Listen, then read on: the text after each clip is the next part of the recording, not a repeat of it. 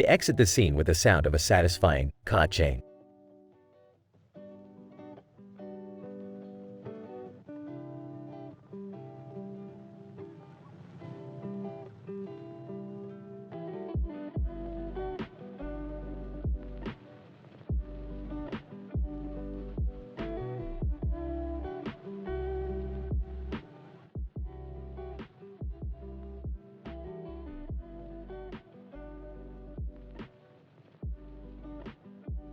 Alright, Morty, buckle up for another random and unnecessary adventure. We've got ourselves a gun with a frickin' dragon. And hey, there's a dragon on the side of it too. Rick, I don't know about this. Last time we messed with dragons, it didn't exactly end well, for the entire universe. Morty, quit being such a little scaredy cat. We're only dealing with a tiny fraction of infinite universes here. What could possibly go wrong? Rick, can't you keep your insane experiments to yourself for once? I don't need another creature wreaking havoc in my kitchen. Relax, Beth. This dragon gun is perfectly safe.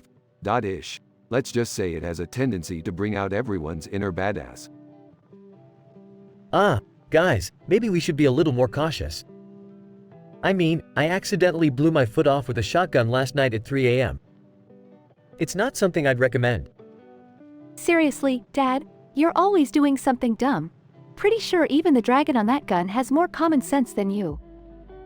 Jerry, that's why you're the perfect person to test out this dragon gun. We need a walking disaster to see what happens when its powers fall into the wrong hands. Wait, what do you mean by powers? Is this gun some sort of magical weapon? Magic? No, Morty, it's just advanced alien technology that looks like magic. But hey, let's go with magic if that makes you feel better. Okay, I guess it's worth a shot. But please, Rick, no more interdimensional accidents in the house. I just cleaned up the last one. Fine, no more dimensional accidents. Now, Jerry, take this gun and point it at something you hate. Like your own foot, for instance. Are you sure this is safe, Rick? It's gonna be the second time this week doctors have to reattach my foot. Oh please, like it's gonna make any difference. You're barely doing anything useful with 2 feet anyway, Dad. I can hear you, Summer. And you better watch your tone, Missy. Alright, Jerry, just pull the trigger and let's see what happens. Jerry hesitantly pulls the trigger, and a small dragon-shaped flame shoots out, scorching his foot.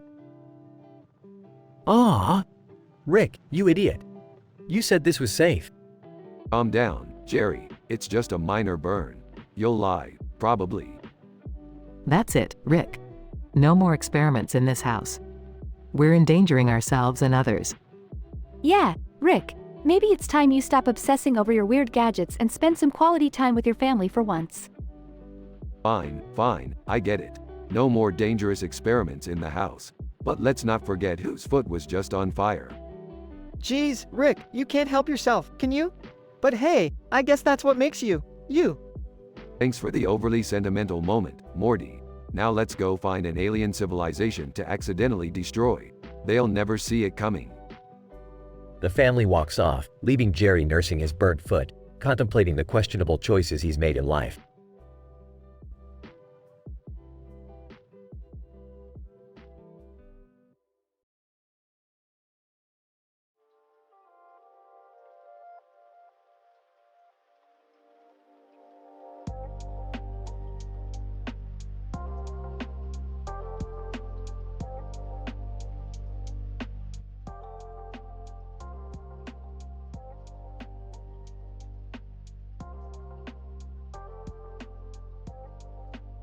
Morty, have I ever told you about the time I had a run-in with a green alien with a stethoscope on his head? Man, that guy was a real piece of work. No, Rick. What happened? Well, Morty, it all started when I was exploring a distant planet. I stumbled upon a hidden base where this alien doctor was conducting unethical experiments on innocent beings. I couldn't let it slide, so I confronted him. Whoa, that sounds intense, Rick. What did you do? I told him he was a disgrace to the scientific community and that he should find a new profession. The alien got all defensive and started insulting me, Morty. Can you believe that? Gosh, Rick, what did you do then? I challenged him to a scientific showdown, Morty. It was me against him, using only our intellects to prove who was superior. And boy, did I wipe the floor with him. I made his theories look like preschool doodles. That's pretty impressive, Rick. What happened after that? Well, Morty, he refused to admit defeat and pulled out some weird contraption that brought in reinforcements. It was chaos, Morty. But I managed to snag his teleportation device and zapped us out of there just in the nick of time. That's crazy, Rick. Did you destroy the base? Of course, Morty. I may be crude, but I'm not heartless. I rigged the base to self-destruct and blew it to smithereens. That alien won't be causing any more trouble. Eavesdropping. Wow, Rick, you always find yourself in the middle of the wildest situations. I wish I could have such exciting adventures. Oh, Jerry, adventures aren't for everyone. Stick to your crossword puzzles. You're better at those. Joining the conversation. What's all the fuss about? Oh, and Jerry, please don't encourage Rick. We have enough chaos as it is. Relax, Beth. It's not like I brought a horde of angry aliens to our doorstep. Walking in. Hey, did I hear aliens? I've got some interesting news for you guys. Morty here walked in on me earlier, enjoying a little banana. Summer, really? Do we have to talk about this? I mean, you should have locked the door, Morty. Anyway, back to the juicy goss. So, get this, the alien doctor's green jacket had a secret pocket filled with rare interdimensional microbes. Interdimensional microbes? Now, that's a great plot twist. We should get our hands on those, Morty. Are we really gonna chase after interdimensional microbes just because they were in some alien's jacket? Rick, I think we can all agree that maybe it's time for you to take a break from your crazy adventures. Breaks are for the weak, Beth. Besides, who doesn't want to witness a little chaos every now and then? Whispering to Morty, your grandpa is insane, Morty. But hey, at least it keeps life interesting. Yeah, it definitely keeps us on our toes, Jerry. You've got a point there.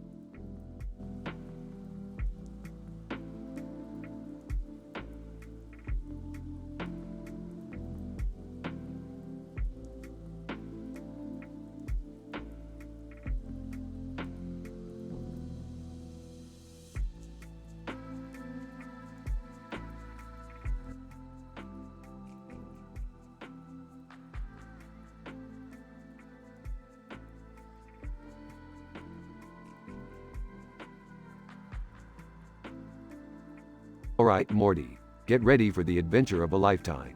We're going to witness the most statistically improbable event in the multiverse. Oh, Rick, I'm not sure I'm up for another crazy adventure. Can't we just stay home and watch some interdimensional cable? Morty, this is big. We're witnessing the marriage of a man and woman in formal wear, with a backdrop of white walls. It's the perfect blend of absurdity and mundanity. Alright, fine. But let's make it quick. I don't want to be late for Jessica's party tonight. Speaking of Jessica, Morty, did you hear the gossip? Elvis Rick is marrying her. What? Elvis Rick? But I thought he was banished to the planet of never-ending karaoke. Apparently, he found a way to escape and now he's in love with Jessica.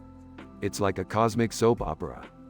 That's insane. I mean, what does Jessica even see in him? Hey guys, what are you talking about? Beth, did you know that Elvis Rick is marrying Jessica? What? That's ridiculous. Jessica's way too good for him. I won't stand for this. Calm down, Beth. We're going to crash the wedding and save Jessica from Elvis Rick's charms? Rick, are you serious? We're really crashing a wedding? Hell yeah, Morty. It's gonna be epic. We'll swoop in, cause a scene, and rescue Jessica from the clutches of the king. Alright, let's do it. But please, promise me no karaoke singing, ever. Deal, Morty. Now buckle up, because this adventure is about to get wild. At the wedding. Alright, Morty, remember the plan. We distract everyone with a dance-off while Beth finds Jessica. Got it, Dad. But where's Morty's partner for the dance-off? Morty, meet your dance partner. It's a gaseous being that communicates through interpretive dance. You'll be great together. Seriously, Rick? A dancing gas cloud? Trust me, Morty, it's the key to our success. Now go. Dance like your life depends on it. Chaos ensues, with Morty and the gas cloud performing an otherworldly dance, while Beth navigates through the crowd searching for Jessica. Jessica, we need to get out of here. Elvis Rick is bad news. Jessica, I know, but he promised me a lifetime supply of space burritos. It was hard to resist. Space burritos, huh? Well, we'll find you a better deal. Come on, let's go. Meanwhile, Rick has cornered Elvis Rick. So, Elvis Rick, you think you can just waltz back into Jessica's life? Elvis, that's right, old man. She can't resist these hips. They're all shook up. Well, prepare to get all shook up yourself, because I'm about to show you what a real Rick is capable of. A fierce battle ensues, with lasers flying and walls exploding. Morty and Beth manage to escape with Jessica. Phew, that was close. Jessica, are you okay? Jessica, thanks for saving me, guys. I can't believe I fell for Elvis Rick's charm. Don't worry, Jessica. We've all been there. Now let's go have some fun at the party. Back at the house, Another adventure, Morty, can you believe it? I can, Rick. It's just another day in our crazy lives. You're damn right, Morty. Now, I've got an idea for our next adventure involving a time-traveling cat and a dimension made entirely of candy. Oh boy, here we go again.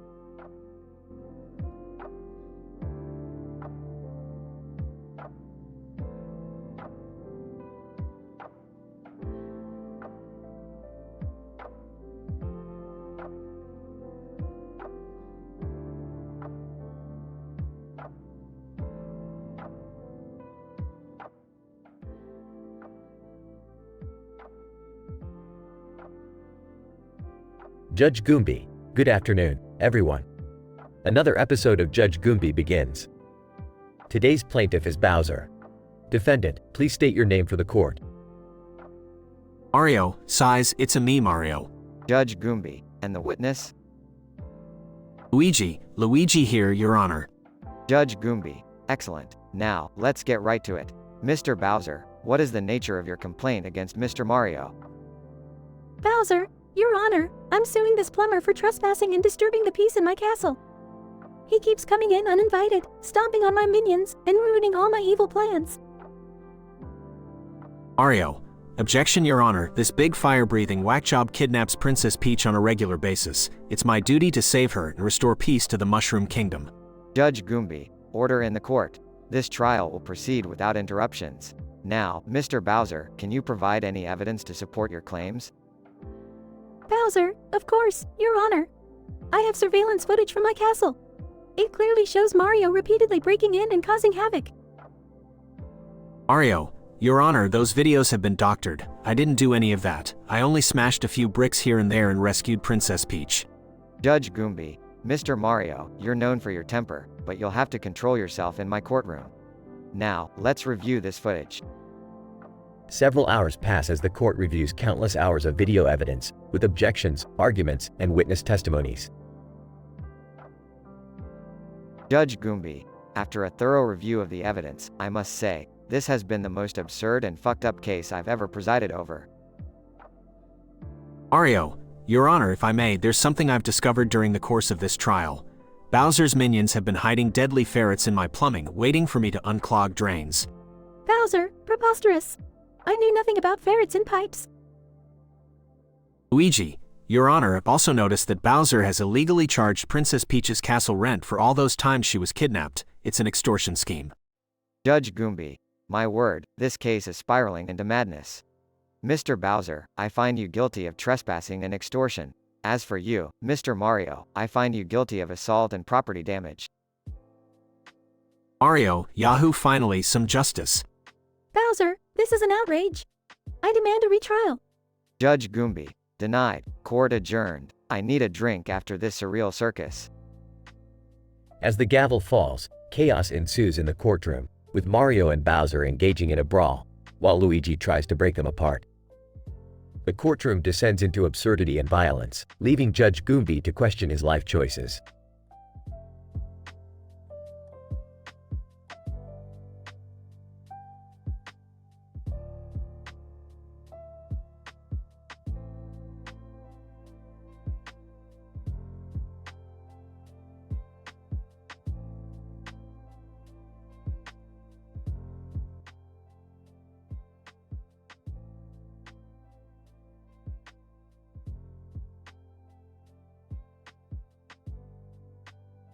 Scene: the Griffin living room.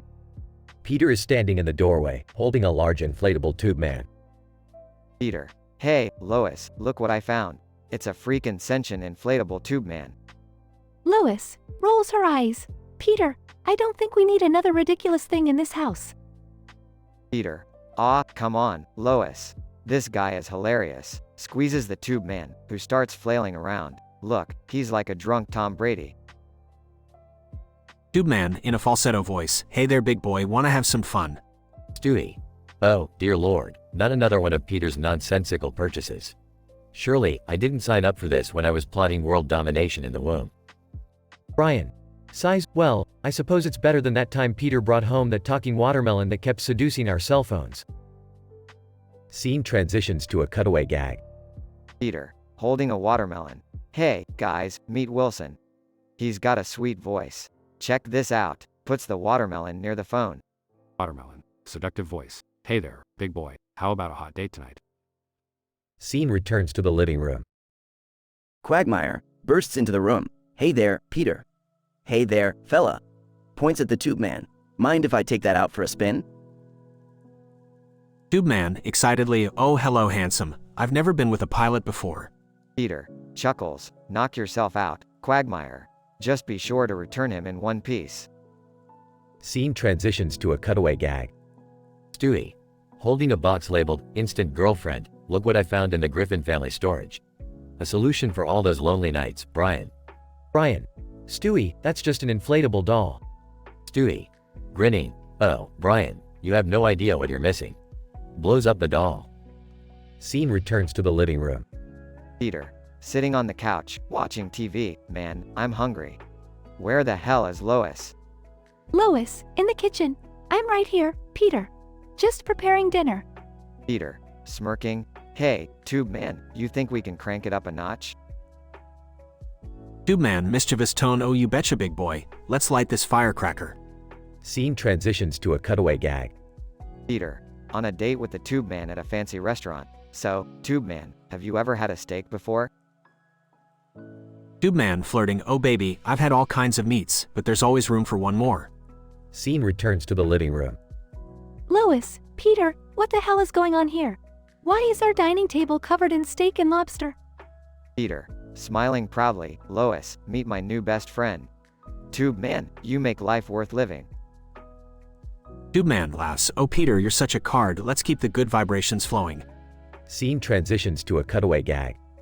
Peter. Dressed as a cowboy, standing in front of the Griffin's house. Hey y'all. Welcome to the Griffin's Wild West Rodeo and Steakhouse. Scene returns to the living room. Lois, clearly exasperated. That's it, Peter. This ridiculousness has got to stop. Get rid of the tube man. Peter. Feigning sadness. You're right, Lois. Goodbye, my sweet, inflatable friend. Peter opens the window and tosses the tube man out. Tube man, as he's flying away, farewell Peter, remember we'll always have the steak, call me.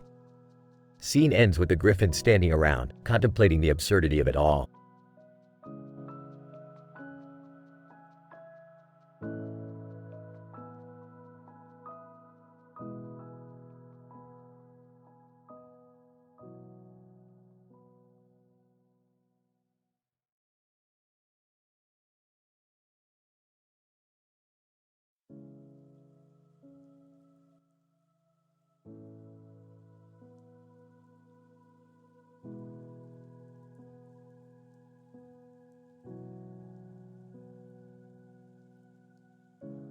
Morty, check this out. I just invented a machine that allows us to travel to alternate dimensions where everyone is a talking pickle. I call it Pickle Mention. Rick, do we really need to go to a dimension full of pickle people? I mean, isn't that kind of weird? Weird, Morty. This is the coolest thing I've ever created. Imagine all the adventures we could have with these dill-shaped morons. Fine, but can we at least make a quick stop at the interdimensional mall first? I need some new shoes. Of course, Morty. We'll just use the portal gun to jump to dimension 792F, where the malls are like shopping centers on steroids.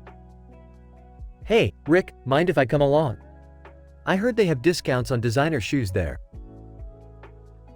Oh great, Jerry, you want to tag along to buy some shoes? You don't even have feet, Jerry. Well, maybe I need them for private reasons. Oh, please, Jerry. We all know your private reasons involve strange foot fetishes. Just go and be weird somewhere else, alright? Alright, everyone, buckle up. We're jumping to another dimension, and we're gonna make shoe shopping an intergalactic adventure. Meanwhile, in the alternate dimension, Holy crap, Rick! Look at that computer-generated image over there. It's a green and blue spiral design on a black background. Morty, that's not just any spiral.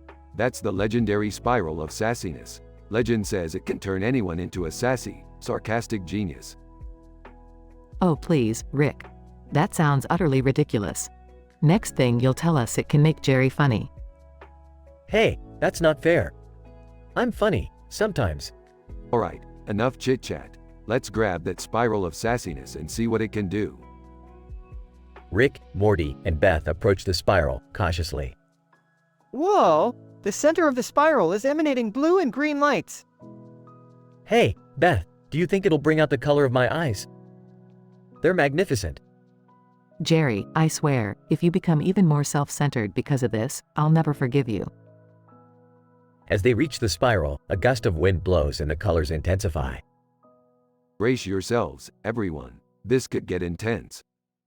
The spiral envelops them in a blinding light, and when it fades, Rick, why are we all dressed like disco dancers from the 70s? Morty, I think we might have accidentally stumbled upon the dimension of disastrously dated dance styles. Don't worry, we're the best dancers in the galaxy, Morty. Great, now we have to boogie our way out of here. Just what this family needed. I was always a fan of the hustle. Time to prove my moves. And so, the Smith family disco dances their way through the dimension of disastrously dated dance styles, creating scientifically improbable dance maneuvers and leaving a trail of glitter behind. Morty, I told you pickle mention was a good idea, Morty. But no, you had to ask for shoes. You see what happens, Morty. Geez, Rick, I didn't know it'd come to this. But, can we disco dance back home now? I'm not really feeling the bell bottoms. Sure thing, Morty. Just let me quick step through some wormholes and we'll be back to our regular dimension. With a few quick dance moves and some expertly executed wormholes, the family is back home. Thank God we're back. I never thought I'd miss the real world so much. Alright, family, that was fun and all, but let's never speak of this disco escapade again. Agreed? Muffled agreements from everyone. Great. Now, who wants a pickle? Everyone groans and rolls their eyes, except Jerry. I actually kinda like pickles. The end.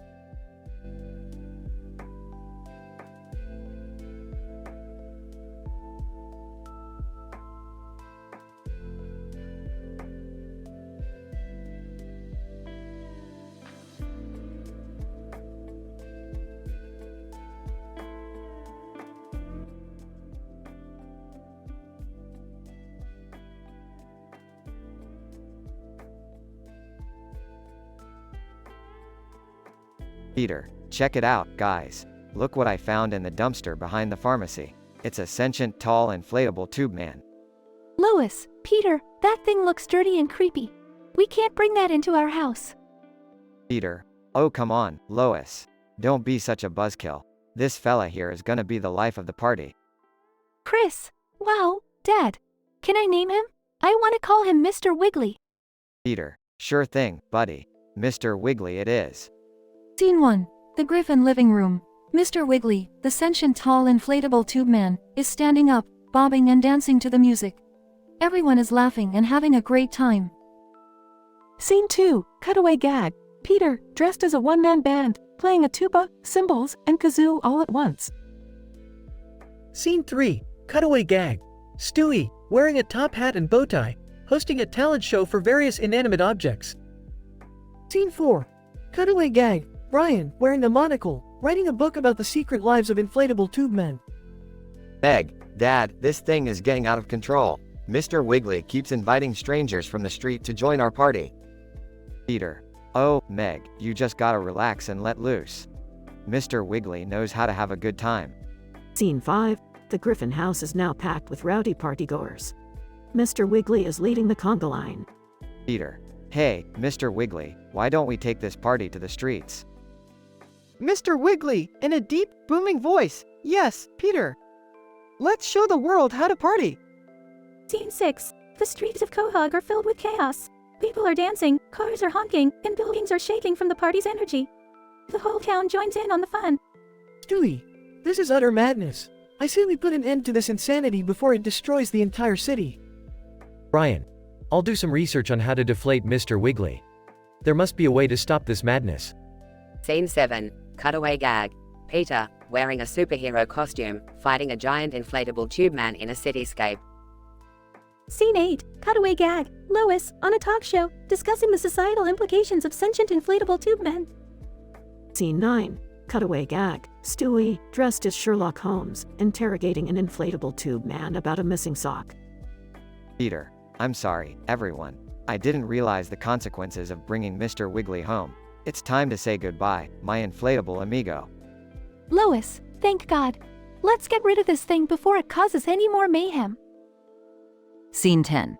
The Griffins deflate Mr. Wiggly and watch as he turns back into an ordinary, lifeless inflatable tube man. Peter. So long, Mr. Wiggly. You sure knew how to party, buddy. But maybe it's for the best that you stay deflated. Chris. Aw, Dad. Can we get another sentient inflatable someday?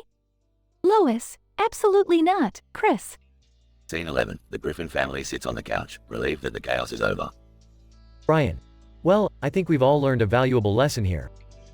Stewie. Yes, Brian. That sometimes it's better to let sleeping inflatable tube men lie. Scene 12. The closing shot of the episode shows a deflated Mr. Wiggly lying on the sidewalk, with a sign that reads, "Free Party Starter." The camera pans out to reveal several people stopping to take him home. Peter voiceover. And that, my friends, is how Mr. Wiggly went on to start parties all around the world. The end.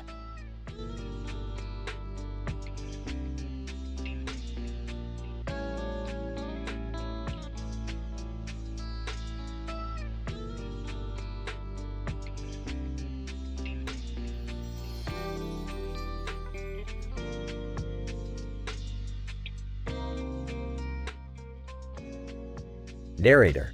In a dark and mysterious world, a woman known only as Serafina, dressed in a black outfit and holding a gleaming sword, emerges from the shadows. Behind her, a flickering flame burns brightly. With each step she takes, the air crackles with an otherworldly energy. Serafina raises sword high and smirks. You thought you could best me? Your arrogance will be your downfall. Vladimir, a monstrous creature, shrouded in darkness, growls menacingly. I am Vlad the Vicious, the bane of your kind. Prepare to meet your maker. A fierce battle ensues. Serafina's sword slashes through the air, cutting through Vlad's defenses with precision and strength. Serafina, tauntingly, is that all you've got, you pathetic excuse for a monster? I've faced worse nightmares in my sleep. Vladimir, roaring in pain. How does a mere mortal possess such power? Serafina, quickly parrying his attack. Mortals are not to be underestimated, you overgrown lizard. We have our ways. Serafina lands a deft blow, causing Vlad to stumble. She takes this opportunity to prepare for a final strike. Serafina, smiling wickedly, it's time to meet your end, Vlad. With a single swift motion, Serafina impales Vlad with her sword, sending him crashing to the ground, defeated. Vladimir, gasping for breath. You may have won this battle, but others will come. Darkness will prevail. Serafina, leaning in, whispering, darkness doesn't scare me. I'm the shadow that devours it. Remember that. Serafina turns and vanishes into the night, leaving Vlad defeated and seething with hatred.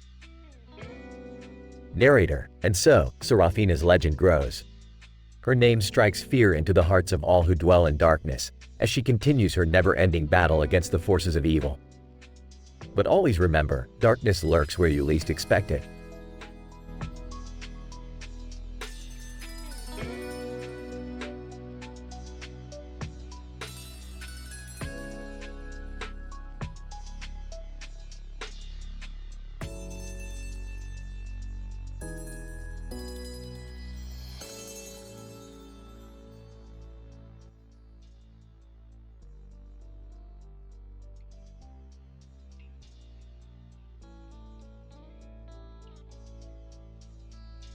Int. Griffin living room, day. Peter, Lois, Meg, Chris, and Stewie stand in the living room, looking out the window at a big inflatable tube man dancing across the lawn. Peter, look at that, guys. I bought a new friend. Lois, sighs, Peter, what have you done this time? Peter, it's not just any friend, Lois. It's a sentient inflatable tube man. Meet Jerry. Meg, Dad, that's ridiculous. How can an inflatable tube man be alive? Peter, excitedly, I don't know, Meg, but he's talking to me. Say hi, Jerry. In a high-pitched voice, hey, everybody. Glad to be here. Chris, this is crazy. Dad, remember the time you brought home that sentient farting dog? Cutaway gag one. Int. Griffin living room, day, flashback. Peter opens the front door and a dog with anthropomorphic features bursts in. Dog, with a British accent. Oh, hello, old chaps. Fancy a spot of tea? Peter, oh my god, a farting British dog. This is amazing. Int. Griffin living room, day, back to present. Lois rolls her eyes. Well, this is just fantastic. I suppose we have to make room for our new inflatable family member. Peter, absolutely, Lois. Jerry here needs his own space. We'll convert the garage into a man cave for him. Cutaway gag 2. Int. Griffin garage, day. Peter walks into the garage, which is now filled with exercise equipment and a plush sofa. Peter, welcome to your new home, Jerry. It's got everything a sentient inflatable tube man needs. Excitedly.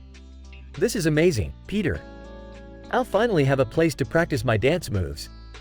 Int. Griffin living room, day. Stewie, sarcastically, well, this is just excellent. We officially have a blow-up neighbor next door. Meg, I can't believe we have to put up with this. I have homework to do. Peter, don't worry, Meg. I'm sure Jerry will be a great tutor for you. Cutaway gag 3. Int. Griffin kitchen, day. Meg sits at the kitchen table, looking frustrated. Jerry sits across from her, wearing reading glasses and holding a stack of textbooks. All right, Meg, let's tackle this calculus problem. Remember, derivatives are like dancing. You just have to keep moving.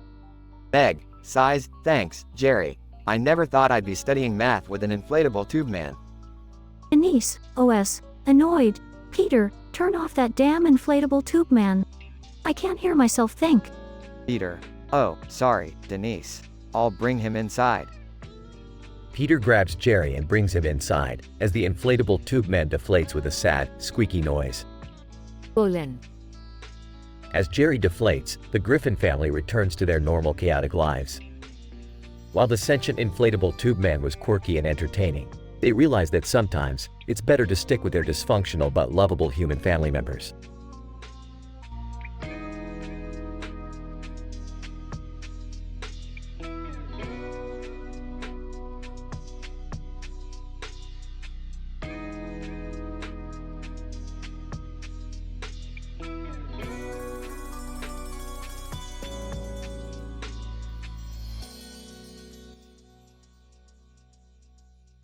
Hey Morty, check out that guy with the weird face wearing sunglasses and a suit. I bet he's one of those interdimensional government agents trying to blend in. Geez, Rick, do you always see conspiracies everywhere? Only on Sundays, Morty. Now watch closely. I'm gonna pull a harmless prank on Jerry. Hey guys, what's going on? Hey Jerry, ever heard of the Soul Swap 3000? No? Well, it's a device that can temporarily swap your soul with another being. It's totally harmless, or is it? Rick, what are you planning? Just sit back and watch, Morty. Jerry pushes buttons on the Soul Swap 3000. Okay, Rick, I pressed it. Now what? Evil laugh.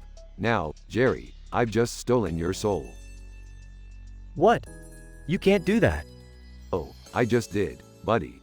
Don't worry, though. I've stored it in a tiny little vial for safekeeping. Just think of it as a souvenir. Wait, Jerry's walking around without a soul now? Yep, Morty. He's basically a soulless husk, floating through existence. Oh, this is bad. This is really bad. Relax, Jerry. It's just a temporary prank. Your soul will be back in no time. Maybe just a week or 2, or 3. I'm not sure. Are you sure about this, Rick? What if something goes wrong? Morty, when has anything ever gone wrong with my experiments? Besides, it's just Jerry's soul. He won't even notice it missing. You guys are so mean. It's just good old-fashioned family fun, Jerry.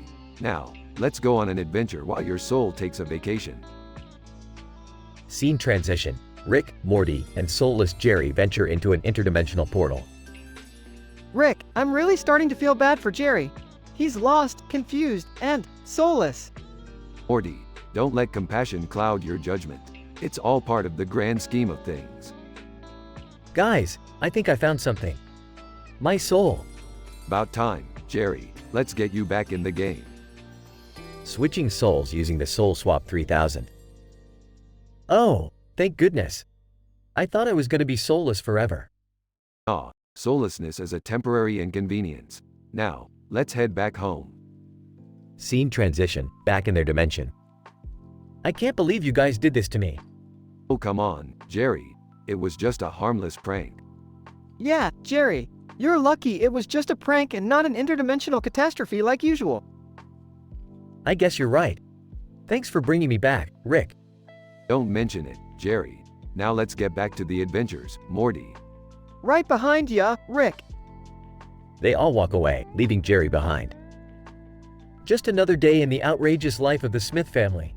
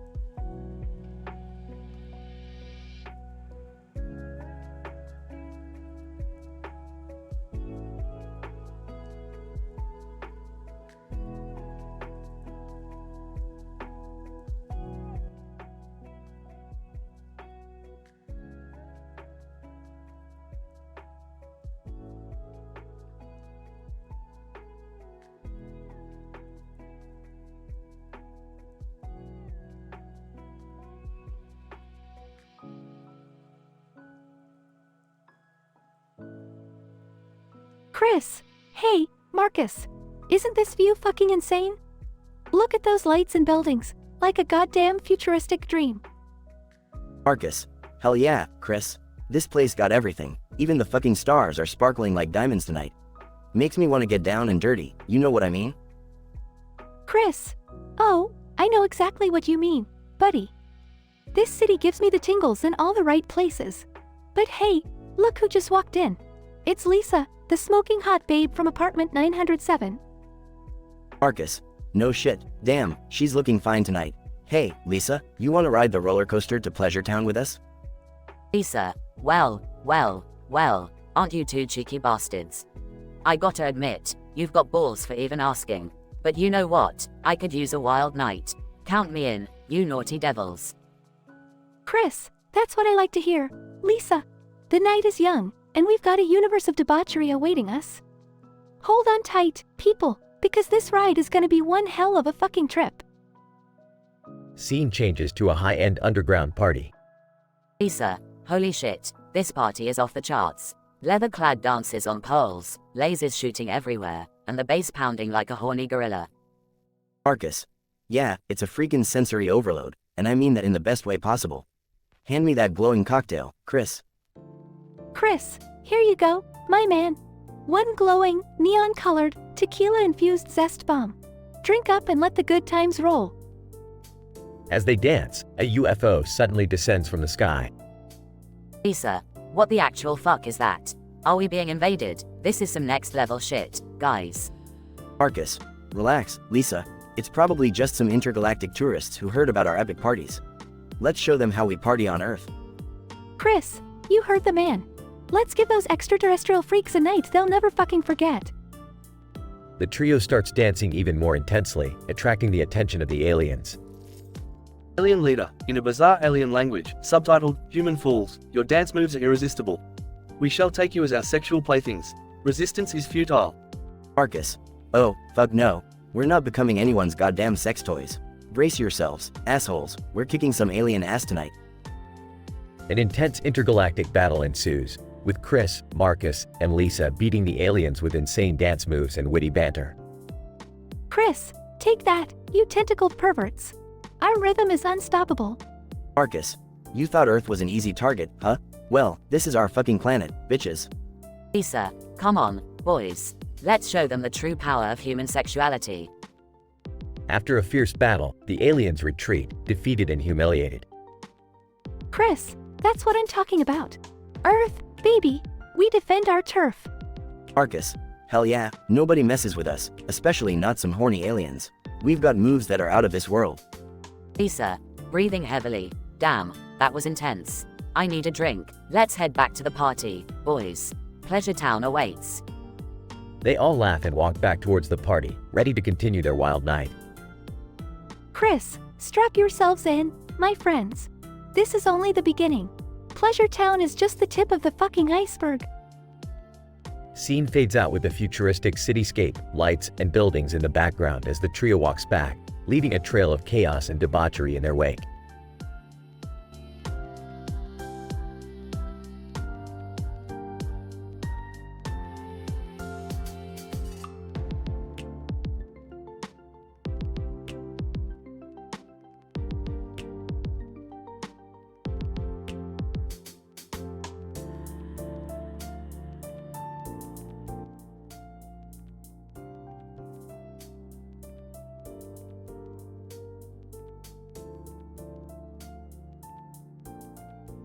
Fry, man, I can't believe it.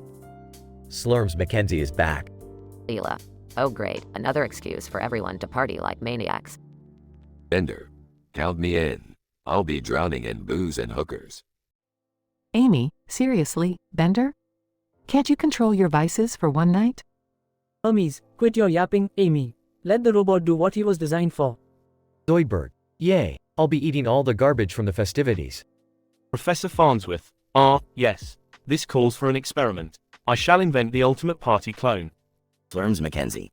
Party on, dudes. Fry, Slurms, you're a legend. We're honored to have you here. Leela. Alright, let's make sure this party stays under control. One rule, no excessive drinking. Bender. Oh, come on. What's a party without excessive drinking? Fry, we don't want to destroy the universe again, Bender. Remember last time? Bender. Fine, but I'm warning you, it won't be as fun. Asterisk a few hours later. Fry, this party is getting out of hand. People are swinging from chandeliers and setting things on fire. Leela.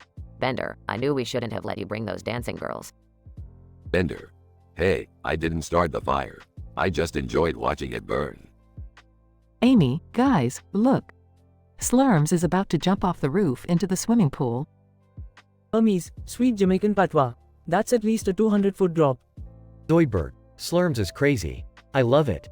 Professor Farnsworth, the impact of that velocity could cause a chain reaction leading to the complete collapse of the space-time continuum. Leela. We have to stop him. Someone find a way to bring him back. Fry, I don't know, Leela. Slurms knows how to party. This might be his destiny. Amy, destiny or not, we can't let him sacrifice himself for a party. Bender. Wait, I have an idea. I'll use my bending powers to create a giant trampoline. Hermes, but we don't have time for that, Bender. Bender. Shut up, Jamaican. I can do this. With a mighty effort, Bender bends and shapes various metal objects into a colossal trampoline just in time. Leela. Fry, we have to save Slurms. Jump onto the trampoline with me. Fry, alright, Leela, I trust you. They leap onto the trampoline, propelling themselves towards Slurms. Leela. Grab him, Fry. Fry, I got you, Slurms. Hold on. They grab hold of Slurms just as he reaches the apex of his jump. Slurms, you guys are the ultimate party animals. Bender. We couldn't let you party alone, Slurms. Hermes, now, get back here before the whole universe collapses. They bounce back to safety, narrowly escaping the impending doom. Professor Farnsworth, well, that was a close one. Now, back to the party. Zoidberg, I'm just glad we're all alive. Amy, yeah, Slurms, next time let's tone it down a bit, okay? Slurms, no way, dudes. I live to party. Fry, well, as long as you're around, Slurms, I think the universe will always have a reason to party. They all join Slurms in a wild, but slightly less chaotic celebration. The end.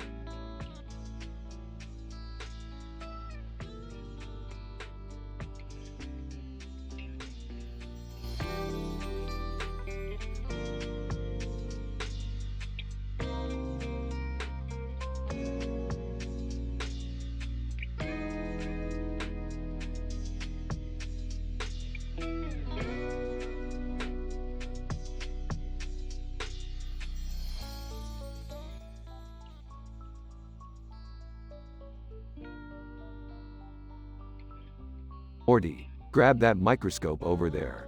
I need to analyze this strand of DNA I found in the fridge. It looks like Jerry's been experimenting with some dangerous stuff again. Rick, I think this DNA strand is actually a dollop of mustard. Jerry must have spilled something again. Typical Jerry, always finding new and exciting ways to disappoint. Anyway, let's move on to more important matters. I've discovered a portal to a dimension where everyone has beards made out of sentient beard hair. It's fascinating. Geez, Rick, that sounds pretty weird. Are we seriously gonna go there? Morty, having a beard made out of beards is the ultimate power move. Plus, I heard they've got the best interdimensional weed over there.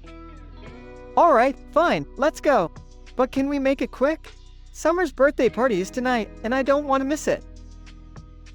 Rick and Morty step through the portal and find themselves in a dimension where bearded beings are lounging on couches, talking on cell phones made out of smaller beards. Beardman. Hey, look at these two smooth-faced weirdos. What are you doing in a dimension of glorious facial hair? We're just passing through, man.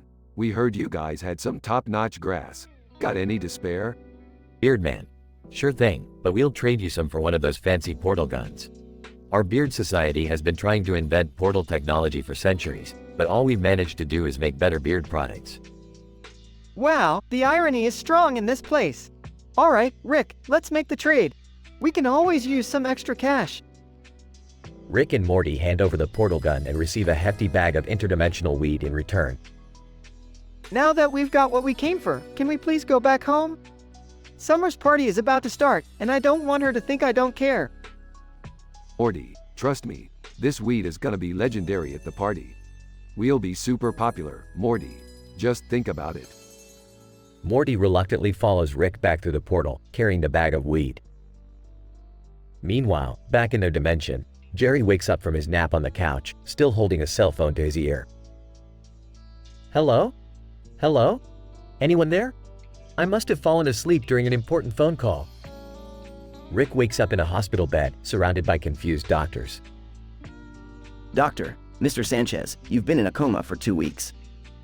Do you remember anything? Just snippets of beards and weed. Did Morty make it to Summer's party on time?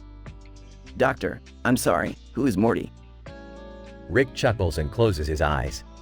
That Morty, always getting himself into some crazy escapades. He'll be fine. The episode ends with Morty, stoned out of his mind, wandering through the party with a beard made out of sentient weed.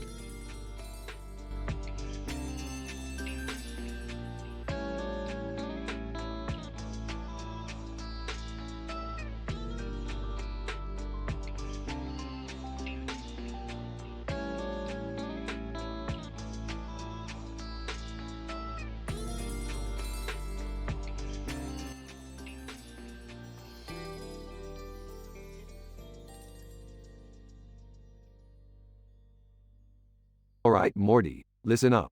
We've got a situation on our hands that couldn't get any more statistically improbable. What is it, Rick?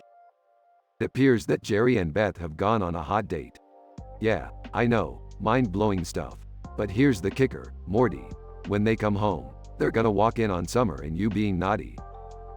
No way, Rick! That's insane! We can't let them catch us!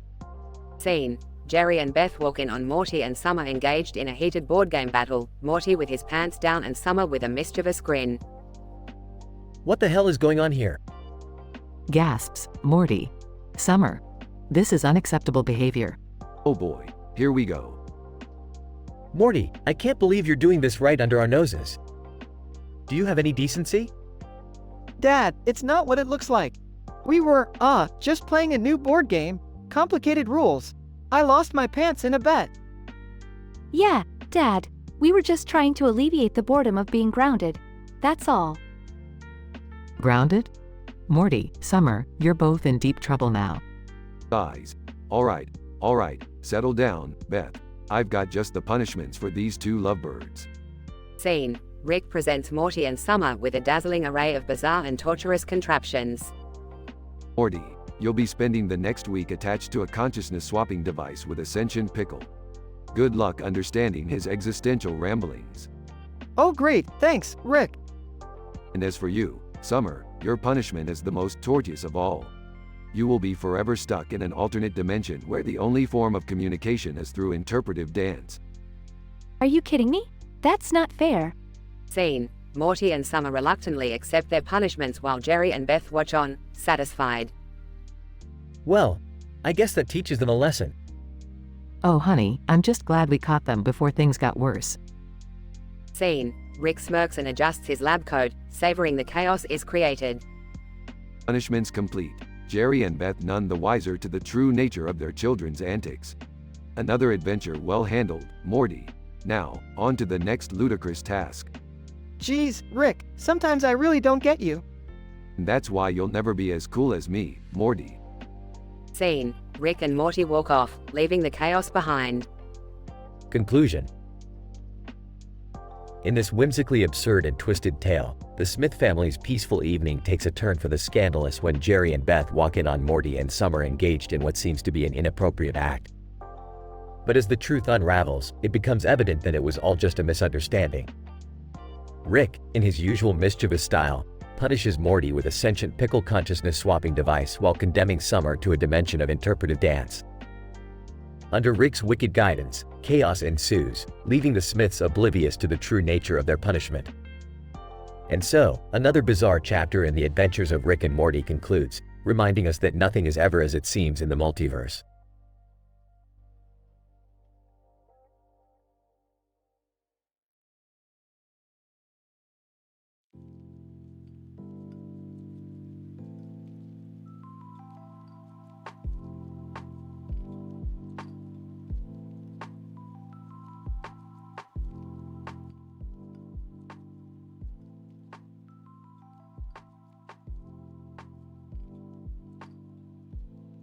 Hey, Rick, what the hell is going on here? There's a dude standing outside with a fireball in his hand and a fire in his mouth.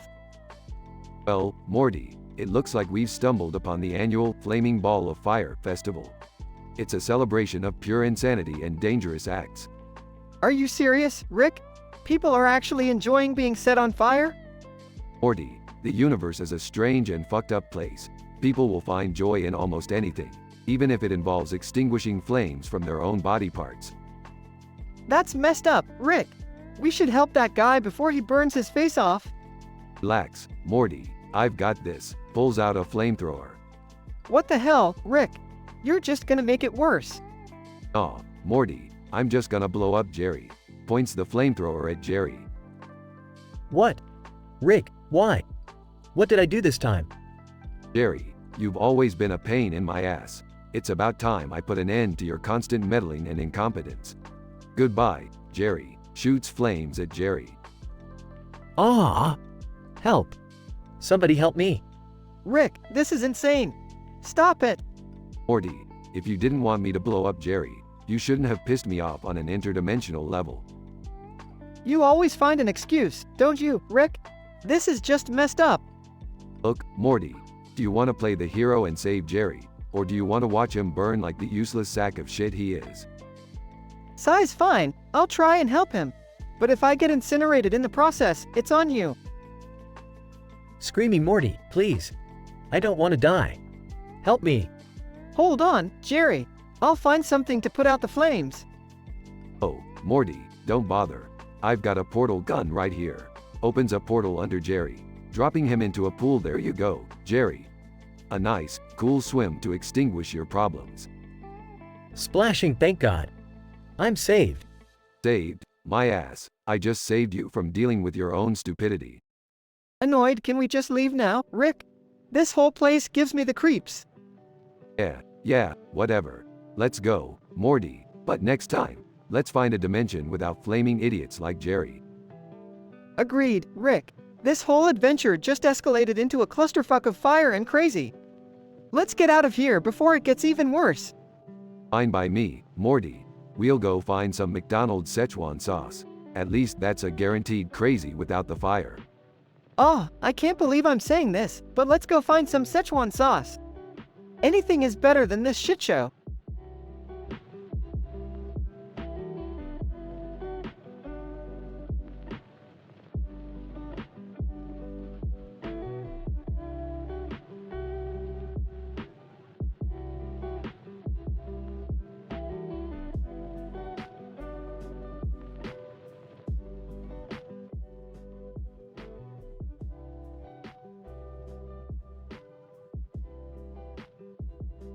Morty, you need to keep your hands off my experiments.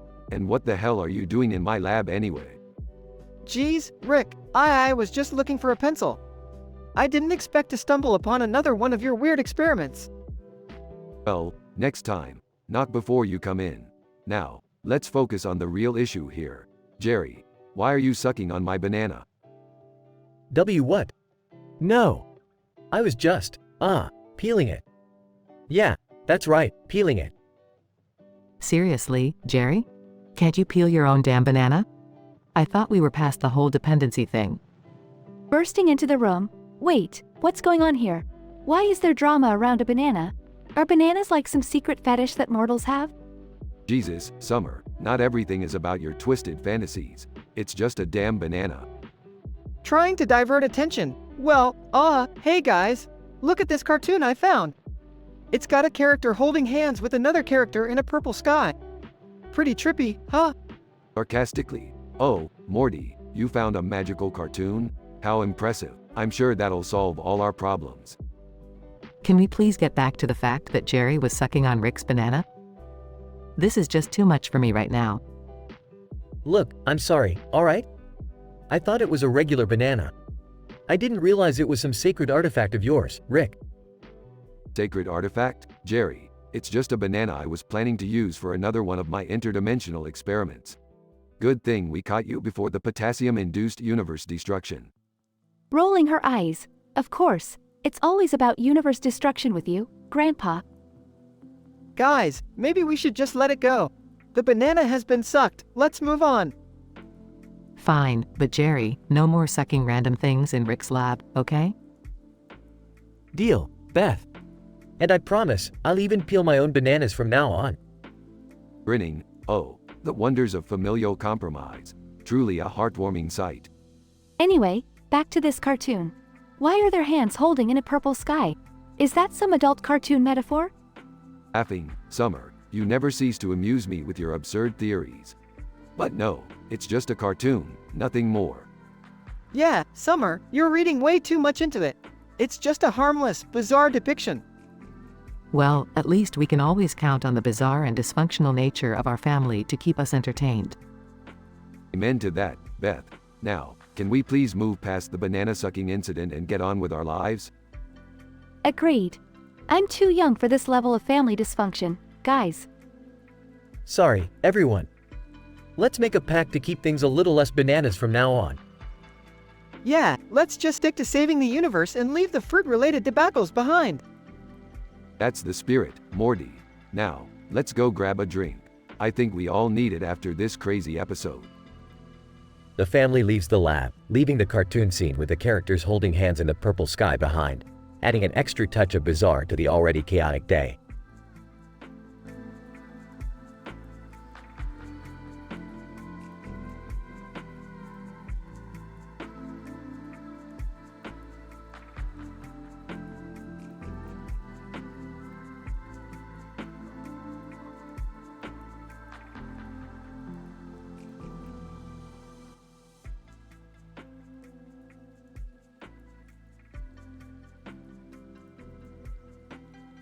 Alright, Morty, buckle up. We're going on the quickest adventure ever. Rick, are you sure about this? This seems pretty dangerous. Morty, Danger is my middle name. Well, technically it's Quentin, but that's besides the point. We're going to have a blast. Alright, if you say so. But what's the plan, Rick? We're tracking down a cartoon character driving a car with a ghost in the back of it. The man in the suit believes it's causing havoc in town. We're gonna catch him. Wait, like an actual cartoon character? Like Bugs Bunny or something? Morty, I know you have a limited frame of reference, but this is a multiverse we're dealing with. Anything is possible. Alright, but how are we gonna find this cartoon character? I've modified the portal gun to detect cartoonish anomalies. It should lead us right to them. Alright, but what's the plan once we find them? Oh, Morty, you sweet summer child. We confront them, obviously. This is a job for the Smith and Sanchez duo. I don't know, Rick. Confronting cartoon characters doesn't sound like the best idea. They can get pretty crazy. Morty, you worry too much. We've dealt with far worse. Remember that time we fought off a planet of sentient testicles? Yeah, that was traumatizing, Rick. Well, buckle up, Morty. We're here. There's the cartoon character. Oh, wow. That's Scooby-Doo. That's right, Morty. It seems Scooby and the gang crossed into our dimension. And they brought a ghost with them? Jinkies! That ghost looks pissed. Morty, no time for Scooby snacks. We have to help them capture the ghost and send them back to their reality. But Rick, how are we gonna do that? Stay calm, Morty. I've invented a device that can trap ghosts. Just throw it at the ghost and it'll do the rest. Alright, here goes nothing. Throws the device. Great job, Morty. We did it. Zoinks! Rick, look! The ghost is turning into a hot dog? Well, Morty, seems like that ghost was just some kind of interdimensional hot dog thief.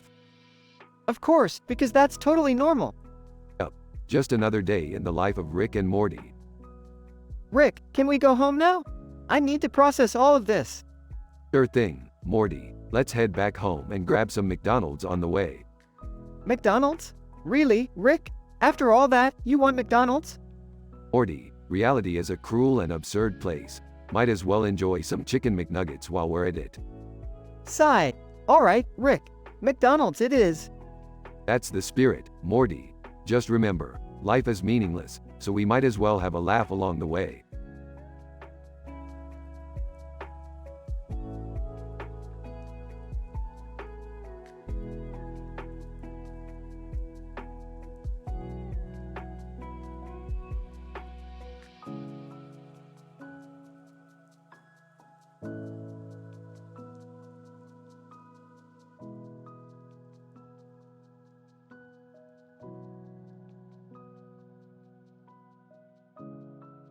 Morty, grab the portal gun.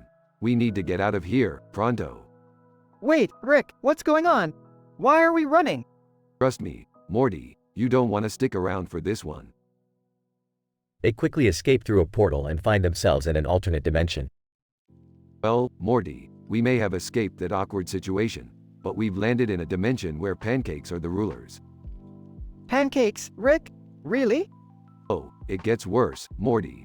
They're cannibal pancakes. They eat each other for breakfast. Literally. Oh, that's messed up, Rick. Can't we just leave?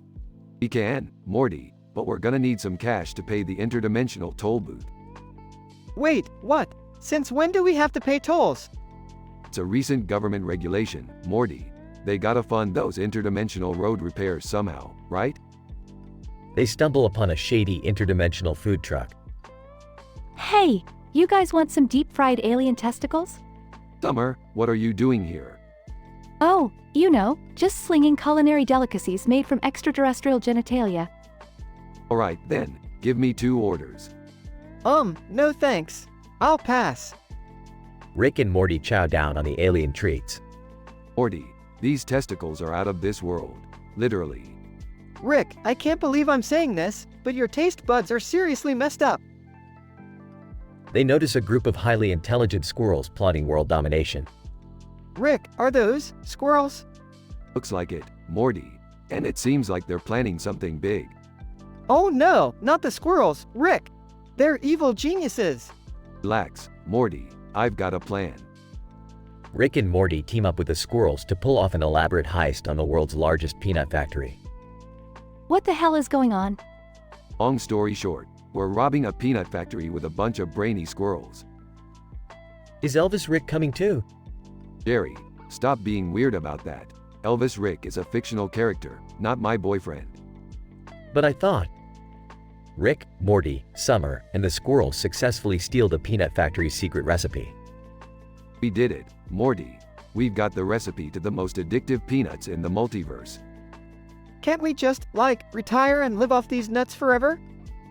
Morty, you gotta stop obsessing over nuts. They return home, only to realize that their entire adventure was just a dream inside a simulation created by a hyper-intelligent alien. Alien, congratulations. You just wasted 25 minutes of your life. Oh great, another smart-ass alien. Morty, let's go find a new dimension to mess with. Yeah, I could really use a break from all this craziness, Rick. They walk off into the sunset, ready for their next interdimensional escapade.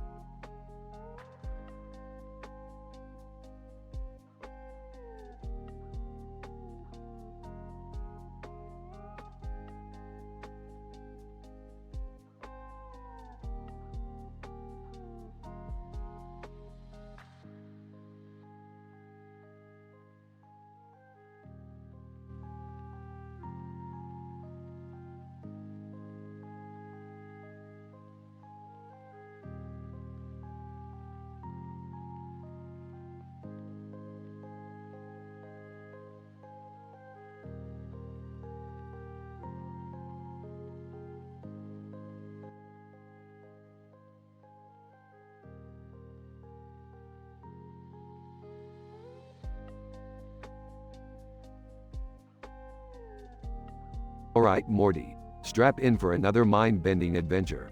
We've got a situation that's statistically improbable and dripping with inappropriate humor. Oh geez, Rick. Can't we have just one normal day? Normal is boring, Morty.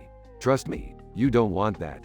Now listen up. We've got a woman with green hair and a cat on her head randomly teleporting around, wearing a green dress on a red background. What? How is that even possible? Don't question it, Morty. We just need to figure out what the hell is going on. But first, I want to turn myself into a horse. What? Why? It's a long story, Morty. Just give me the damn horse serum. Sound of vials being opened and liquid being poured. Okay, you're a horse now. Can we please focus on the cat-headed lady? Rick, in horse form. Nay, Morty. I feel the power of the hooves coursing through me. Now let's find that green-haired troublemaker. Scene transitions to the cat-headed lady teleporting around. Hey, guys, what's going on? Summer, it's chaos. Rick's a horse, there's a cat-headed lady teleporting, and I can't handle this. Well, sounds like just another day in our messed up family, Morty. Any idea why she's doing this?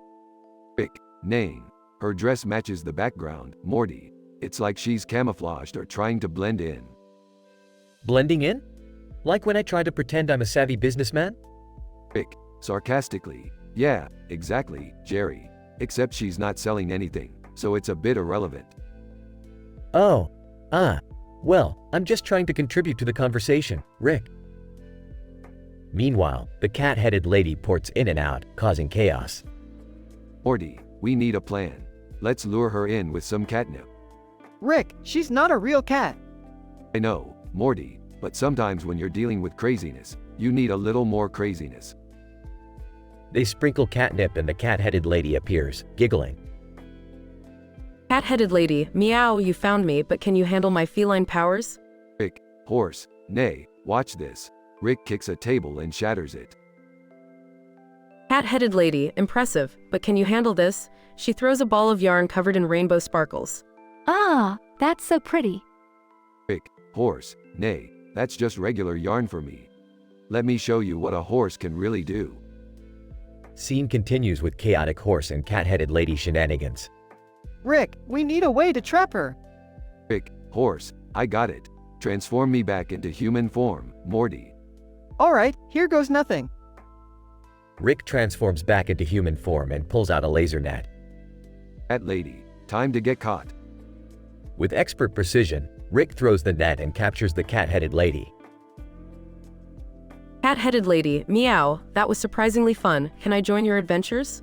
No, but thanks for the offer. Now, let's wrap this up and get back to our messed up lives.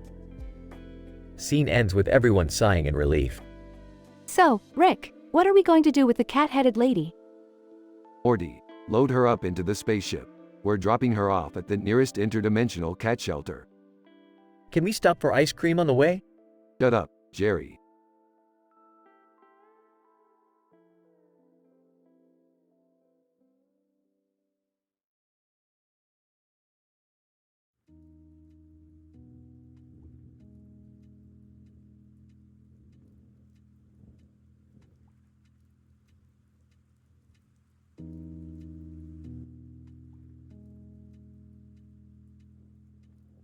Morty, pass me the Arby's sauce. I need to add it to my cereal. Arby's sauce and cereal? That's a new low, Rick. Oh, please, like you've never eaten pickles with ice cream before. Touché, but still, Arby's sauce? Guys, can we talk about something important for once? Like how Jerry managed to fry his own arms. It was just a little mishap in the kitchen, alright? No need to bring it up again. Mishap, my ass. You burned your arms trying to cook cereal, Jerry. Just when I thought you couldn't get any dumber. Hey, at least I'm not addicted to Arby's sauce like someone at this table. Addicted? It's called having a refined palate, Jerry. Something you clearly lack. Dad, seriously? You couldn't even handle spicy ketchup without crying last week. Can we please focus on my arms instead? They really hurt. Fine, let's talk about your arms, Jerry. How exactly did you manage to fry them, anyway? Well, I thought the deep fryer was the microwave, and you can fill in the blanks.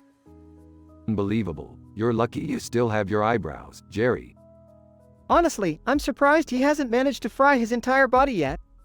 It's like he has a natural talent for self-destruction. Ha ha, very funny. Why don't you guys try cooking for once? Let's see how it goes. Trust me, Jerry, you don't want me anywhere near a kitchen. Last time I tried, half of Pluto ended up as an intergalactic omelet. Can we just forget about the cooking disasters for a minute and deal with the fact that Rick is hoarding all the Arby's sauce? Hoarding? I'm not hoarding, Summer. I'm preserving it. You never know when they might discontinue it, and I refuse to live in a world without that tangy goodness. Yeah, Morty's right, Rick. You're acting like a sauce-obsessed maniac. Obsessed? Oh, please. I bet you $10 you'll be begging for a taste of this sauce by tomorrow. Fine. I'll take that bet. But only because I know there's no way I'll lose. We'll see about that, Summer. We'll see. Scene ends with Rick pouring Arby's sauce on everything in sight, while Jerry nurses his burned arms and Morty tries to reason with his eccentric grandpa.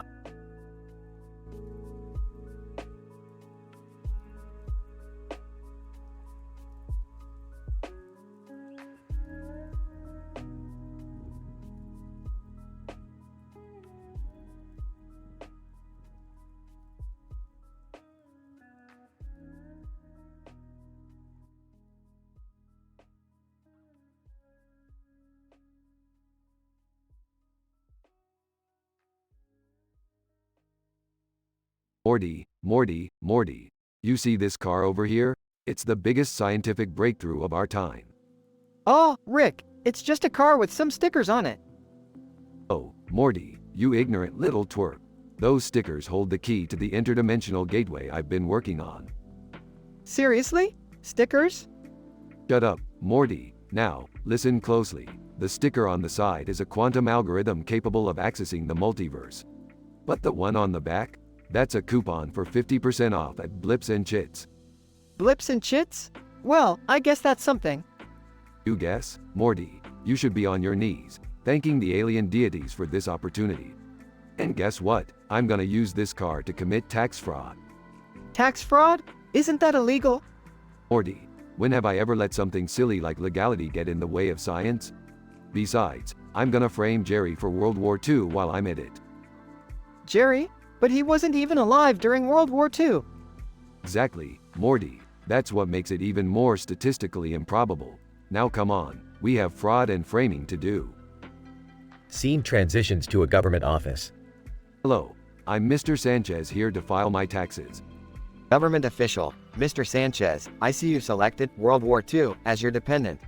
Care to explain? Oh, you know how it is. My great-grandfather was a tank.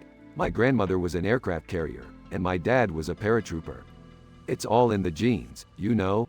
Government official, I highly doubt that, but I'm afraid I'll have to verify these claims. Scene transitions to Jerry's house.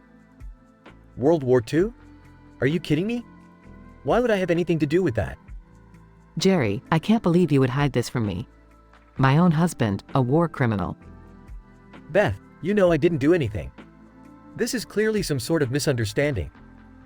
Scene transitions to Rick's lab. Rick, this is insane. You can't just pin World War II on Jerry. Morty, relax. It's just a prank, bro. Besides, the government is too busy dealing with my tax fraud scheme. I can't believe I'm saying this, but maybe this time you've gone too far, Rick. Oh, Morty, I haven't even scratched the surface of too far. Now, help me adjust the quantum algorithm on that car so we can skip this mess altogether. Scene transitions to a courtroom. Judge, Mr. Sanchez, you are hereby charged with 1 count of tax fraud and conspiracy to frame Jerry Smith for World War II. How do you plead? Your Honor, I can explain. You see. Scene abruptly transitions to Blips and Chits. Morty, forget about the trial. They let me off with a warning. How? What did you do? Turns out, they're big fans of my interdimensional adventures. Got us lifetime passes to Blips and Chits. Dimension C-137 is gonna have the time of their lives. Oh, great. So, everything we just went through was for nothing? Hey, Morty, life's about the journey, not the destination. Now, let's go play some real-time chess while reality collapses around us. Scene ends with Rick and Morty laughing maniacally as they dive into an interdimensional portal at Blips and Chits.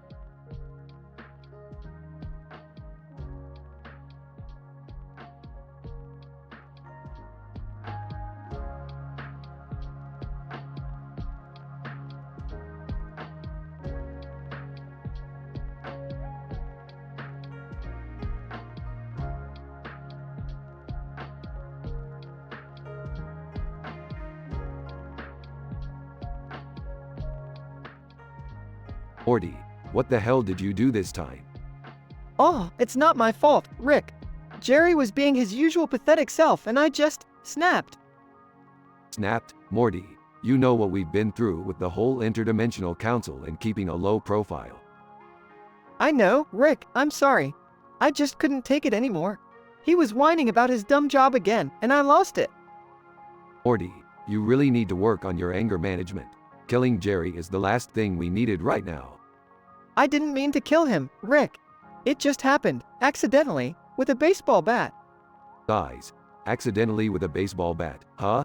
Just great. Now we have to dispose of the body again. Can't we just bury him? I mean, it worked last time, right? No, Morty, last time we buried Jerry, he came back as a Jerry zombie and nearly took over the world. Oh yeah, I forgot about that. So what do we do now, genius? We'll have to find a way to incinerate Jerry's body. I have a friend who specializes in interdimensional cremation. We'll pay him a visit. Okay, but can we swing by Blips and Chits on the way? I need to blow off some steam. Morty, we have a dead body to deal with. This is not the time for virtual reality arcade games. Come on, Rick, just for a few minutes. I promise it won't take long. Fine, but no side quests, Morty. We're in enough trouble as it is. Got it, Rick. No side quests. Just some mindless fun, and then we'll cremate Jerry. You better not get us into more trouble, Morty. These interdimensional adventures are starting to get old. Trust me, Rick. Nothing could possibly go wrong at Blips and Chits.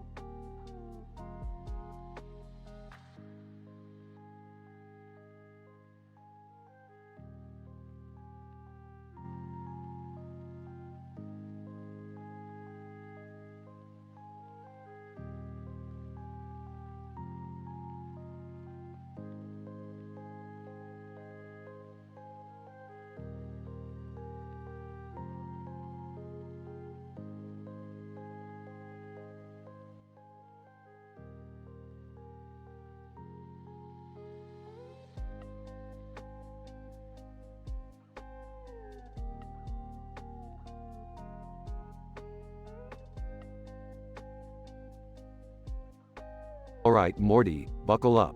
We're going on a wild adventure today. Oh geez, Rick. I hope it's not as crazy as last time. Crazy, Morty. That was child's play compared to what I have planned today. We're going to a parallel dimension where the laws of physics are all fart jokes. Fart jokes? Seriously, Rick? Hey, don't knock it till you've tried it, Morty. Now hold on tight. Scene transitions to a purple background with a glowing green light at the center. Look, Morty, over there. It's a man with a sword in his hand and a glowing light behind him. Whoa, Rick. That guy looks intense. What's his deal? Well, Morty, I believe that man has mastered the art of being ridiculously overdramatic. He's probably the leader of a cult dedicated to glowing lights or something. Cults again, Rick. Can't we ever catch a break? Morty, if anything, cults provide the best juice for chaotic adventures. Meanwhile, Jerry stumbles into the scene, holding a bloodied sword. Guys! I did something terrible. What the hell, Jerry? Why do you have blood on your sword? I killed Morty. What? Oh great. Just what we needed. Another Morty death. Hey, you killed me, you Jerry-faced moron. It was an accident, I swear. I was just swinging my sword around, and Morty got in the way. Morty, can you believe this? Your own dad killed you. Only you can manage such cosmic incompetence. This is so messed up, Rick. What are we gonna do? Well, Morty, luckily I've got a plan. We can use the interdimensional cloning machine to bring you back. You really think that'll work, Rick? Morty, I've brought back Hitler as a squirrel and made him the nicest little rodent you'd ever meet. I'm pretty damn sure I can clone you. Scene transitions to Rick's garage with the interdimensional cloning machine. Morty, get in the machine. It's time for another mind-bending experience. Okay, but what if something goes wrong? Morty, the likelihood of something going wrong is less than Jerry achieving greatness. Trust me. Morty steps into the machine and it starts whirring. Morty, from inside the machine. Rick, this feels weird. That's just the universe realigning itself. Morty, hold your horses. After a few moments, another Morty steps out of the machine. Morty 2. Hey, Rick. I'm back. It worked. Good thing we had a stockpile of Morty DNA. Alright, let's go confront Jerry. Scene transitions to Jerry, still holding the bloodied sword. Rick, you won't believe this, but Morty, he's alive. Yeah, Jerry, we cloned him. Now give me that sword, you clueless doofus. Rick grabs the sword from Jerry's hand. Morty, time to teach your dad a lesson. Dual dimension, bitch. Morty and Morty 2 both grab a sword and engage in an epic sword fight. Morty 2, I'm the real Morty. No, I'm the real Morty. Stop it, both of you. This is ridiculous. Suddenly, the glowing light behind the man intensifies, causing a rift in the space-time continuum. Oh crap, Morty, we're in trouble now. I can't believe this, Rick. We're gonna die because of some glowing light. Suddenly, Mr. Meeseeks appears out of nowhere. Mr. Meeseeks, can I help? I love getting involved in ridiculously chaotic situations. Chaos ensues as the characters fight, the glowing light pulsates, and Jerry tries to make sense of it all. Scene fades out with Rick, Morty, and Jerry struggling to survive. Well, Morty, looks like we escaped certain doom once again. Ain't life just a big cosmic cluster of asterisk K? You said it, Rick. Let's get the hell out of here before something else explodes. They all exit the scene, leaving behind a purple background with a fading green light.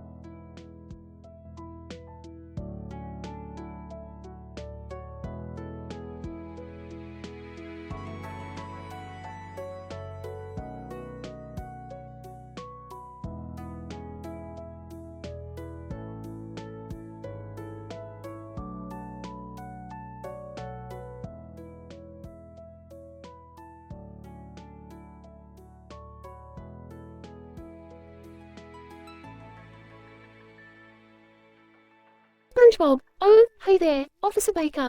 I saw something really crazy today. Officer Baker. Well, spill it, SpongeBob. I can handle crazy. SpongeBob, I was just minding my own business, making delicious Krabby Patties, when I saw the Tattletale Strangler strangling someone again. Officer Baker. What? Not on my watch. Where did you see him? SpongeBob, he was hiding in the alleyway behind the Krusty Krab, Officer Baker. You've got to catch him. Officer Baker. Don't you worry, SpongeBob. We'll apprehend him this time for sure. But first, I need backup. Officer Johnson, come in. Officer Johnson, via radio. Officer Baker here. What's the situation? Officer Baker, we've got a sighting of the Tattletale Strangler near the Krusty Krab. Meet me there ASAP. Officer Johnson, roger that. I'm on my way. SpongeBob, Officer Baker, do you think we'll catch him this time? He's always one step ahead. Officer Baker, we've got the element of surprise on our side, SpongeBob. We won't let him escape. SpongeBob, he's really strong, though. Did you know he can strangle someone with a single shoelace? Officer Baker, we'll be extra careful, SpongeBob. Our safety comes first. SpongeBob, oh no, Officer, look out, he's right behind you. Officer Baker, stand back, SpongeBob. I won't let him harm you. Tattletale Strangler, growling, get out of my way, you pathetic sponge. SpongeBob, I won't let you hurt anyone, Tattletale Strangler. Tattletale Strangler, you little twerp, you won't get away this time. SpongeBob, accidentally slips on a stray banana peel, whoops. Officer Baker, trips on SpongeBob, crashing into Tattletale Strangler, arg. Tattletale Strangler, struggling to get up, how did I end up on the ground? Officer Johnson, arriving at the scene. What in Neptune's name is happening here? SpongeBob, Officer Johnson, it's the Tattletale Strangler. He tried to strangle Officer Baker but slipped on a banana peel. Officer Johnson, well, isn't that a twist? So much for his stealthy strangling techniques. SpongeBob, that's not the first time he's been foiled by something ridiculous. Once, he tried to strangle someone but got distracted by a butterfly. Officer Baker, let's bring him in, Officer Johnson. The Tattletale Strangler won't have a chance against the best duo in Bikini Bottom. Tattletale Strangler, you may have won this time, but I'll be back to finish what I started. Officer Johnson, we'll be waiting for you, Tattletale Strangler. Just try strangling someone near a clown convention next time. SpongeBob, wow, officers, you're so brave. I'm glad I could help catch the Tattletale Strangler. Officer Baker, and we're glad you're safe, SpongeBob. Now, let's take this guy to jail where he belongs. Despite the Tattletale Strangler's relentless attempts to strangle SpongeBob, his plans are continuously thwarted by comical and absurd circumstances. With the help of Officer Baker and Officer Johnson, the Tattletale Strangler is finally apprehended and brought to justice. SpongeBob's bravery plays a key role in ensuring the safety of Bikini Bottom, once again proving that even the smallest sponge can make a big difference.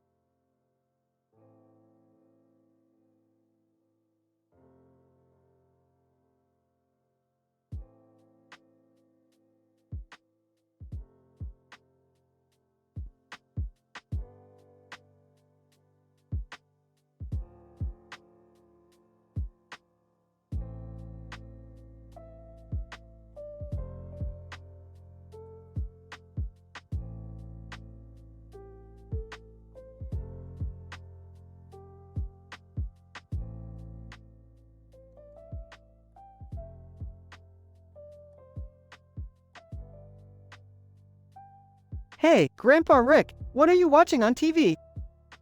Oh, just some interdimensional cable nonsense, Morty. It's pure garbage, like your taste in music. Come on, Rick. I thought we agreed to stop insulting each other today. Sorry, Morty, can't help it. It's genetic, just like my incredible intelligence and your crippling insecurities. Very funny, Rick. Anyway, can we change the channel? This show is a real drag. Fine, Morty, put on your favorite reality show. It's not like your life could get any more boring and meaningless. Jerry enters the room, glancing at the TV. Ah, great. The infinite TV channels serve as a reminder that there are infinite ways to disappoint myself. Morty switches to a reality TV show where two people are arguing. Oh, look at that, Jerry. Another couple fighting over nothing. Just like us, huh? Sighs. Yeah, Beth, just like us. At least we're not being judged by millions of viewers for our incompetence.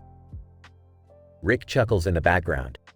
Speaking of incompetence, what's it like having a twitchy audience witnessing your mundane existence unfold? Jerry breaks the fourth wall, addressing the viewers.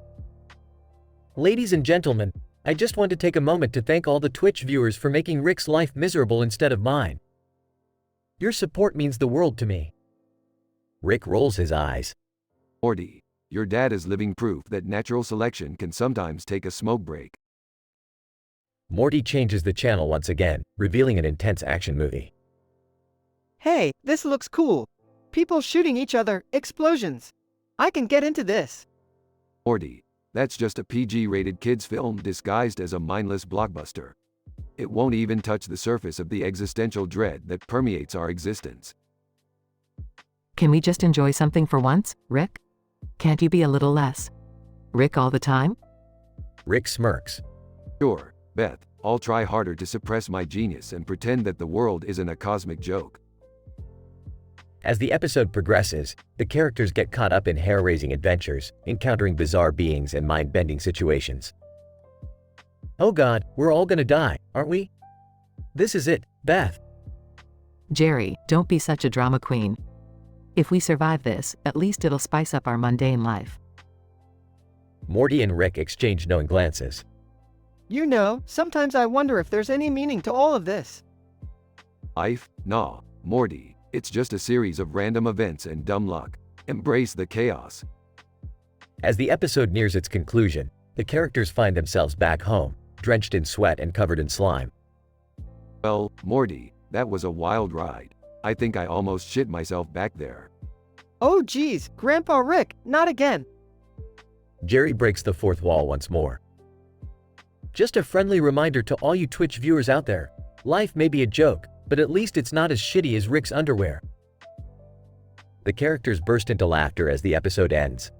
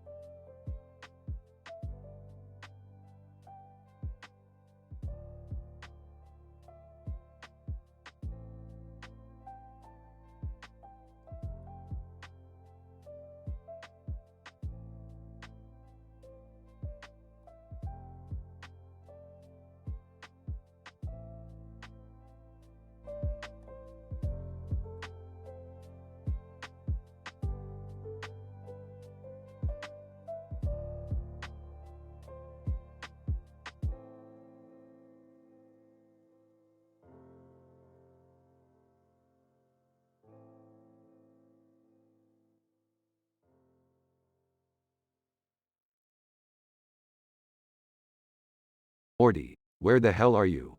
We've got a serious situation here. Oh, I'm right here, Rick. What's going on? Well, Morty, you see, a man in a suit and tie just made a face with his finger to his mouth and a cigarette in his mouth at George Washington Carver's funeral. It's causing quite the stir. Whoa, Rick, that's messed up. Why would someone do that? Morty, people do messed up things all the time. Now listen, we need to get to the bottom of this. Let's investigate. Rick, Morty, what's all the commotion about? Beth, we've got a man causing a drunken scene at George Washington Carver's funeral. We can't let him ruin this historical moment. Hey guys, what's going on? Funeral party? Jerry, not now. Can't you see we're dealing with some serious shit? Well, excuse me for wanting to be included. Morty, take Jerry and keep him occupied. We don't need him making things worse. Alright, come on, Jerry. Let's go find something shiny to distract you. Ooh, shiny. Lead the way, Morty. Beth, let's go interrogate that man and find out why he's being such an insensitive jerk. Fine, but can we wrap this up quickly? I don't want to miss my nail appointment. Priorities, Beth, priorities. Scene progresses to the funeral. The man. Alright, buddy, what's your deal? Why are you ruining this funeral? Man, funeral? Oh, I thought it was a fancy costume party. My bad. Seriously? You thought a funeral was a costume party? Man, yeah, my invitation got lost in the mail or something. Guess I just misunderstood. You've got to be kidding me. Morty and Jerry are out looking for shiny things for nothing. Scene cuts to Morty and Jerry. This is also shiny, Morty. Do you think we'll find something as shiny as Beth's engagement ring? Jerry, we're looking for shiny distractions, not stealing valuables. Scene cuts back to Rick and Beth. Well, I guess this situation isn't as dramatic and intense as we thought. Let's just go back to the funeral. Fine, but you owe me a new nail appointment. Scene ends with the funeral proceeding. Another day, another strange adventure. Never a dull moment with you, Morty. Yeah, that's the life we live, Rick. Crazy and unpredictable. Guys, look what I found. A shiny rock. Jerry, for the love of all that's good, put the damn rock down. But it's so shiny, Rick.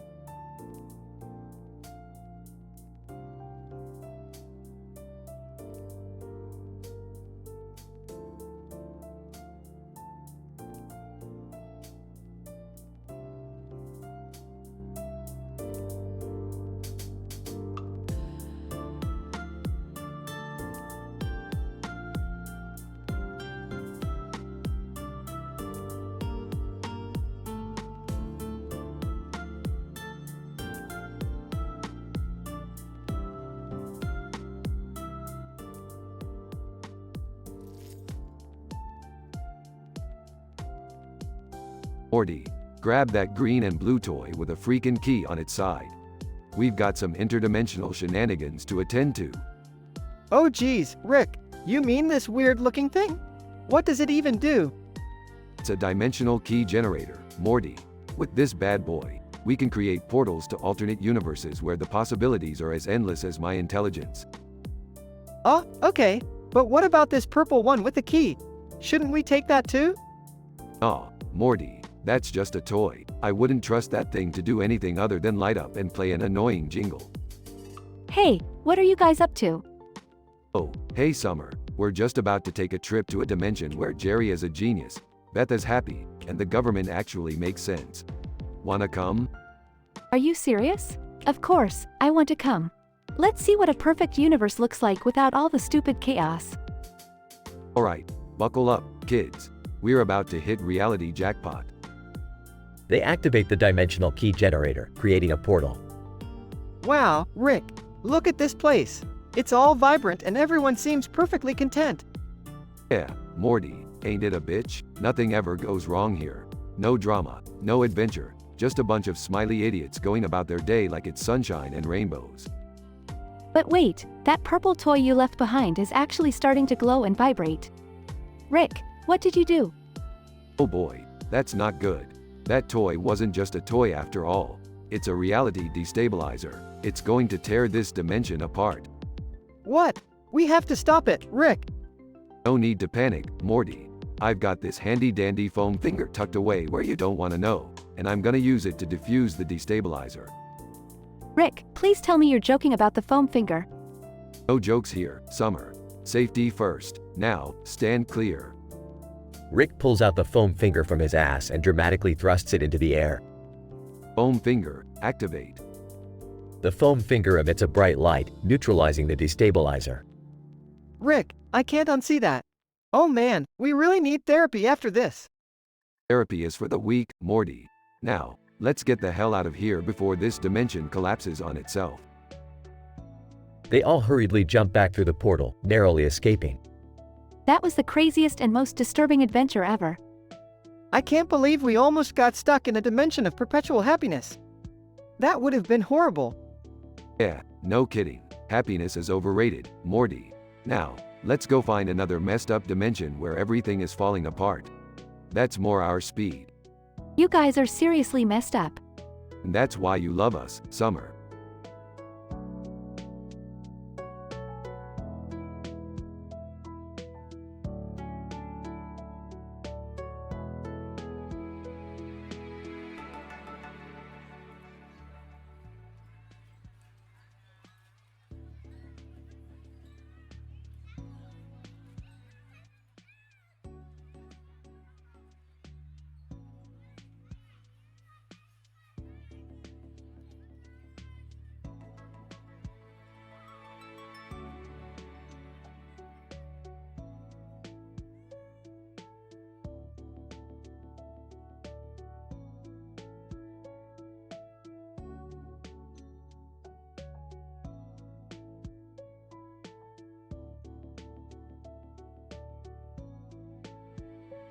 Morty, we've got a problem.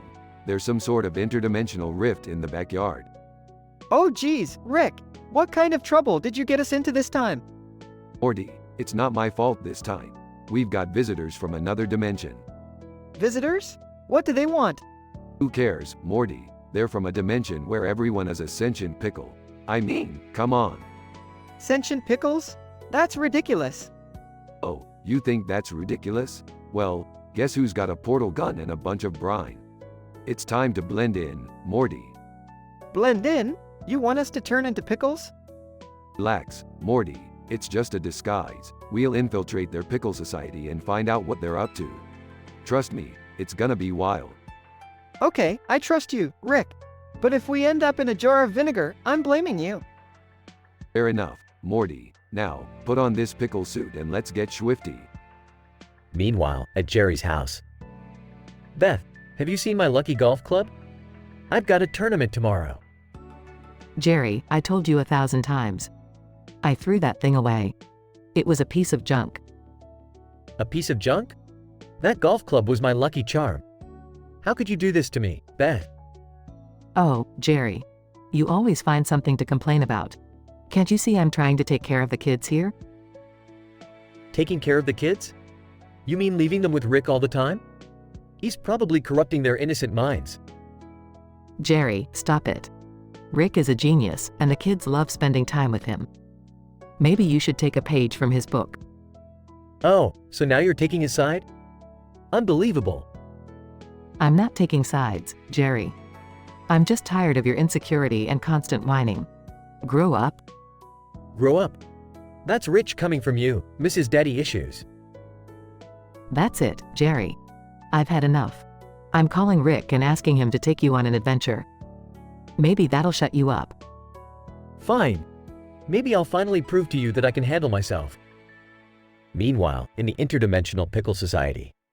Alright, Morty, we're deep undercover now. Just act like a regular pickle and follow my lead. Rick, this is so not cool. I can't believe we're pretending to be pickles.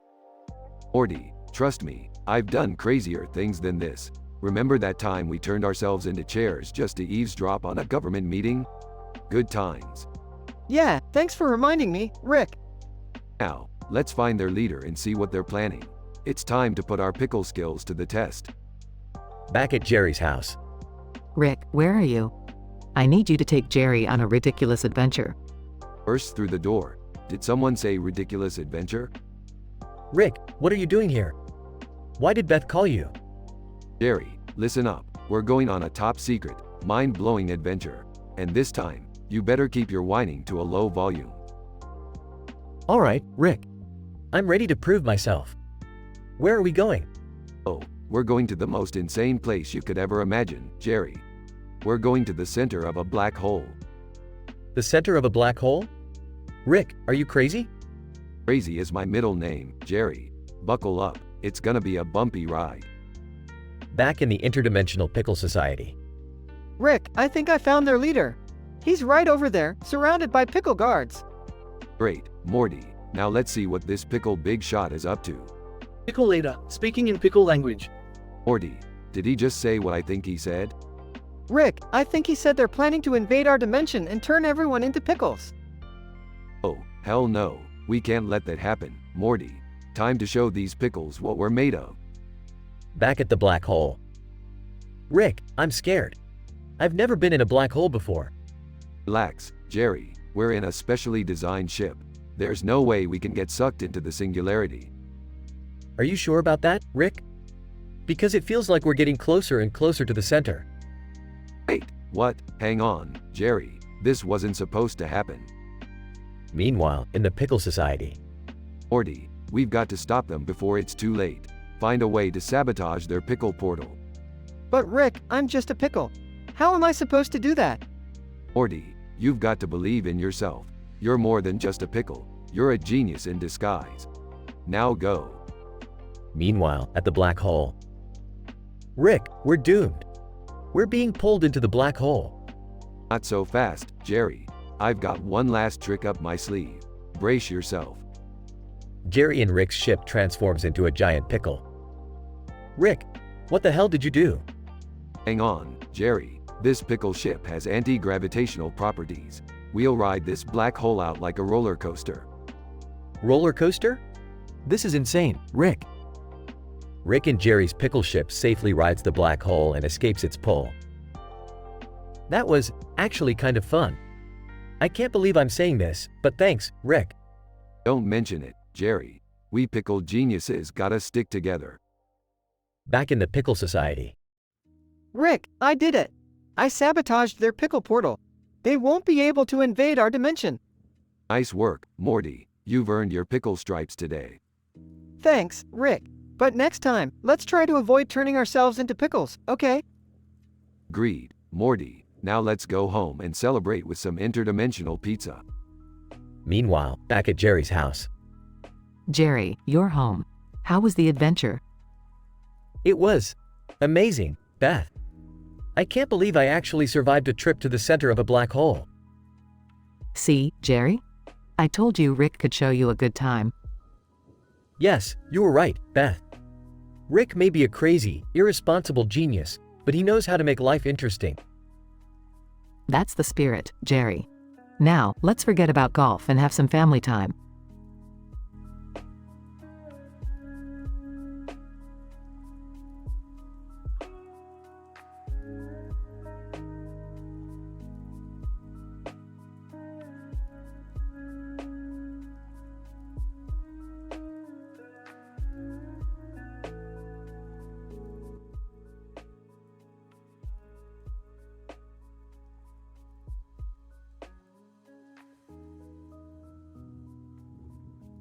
Alright, Morty, listen up.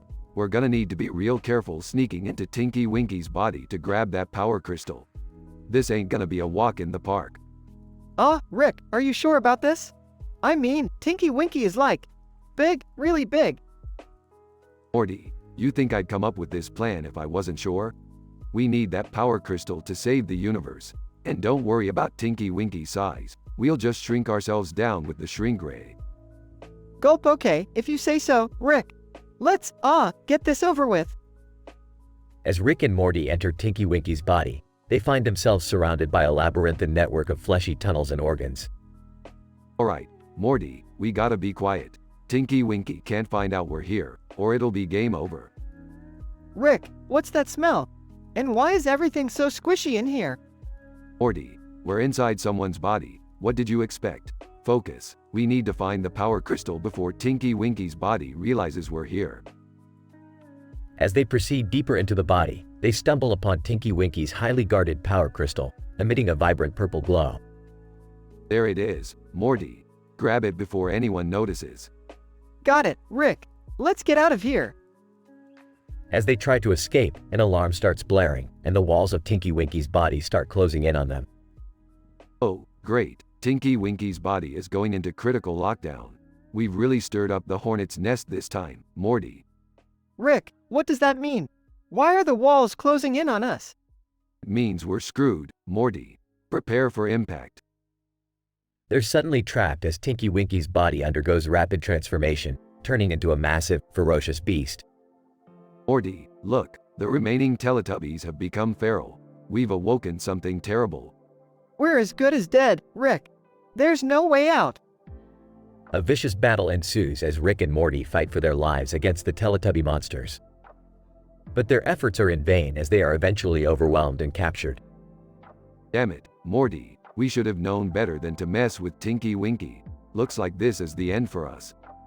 I'm sorry, Rick. I never should have agreed to this crazy plan. As the Teletubby monsters prepare to devour Rick and Morty, a strange portal suddenly appears, sucking them out of Tinky Winky's body. Morty, we've been saved. But by who? Look, Rick, it's the Power Crystal Guardians. They must have sensed the crystal's theft and come to our rescue. Well, ain't that a stroke of luck? Let's hope they're in a forgiving mood because we really fucked up this time. Yeah, Rick, we really did. The Power Crystal Guardians address Rick and Morty, their voices thundering through the air. Power Crystal Guardian, you fools dare to steal the sacred power crystal of Tinky Winky. You shall pay the ultimate price. Oh, Morty, I think we're gonna need another crazy plan.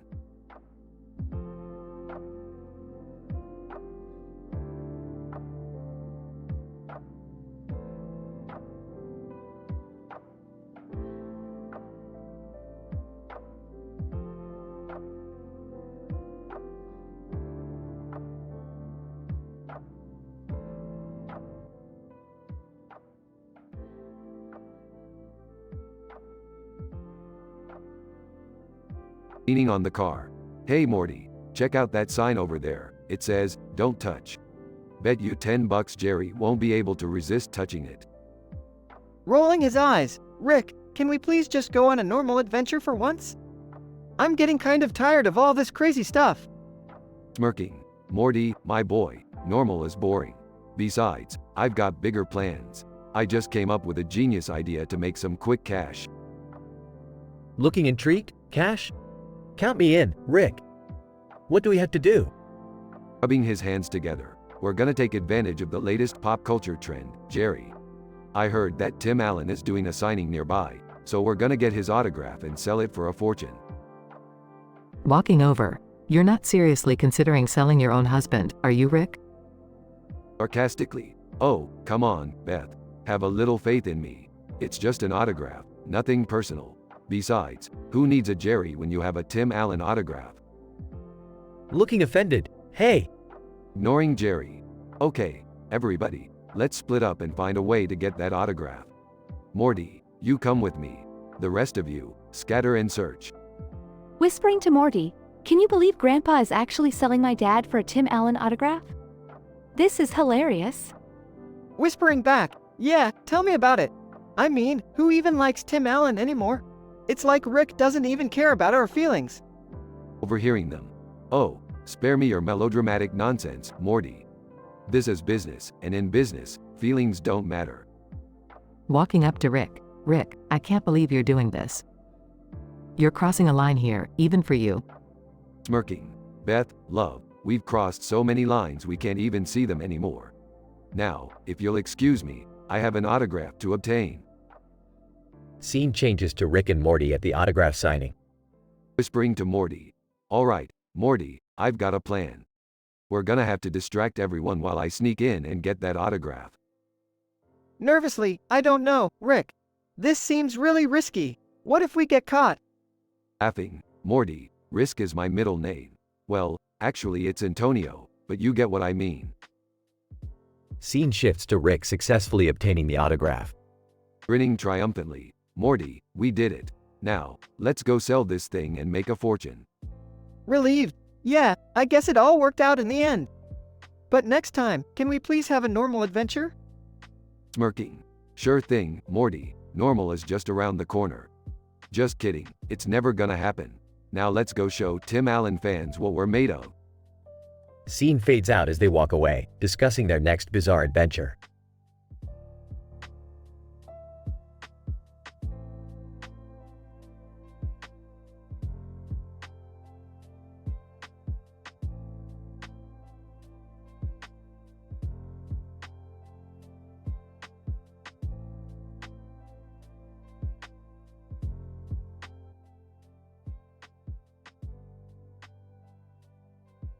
Morty, grab the portal gun and put on your adult diaper. We're going for a ride. WH what? But Rick, I just changed it. Yeah, well, consider it a life skill, Morty. Now move your ass. Jerry, calm down. It's just a golf club. Just a golf club, Beth? Just a golf club? That club represented my manhood. Oh, Jerry's manhood. Now there's a microscopic specimen worth studying. Shut up, Rick. You always mock me. Guys, can't we just, talk it out like normal people? Talk? Talk? Morty, your father just threw you out of a window. I want a divorce. Alright, calm down everyone. I have a solution to this mess. Behold, the Rick dance. The Rick dance? What the hell is that, Rick? Morty, it's a dance so magnificent, so captivating, it will solve all our problems. Are we really gonna dance our problems away, Rick? That's ridiculous. Hey, Jerry, in a universe where doors can talk and cats poop gold nuggets, can you really say anything is that ridiculous? I guess he has a point, Jerry. Let's just give it a shot. Fine, but if this doesn't work, I'll put you all through a black hole. Ladies and gentlemen, let the Rick dance begin. Everyone starts dancing, wildly and awkwardly. See, Jerry, sometimes life is all about shaking your booty and forgetting your troubles. Rick, I hate to admit it, but I feel free. Me too. Maybe the Rick dance is the secret to true happiness. Guys, I feel like a complete idiot, but this is actually fun. Fun indeed, Morty. Life is just one big, absurd dance. Embrace it. Meanwhile, the group of people playing golf watch in awe as the chaotic dance unfolds. All for one, what the hell are they doing? Golf for two. I have no idea, but I'm strangely intrigued. Golf for three? Screw it, let's join them. Golf can wait. Everyone on the golf course starts dancing, creating a massive, bizarre party. Well, Morty, looks like the Rick dance broke the boundaries of space and time again. I don't even know what to say, Rick. Who needs words, Morty? Let's just dance and enjoy the madness. fade out as everyone continues to dance, blissfully unaware of the chaos they've caused.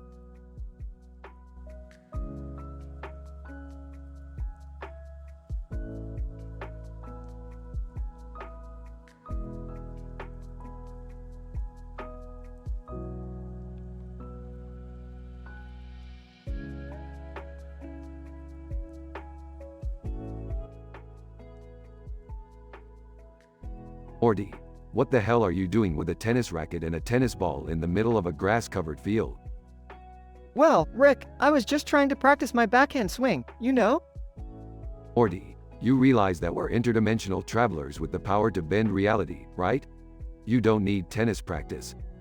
Yeah, but sometimes I just need a break from all the crazy shit we go through, you know? Hey guys, what's going on? Are we playing tennis or something? Oh, great, Summer. Yeah, let's all play tennis in the middle of nowhere. That's really gonna solve our problems. Come on, Rick. It could be fun. Plus, it's a great way to blow off some steam. Fine, Morty, get your pathetic tennis game going, but I'm not playing. Count me in. I'm gonna dominate you, Morty. Oh, please, Summer. I've seen you play. Your hand-eye coordination is as strong as my chances with Jessica. Hey, shut up, Morty. I've improved. Alright, enough of this puff pitch. Let's see what insane complications arise from this unlikely tennis match. As they start playing, suddenly an interdimensional portal opens up. Whoa, what the hell is that? Looks like your little tennis game got the attention of some bored interdimensional beings. The beings step out of the portal, wearing tennis gear and carrying space rackets. Being 1, we challenge you to a match, Earthlings. Being 2, if we win, we get sovereignty over your planet. Seriously? You're gonna threaten us over a tennis match? Being 1, this is a sacred tradition in our universe. Alright, fine, let's do this. But if we win, you have to stop involving Earth in your cosmic shenanigans. Rick, Morty, and Summer go head-to-head with the beings in an intense interdimensional tennis match, serving and volleying with impossible speed and accuracy. Take that, you alien dweebs. Oh yeah, you like that? Bend over, cosmic jerks. I'm bending it like Beckham, bitches. After an intense back and forth, Rick, Morty, and Summer emerge victorious, with the beings conceding defeat. Being 2, fine, you've won. But know this, Earthlings, we'll be back. Yeah, take your tennis balls and go back to whatever alternate dimension you came from. Phew, that was close. I can't believe we won a planet in a tennis match. Maybe we should stick to interdimensional adventures, guys. Tennis just got way too intense. Agreed. Let's get the hell out of this dimension and find something better to do.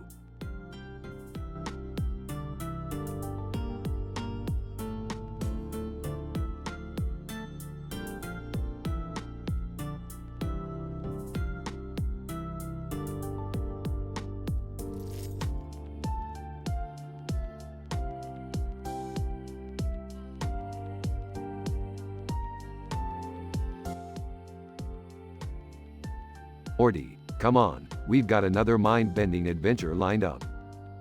Oh, geez, Rick, I don't know if I can handle another crazy escapade right now. Morty, you're always complaining. Just put on your big boy pants and let's go. Hey guys, what's all the commotion about? Summer, perfect timing. We're about to embark on a journey to an alternate dimension filled with talking unicorns and sentient pickles. Wait, didn't we already do the pickle thing? Shut up, Morty. We've got an interdimensional grinder to catch. Meanwhile, in another dimension. And with a beard. Staring at camera, ladies and gentlemen, today we have made a groundbreaking discovery. Beards are actually interdimensional portals to alternate realities. Sneaks into the room. Oh man, this guy's really onto something. Maybe I should grow a beard too. And with a beard.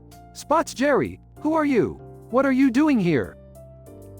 Nervously. Nothing suspicious, just a fellow scientist here to appreciate your magnificent beard. And with a beard. Sarcastically, right, a scientist. Well, explain to me the quantum mechanics behind my facial hair, then. Panicking. It's all about, multiverse synchronization, obviously. And with a beard. Smirking, Nice try, imposter. I'll have to report this to the Council of Facial Hair Integrity. Jerry starts crying uncontrollably. Back with Rick, Morty, and Summer. Alright, Morty, time to hit the portal. We've got an appointment with Destiny and a universe filled with reality-altering mustaches. Destiny can wait, Rick. Summer needs to learn how to drive and I'm the designated teacher. Ah, Morty, I've been driving for weeks. You just don't pay attention. Rolling his eyes, great. Summer's been behind the wheel. Guess we're the next headline in the gossip dimension. Smirking, yeah, and I bet they have a front page story on Dad's epic facial hair fail. Shut up, Morty. Now, let's go before I start contemplating the meaning of life and the existence of bearded aliens. Hang on, Rick. Let's take a detour through the dimension of interdimensional fashion. I need a new pair of shoes. Fine, but no stopping in the dimension of questionable tattoos. Last time we went there, your grandpa got a dolphin tramp stamp. Laughs, yeah, that was one for the family album. They all step into the portal, leaving behind a bewildered Jerry and his tear-soaked beard. Between sobs, why does life have to be so beard-eye fully cruel?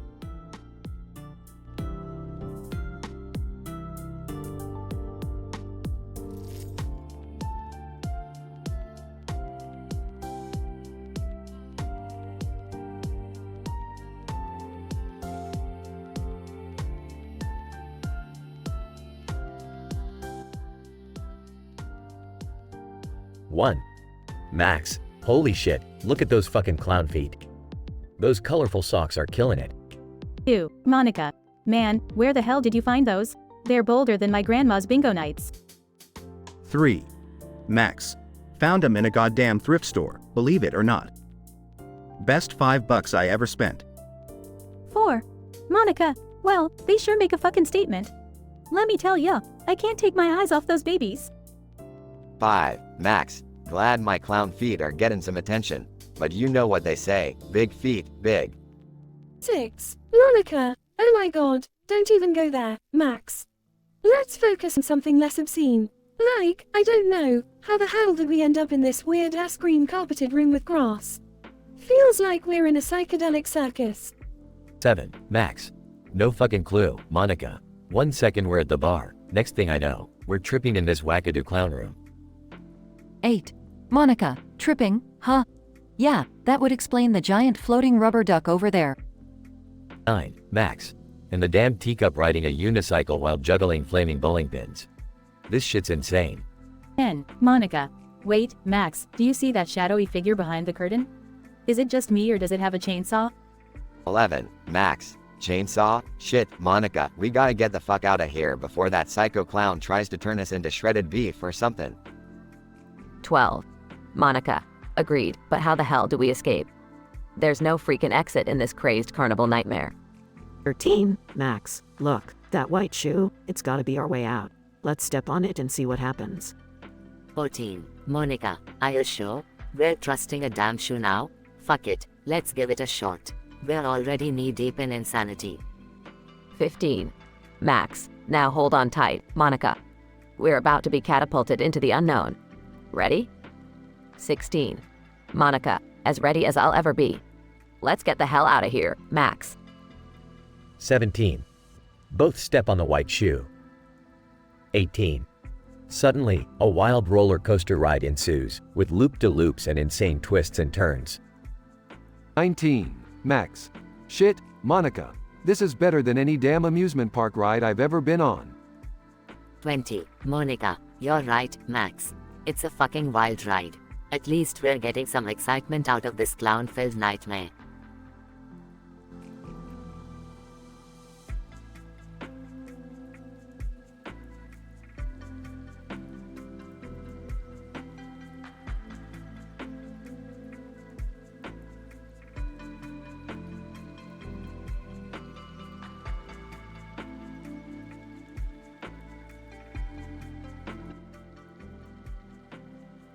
Alright, Morty. Buckle up for another mind-bending adventure. We've got a drawing of some square in a suit and tie, with a green background and a blue sky. Looks like we're in for some top-notch artsy shit. Aw, Rick, I don't really get it. What's so special about a boring old drawing? Morty, you uncultured swine. This drawing is a gateway to a parallel dimension where everyone solves their problems by wearing a suit and tie. You know, like fancy, corporate aliens. Oh great, corporate aliens. Just what we needed. Suddenly, they teleport to the parallel dimension. Alright, Morty, remember, here we gotta act cool, confident, and most importantly, capitalist. Time to show them how we do things my way. Morty starts singing My Way by Frank Sinatra. Musical note, and now, the end is near. Musical note. Shut up, Morty, we're in a parallel dimension, not a goddamn musical. Suddenly, Jerry jumps off the Eiffel Tower, falling towards them. Holy shit, Morty, look what your idiot dad did now. Quick, grab that jetpack and save his dumbass. Morty grabs a nearby jetpack and flies to catch Jerry. Dad, what were you thinking? I thought I could fly like Superman, Morty. Turns out, I'm just an idiot in a suit. Joining them. What's all this noise about? Oh great, Jerry's trying to kill himself again. Can't we have a normal family outing, for once? Please, Summer, like our family does anything normal. We're the goddamn Smiths, for crying out loud. Summer rolls her eyes. I just wanted to feel important for once in my pathetic life. Is that too much to ask? Jerry, even in a suit and tie, you'll always be a loser. But hey, at least you've got style now, right? Style? Is that all that matters to you, Rick? Hey, pretty much, yeah. But don't worry, I'll always be around to clean up your messes. Hey, look! There's a space casino over there. Can we go? Of course, Morty, we've got suits, we've got adventure, and now we'll have some good old-fashioned space gambling. Let's go, Smiths. They all head towards the space casino, wearing their suits and ready for even more unpredictable chaos.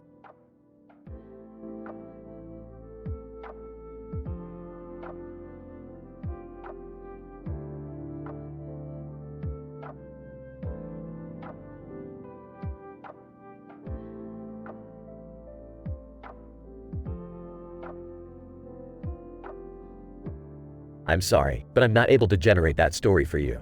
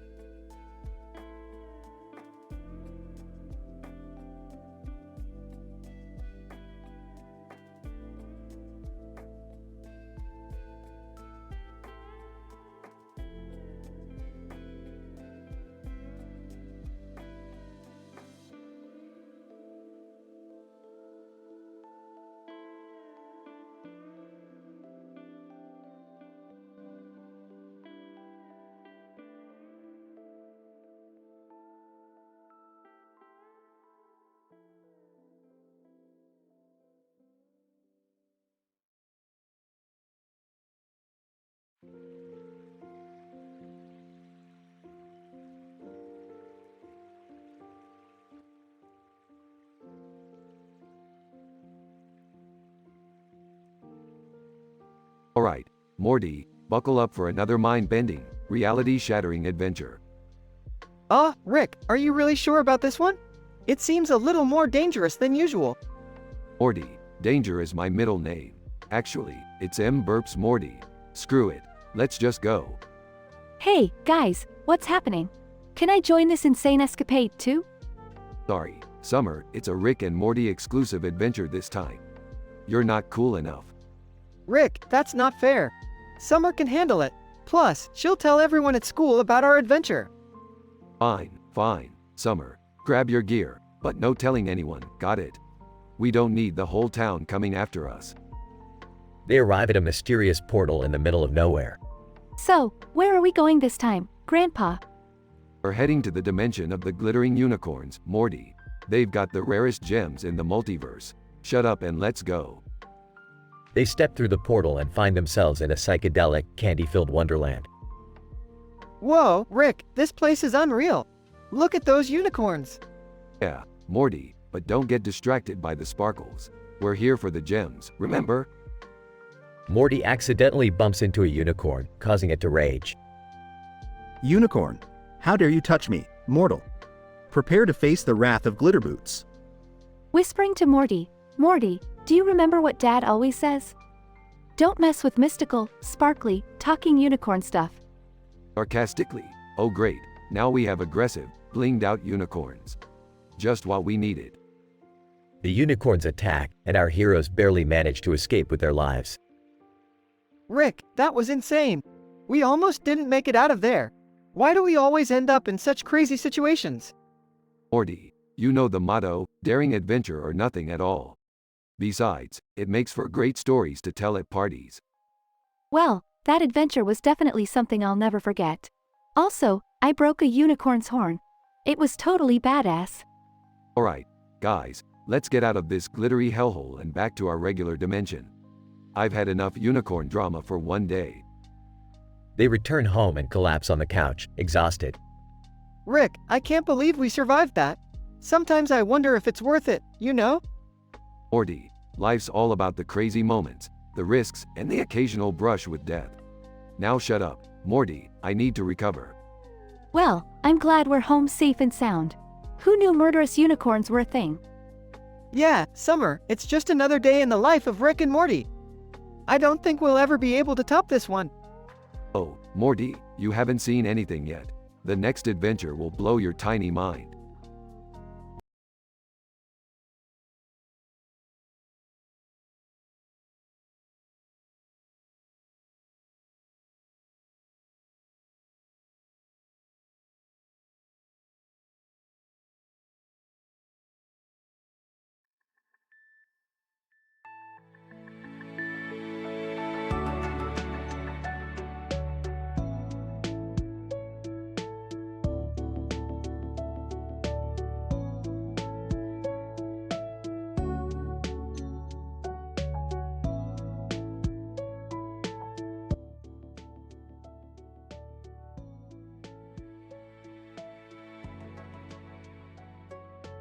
Alright, Morty, we've got another wild one on our hands. Looks like we've stumbled upon a woman with red hair and makeup, covered in blood and wielding a knife. Geez, Rick, what kind of messed up dimension did we end up in this time? Relax, Morty, it's just another day in the multiverse. Now, let's see what this blood-soaked lady wants. Woman, sinisterly, you don't understand the power I possess. I've traveled through dimensions, stealing the souls of powerful beings to enhance my own abilities. Interrupting. Excuse me, but does anyone have a towel? I spilled some coffee on my shirt and it's starting to stain. Woman, irritated, really? You interrupt my villain monologue for a laundry emergency. Well, yeah. Coffee stains are stubborn, you know? Rolling his eyes, Morty. Sometimes I question how Jerry even managed to survive in this merciless universe. Yeah, I sometimes wonder the same thing, Rick. Woman, smirking, you fools have no idea what you're up against. Prepare to be annihilated. Laughing. Oh please, spare us the theatrics. We've taken down countless galactic dictators before breakfast. Woman, angrily, you underestimate me. Look lady, we're not afraid of you. My grandpa here once swapped minds with a sentient jar of mayonnaise just for fun. Yeah, it was a pretty wild Tuesday. Woman, frustrated, enough. Prepare to meet your doom. Scoffing, doom, Morty. This woman is about as menacing as a fart in a spacesuit. Yeah, she's not so tough. I once accidentally destroyed a planet while trying to microwave a hot dog. Woman, confused. Are you serious? Yeah, it was quite the disaster. Millions of innocent beings wiped out, all because Morty wanted a snack. Woman, eyeing him suspiciously. Okay, this is getting weirder by the second. Who are you people? Smirking. We're just a couple of interdimensional troublemakers. But right now, you're the one causing the ruckus. So, why don't you put down the knife and we can talk this out? Woman, reluctantly, fine, but only if you promise to stop making all these outrageous claims. Deal. Now, can someone please get Jerry a towel already? It's getting awkward. Memo to self, never take dad on an adventure again. Grumbling. I just wanted to stain-free clothes. Is that too much to ask? Woman, sighing. This has been the strangest encounter of my life. Trust me, lady, you haven't seen anything yet. Dimension hopping is just the tip of the insanity iceberg. Aw geez, Rick, can we just go home now? Sure, Morty, let's leave this poor, blood-covered woman to ponder the absurdity of her predicament. Woman, muttering to herself. Note to self. Invest in therapy after this ordeal. Whispering to Morty. Hey Morty, you think she gets a discount if she goes to our family therapist? Chuckling, probably not, Jerry. It's certainly a unique case, though. Alright, enough chatter, time to head back to our dimension. But hey, let's swing by for a coffee on the way, Jerry. You might need another shirt once we're done cleaning up this mess.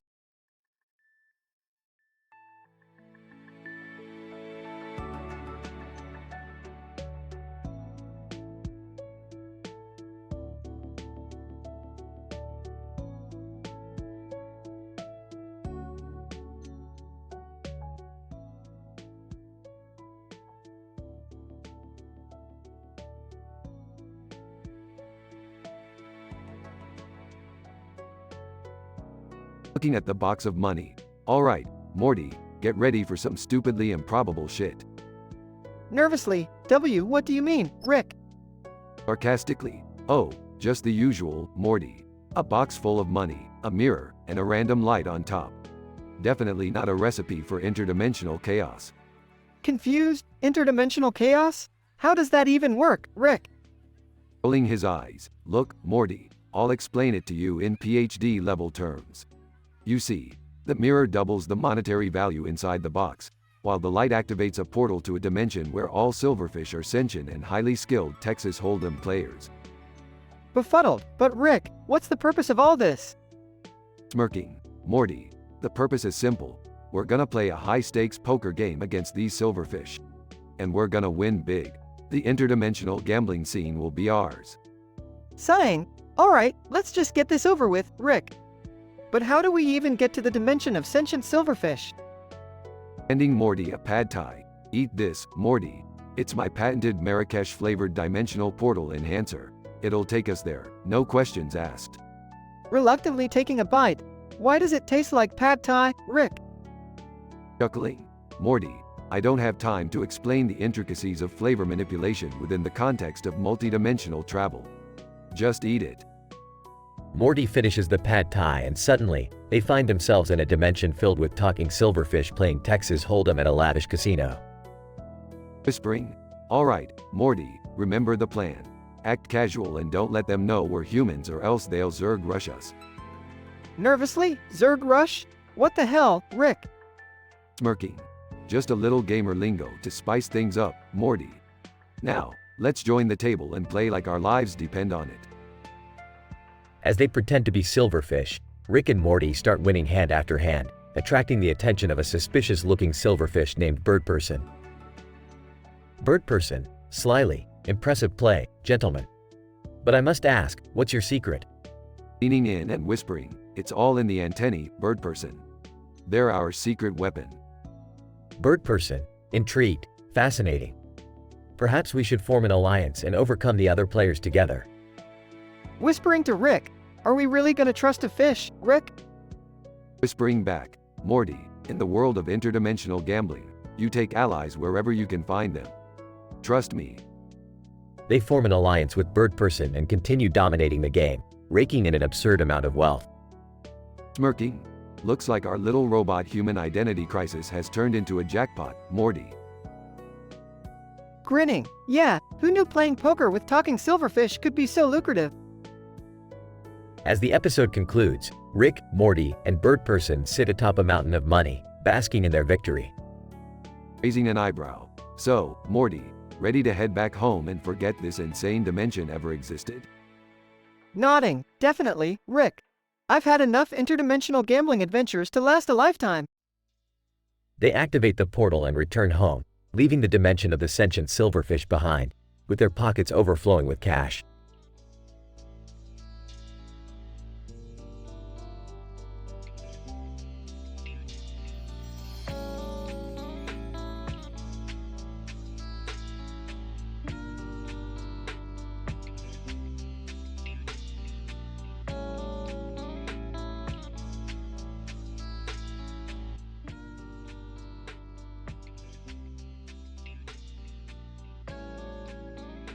Alright, Morty, we've got a new adventure today, and it's gonna blow your mind. Oh geez, Rick, I hope it's not as crazy as the last one. I almost got wiped out by a horde of giant space ants. Relax, Morty, we're just going to investigate this strange house in front of us. Look at that guy, standing there with a fake face. Real subtle. Wait, you mean that picture of him on the house is fake too? Bingo, Morty. That guy must have some serious self-esteem issues. Let's find out why. They approach the guy. Hey buddy, what's the deal with your self-decorated house facade? Fake face guy, it's an expression of my true inner self. The world needs to see the real me. Okay. So, let me get this straight. You're standing in front of a house with a fake face and a fake picture of you, all to express yourself? Fake face guy, yes. Can't you see the beauty in it? It's like a metaphorical exposition on the duality of existence. Look, Donnie Drama, we've got more important things to do. Morty, let's get out of here before this guy starts reciting poetry. Agreed, Rick. Plus, the smell of desperation is really starting to get to me. They leave and find Jerry. Well, if it isn't the human embodiment of mediocrity himself, Jerry. Oh, great. The genius scientist and his teenage sidekick are here to make fun of me again. Hey, Jerry, what happened to you? You look like you ate the entire food court. Very funny, Morty. I've had a rough day, okay? I gained 200 pounds, and then I had a heart attack. That's what you get for using deep-fried butter as a salad dressing, Jerry. You'll never learn. I just wanted to try something different, okay? At least I'm experimenting with my life. Yeah, experimenting with your life right into an early grave. Real impressive, Jerry. Come on, Rick, let's not be too hard on him. You know, we all make mistakes. Yeah, but Jerry seems to have a PhD in making mistakes, Morty. It's kinda his thing. Well, at least I'm not traveling through space, risking my life every day to prove how smart I am. Ouch, Jerry, that hit me right in the ego. Morty, let's leave this balloon buffoon before he bursts. They walk away, leaving Jerry fuming. Sometimes I really feel bad for Dad. Life's tough, you know? Tough, Morty. He's like a magnet for a cosmic-level ridicule. Tough is an understatement. Yeah, I guess you're right, Rick. Let's go on another interdimensional adventure. Maybe it'll distract us from all this chaos. Now, that's the spirit, Morty. Just remember, laugh at the chaos, or it'll laugh at you.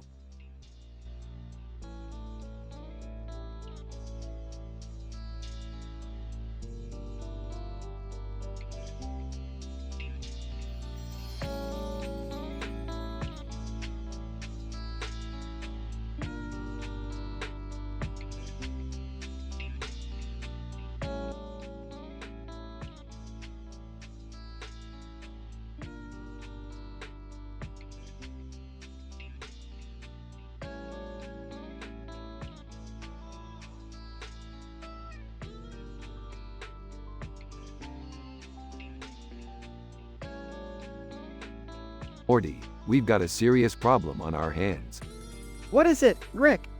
I just shot Jerry. You what? Why? Relax, Morty. It's not the Jerry you know. It's Elvis Jerry, an alternate version of him. He was singing way too loud and forever tarnishing the king's legacy. Oh, okay. That makes sense, I guess. Trust me, Morty, I did the world a favor. Now, let's get on with the real problem at hand. And what's that, Rick? This man with a beard and sunglasses. He's holding a book with a star on it. What's so special about a star on a book? Morty, this isn't just any star. It's the legendary Star of Sarcasm. The what? The Star of Sarcasm, Morty. It's said to possess the power of ultimate sass. Whoever wields it can insult with unparalleled precision. Geez, Rick, that sounds dangerous. You don't know the half of it, Morty. Legends say that the last person who held the Star of Sarcasm insulted an entire planet into oblivion. So, what do we do? We have to find a way to neutralize the star's power. Let's go see if Jerry's dumb enough to know something about it. They find Jerry sulking in the living room. Rick, how could you shoot me? You know I can't handle real guns. Jerry, this isn't about you. We need your help with something even stupider. Oh great, just what I needed. More disrespect. Beth, from another room. What's going on out there? Beth, we're dealing with the Star of Sarcasm here. The legendary star? Are you serious? Deadly serious, Beth. We need your scientific mind on this. Did someone say Star of Sarcasm? I'm in. Great. We've got the whole family involved. Now, let's brainstorm a plan. Jerry, Beth, and Summer join Rick and Morty. So, what's the plan, genius? Well, we need to use reverse psychology to nullify the star's power. We'll have to out-sass it. That sounds risky, Dad. Risky is my middle name, Beth. But Rick, you don't have a middle name. Shut up, Morty. I'm using figurative language. I've got an idea. We can use Jerry's pathetic attempts at sarcasm as a distraction. Hey, I resent that. It's our best shot, Jerry. Now suck it up and embrace your uselessness. Meanwhile, the bearded man with the sunglasses lurks nearby, eavesdropping on their conversation. Bearded man, they think they can outsass me? That's cute. Rick and the family continue to brainstorm, unaware of the lurking threat. Alright, people, it's time to put our plan into action. Jerry, prepare to unleash your ultimate stupidity. Oh, I've been preparing for that my whole life. They all gather together, ready to face the bearded man with the star of sarcasm. Rick, whispering to Morty, remember, Morty, if this goes south, we blame Jerry. It's always Jerry's fault. Right, got it. They confront the bearded man, who reveals the star of sarcasm. Bearded man, so you think you can outsass me? Oh, please, we've dealt with intergalactic threats before. You're nothing special. Yeah, you're about as intimidating as Jerry's dance moves.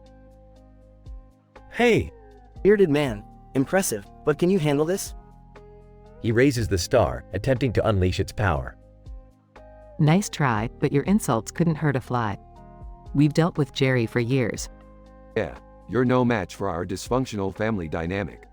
Bearded man, arg, you win. I surrender the star of sarcasm. They take the star from the defeated bearded man.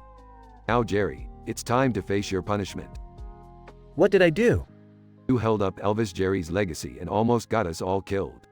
Leave the sassing to us, Jerry. Jerry sulks in the corner as the family celebrates their victory. I can't believe we actually pulled it off, Rick. Well, Morty, when you've dealt with as much sci-fi BS as we have, outsassing some wannabe villain is child's play. Suddenly, a portal opens up, and Gangsta Rick steps forward. Gangsta O, so you think you're the sassest Ricks in town? Think again, bitches. Oh great, it's Gangsta Rick. What now? Gangsta, you wanna test my sassy prowess? Let's settle this, right here, right now. The episode ends with a sass-off between Rick and Gangsta Rick, leaving the audience on the edge of their seats.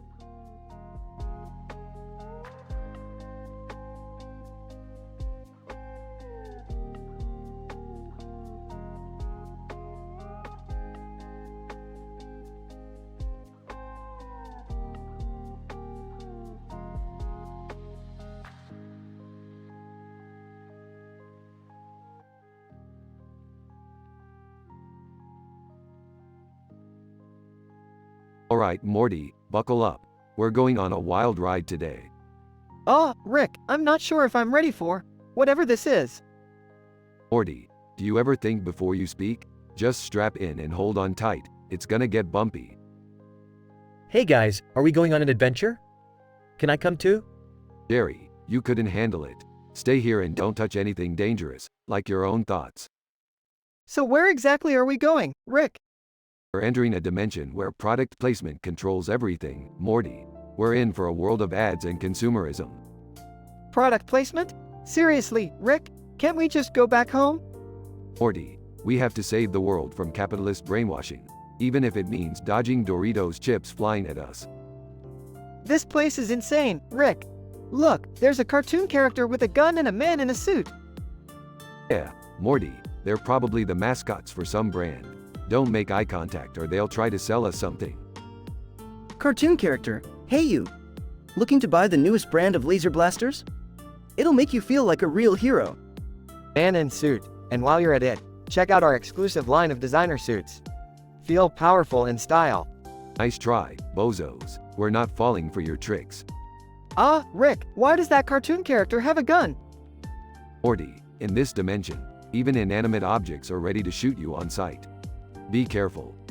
This place is messed up, Rick. How can we survive? Morty, I've seen worse. Remember that time we ended up in a dimension made entirely of butts? Oh yeah, that was pretty terrible. Now snap out of it, Morty. We need to find the portal back home. Keep your eyes peeled for anything that looks like an advertisement gone wild. Okay, I think I found something. There's a billboard for Existence Refreshment Drink with a portal next to it. Great job, Morty. Let's get out of this hellhole and back to our dimension. Hey guys, can you bring me back something? Like, I don't know, a souvenir or something? Shut up, Jerry. Just shut up. Alright, Morty, let's go. Wait, Rick. Look, there's a sale on Plumbus 2.0s. Should we check it out? Morty, we're not falling for their blatant consumerism. We're leaving, now. Okay, I'm coming. Sheesh. They step through the portal and return to their dimension. Well, Morty, we made it out. Another dimension successfully conquered. Yeah, but I kind of wanted to see what the Plumbus 2.0 was all about. Morty, don't be stupid. It's just a fancy version of a regular Plumbus. Now let's forget about this adventure and never speak of it again.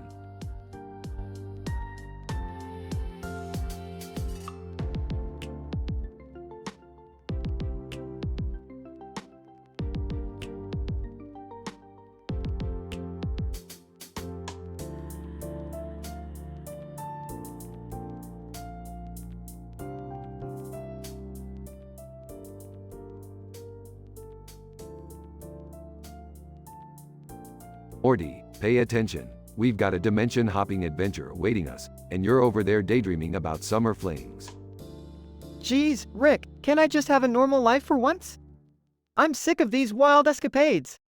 Normal life? Morty, you're stuck with me. There's nothing normal about that. Now grab your portal gun and let's go. Fine, whatever. But can we make a quick pit stop before we hop dimensions? I need to grab something. Morty, you always need something. Fine, we'll detour, but make it snappy. Morty and Rick enter a cartoon-style store with a green and purple background. Hey, look, Rick! It's that cartoon character, Jerry. He's over there with some other guy. Oh great, Jerry. Let's go say hi and remind him how much a loser he is. Jerry notices Rick and Morty approaching. Well, if it isn't the genius scientist and his pathetic sidekick. What's new, Rick? Oh, you know, just saving the universe, again. But enough about me, Jerry. Who's your new friend? This is Roger. He's my new best friend.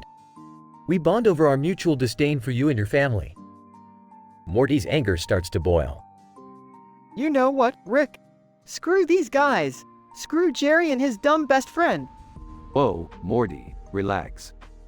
No, Rick, I'm done being pushed around. I'm going to show them that I'm not just some loser sidekick. Watch me. Morty storms out of the store.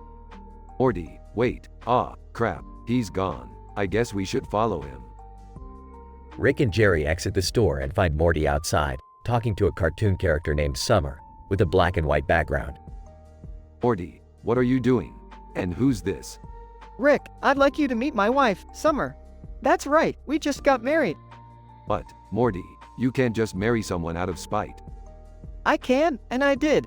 Plus, Summer's way cooler than anyone in our family, including you and Jessica. Wait, so Morty and Summer are married? That means my son-in-law is now my stepson? Jerry, get used to it. We're taking over your world. Alright, this is getting out of hand.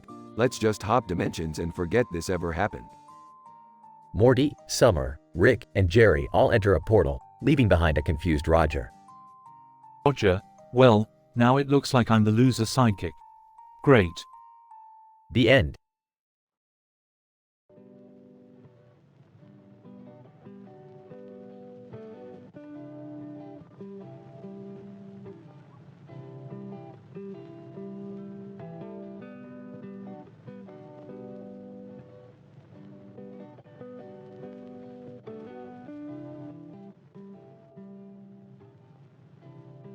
Hey Morty, you won't believe the day I've had. I traveled through a parallel dimension where dogs and cats ruled the world.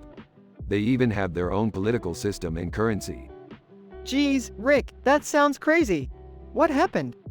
Well, I stumbled upon this park, right? And there were these humans sitting on a bench with their pet dog and cat.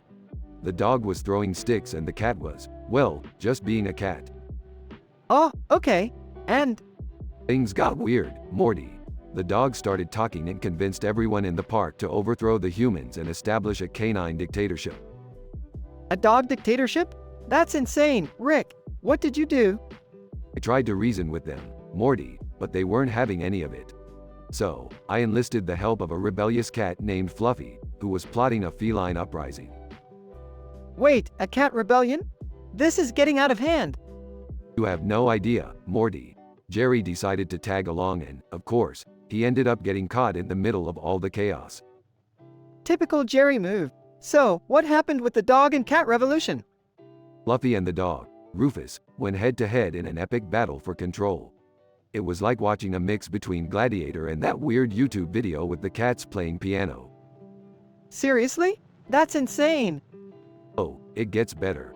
Just as Fluffy was about to deliver the final blow, a UFO landed in the park. And who should step out? Elon Musk. Elon Musk? Like the real Elon Musk? No, Morty, Elon Musk from Earth XXX 93. He had come to recruit Rufus for a mission to the Dog Star, where they needed a charismatic leader.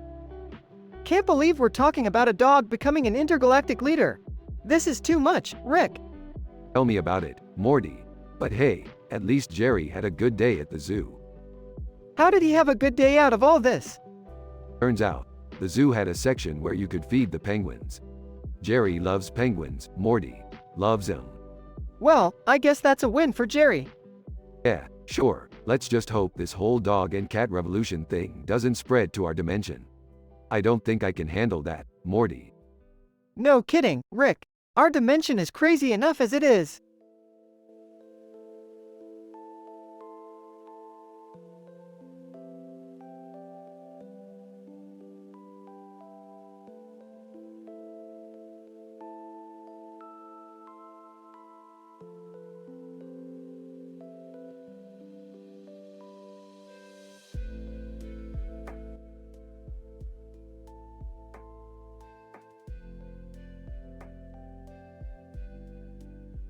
Alright, Morty, it's family game night. What game should we play? Well, how about Dose? It's like Uno, but with more. Dose? Giggling? Dose? More like dose of whatever I'm on right now, am I right? Yawning, can we make this quick? I've got terrible insomnia tonight. Insomnia, huh? Maybe it's because you're married to this human equivalent of a sleeping pill. Oh, like you're the picture of restful bliss, Rick? You passed out on the couch drunk last night. Laughing uncontrollably. Rick's drunk, Beth's sleep deprived, and I don't even know anymore. Alright, let's get this over with. Morty, deal out the cards. And remember, this game is all about numbers. Got it, Rick. Starts dealing the cards. Hey, Morty, remember that time you accidentally turned yourself into a green-headed, red-haired cartoon person? What? No, that never happened, Jerry. Why would you even bring it up? Giggling, I don't know, Morty. It just seems statistically improbable, you know. Jerry, I think whatever you're on has officially melted your brain. Agreed, Jerry. Maybe stick to the game before your brain completely mushifies. Looking at his own green-headed, red-haired cartoon image on the Dose card. Guys, I think I found a Dose card that's, a bit too personal. Laughing uncontrollably. Morty, you're a card now. Literally. Morty, let me see that card.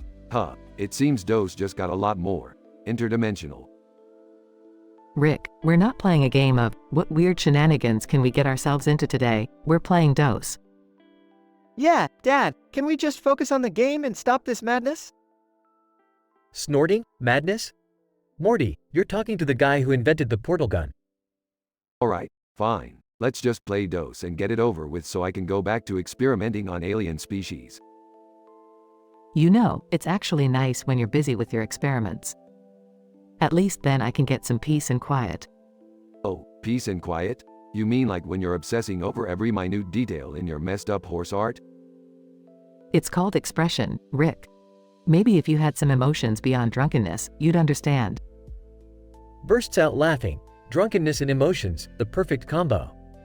Size, can we just finish this game? It's like our dysfunctional family is the real Dose deck. Well said, Morty. Maybe the real game we're playing is surviving each other. Laughs uncontrollably, surviving each other? More like surviving our own idiocy. Can we just play the damn game now? Fine. Let's see who can get rid of their cards first. And remember, no interdimensional side quests this time. Got it, Rick. Let the chaos begin. They start playing Dose, but true to form, chaos ensues with every turn.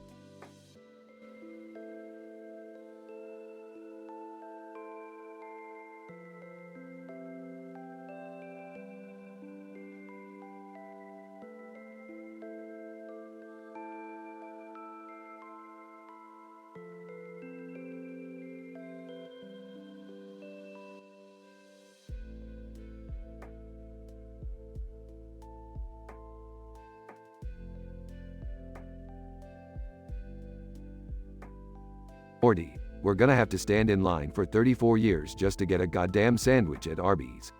Can you believe it? Rick, I don't think I can handle standing in line for that long. It's gonna drive me insane. Relax, Morty, time is just a construct. We'll find ways to pass it. We could learn a new language or calculate pi to 1,000,000 digits. Or we could gossip about the idiots in line with us. You're right, Rick. Look at those guys over there. Bet they've been in line even longer than us. Wonder what their deal is. Grinning. Let's find out, Morty. Hey, you there, what's your story? Edward, with a tired sigh. Name's Edward. We've been waiting here for what feels like an eternity, man. All just to try the chicken sandwich at the legendary CDNE. It's rumored to be out of this world. Legendary chicken, huh? Sounds about as real as that time I met a unicorn with a butt for a face. But hey, who am I to judge? Rick, I think there's something strange going on with that red sign above them. It says Edward Otho Crescent Board. What does that even mean? Oh boy, Morty, it seems we just stumbled upon a secret initiation ritual for a culinarily obsessed cult. Edward Otho Crescent Board is probably the secret password to gain entry. Joining the conversation. Did someone say cult? Count me in. I've been waiting to join a cult my whole life. This is gonna make me the coolest girl in school. Summer, cults are no joke. They require fierce commitment and an endless supply of Kool-Aid. Are you sure you're up for it? Absolutely, Rick. I'll do whatever it takes to prove myself. Alright then, let the initiation begin. Edward, what do we have to do to join your little chicken sandwich cult? Edward, just take this silver platter, tap it thrice, and shout, EOCO.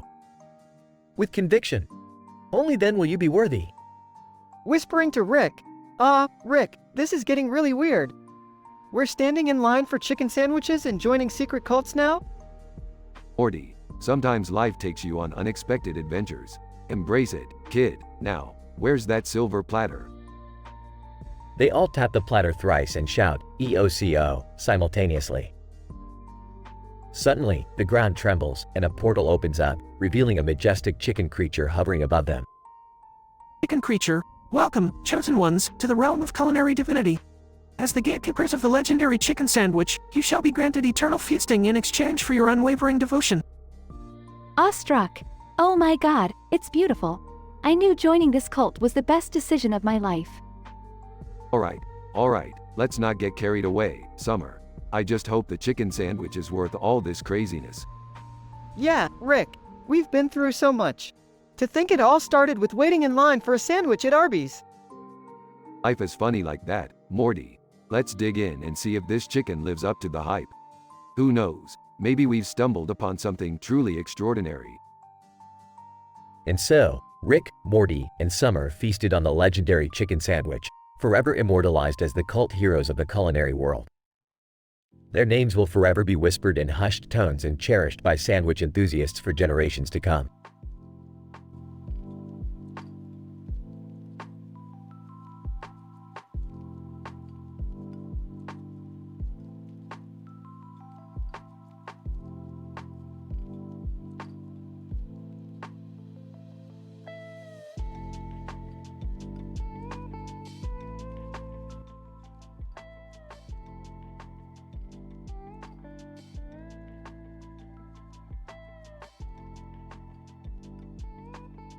Morty, I've had it up to here with your dad's incompetence. He had the audacity to drink my perfectly brewed tea. Geez, Rick, it's just tea. Can't you just make more? Morty, tea isn't just a beverage. It's a sacred ritual, and now, I'm going to teach that imbecile Jerry a lesson he'll never forget. Okay, but how are you gonna do that, Rick? Simple, Morty. I'm going to sell him these incredibly rare and valuable trading cards. They're limited edition, collector's items worth a small fortune. Trading cards? Seriously, Rick? That's your revenge plan? Morty, these aren't just any trading cards. These are the most sought-after cards ever created. They hold unimaginable power and have the ability to warp reality itself. So, you're gonna drive Jerry crazy with fictional characters? Seems a bit extreme, Rick. Extreme? Morty, Jerry deserves extreme. Besides, it'll be hilarious to watch him go nuts trying to collect them all. Alright, but how are you gonna convince Jerry they're valuable? That's where our friend here comes in. Hey, cartoon character. Yeah, you with the hat and the coffee. You interested in making a quick buck? Cartoon character, sipping coffee. Depends on the job, Grandpa. What's in it for me? Oh, just a lifetime supply of infinite coffee, my friend. I've perfected a formula that can keep you caffeinated forever. Cartoon character, eyes wide, infinite coffee? You've got me hooked, old man. What do you need? I need you to use your persuasion skills and convince Jerry these trading cards are worth his time and money. Cartoon character, consider it done, Pops. Jerry will be begging to buy those cards. Time passes. Jerry enters the room. Hey, guys, what's all this trading card nonsense?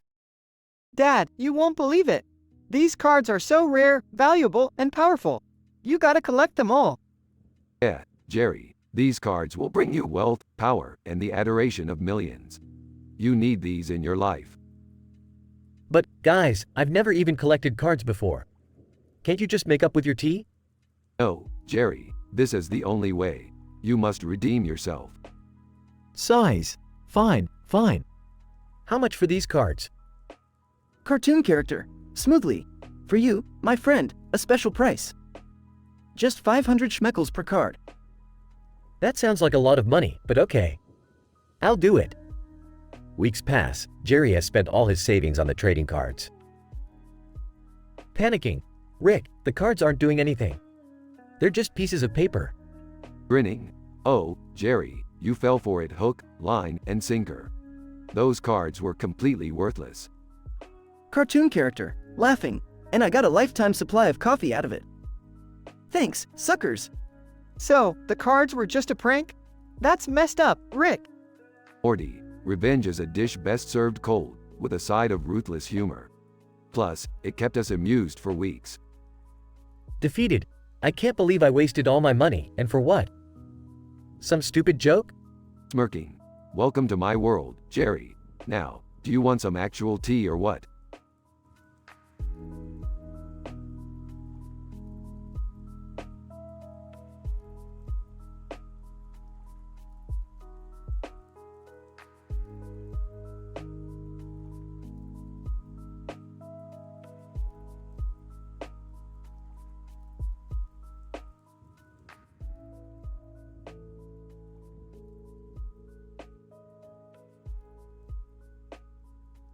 Morty, what the hell are we doing in this cave?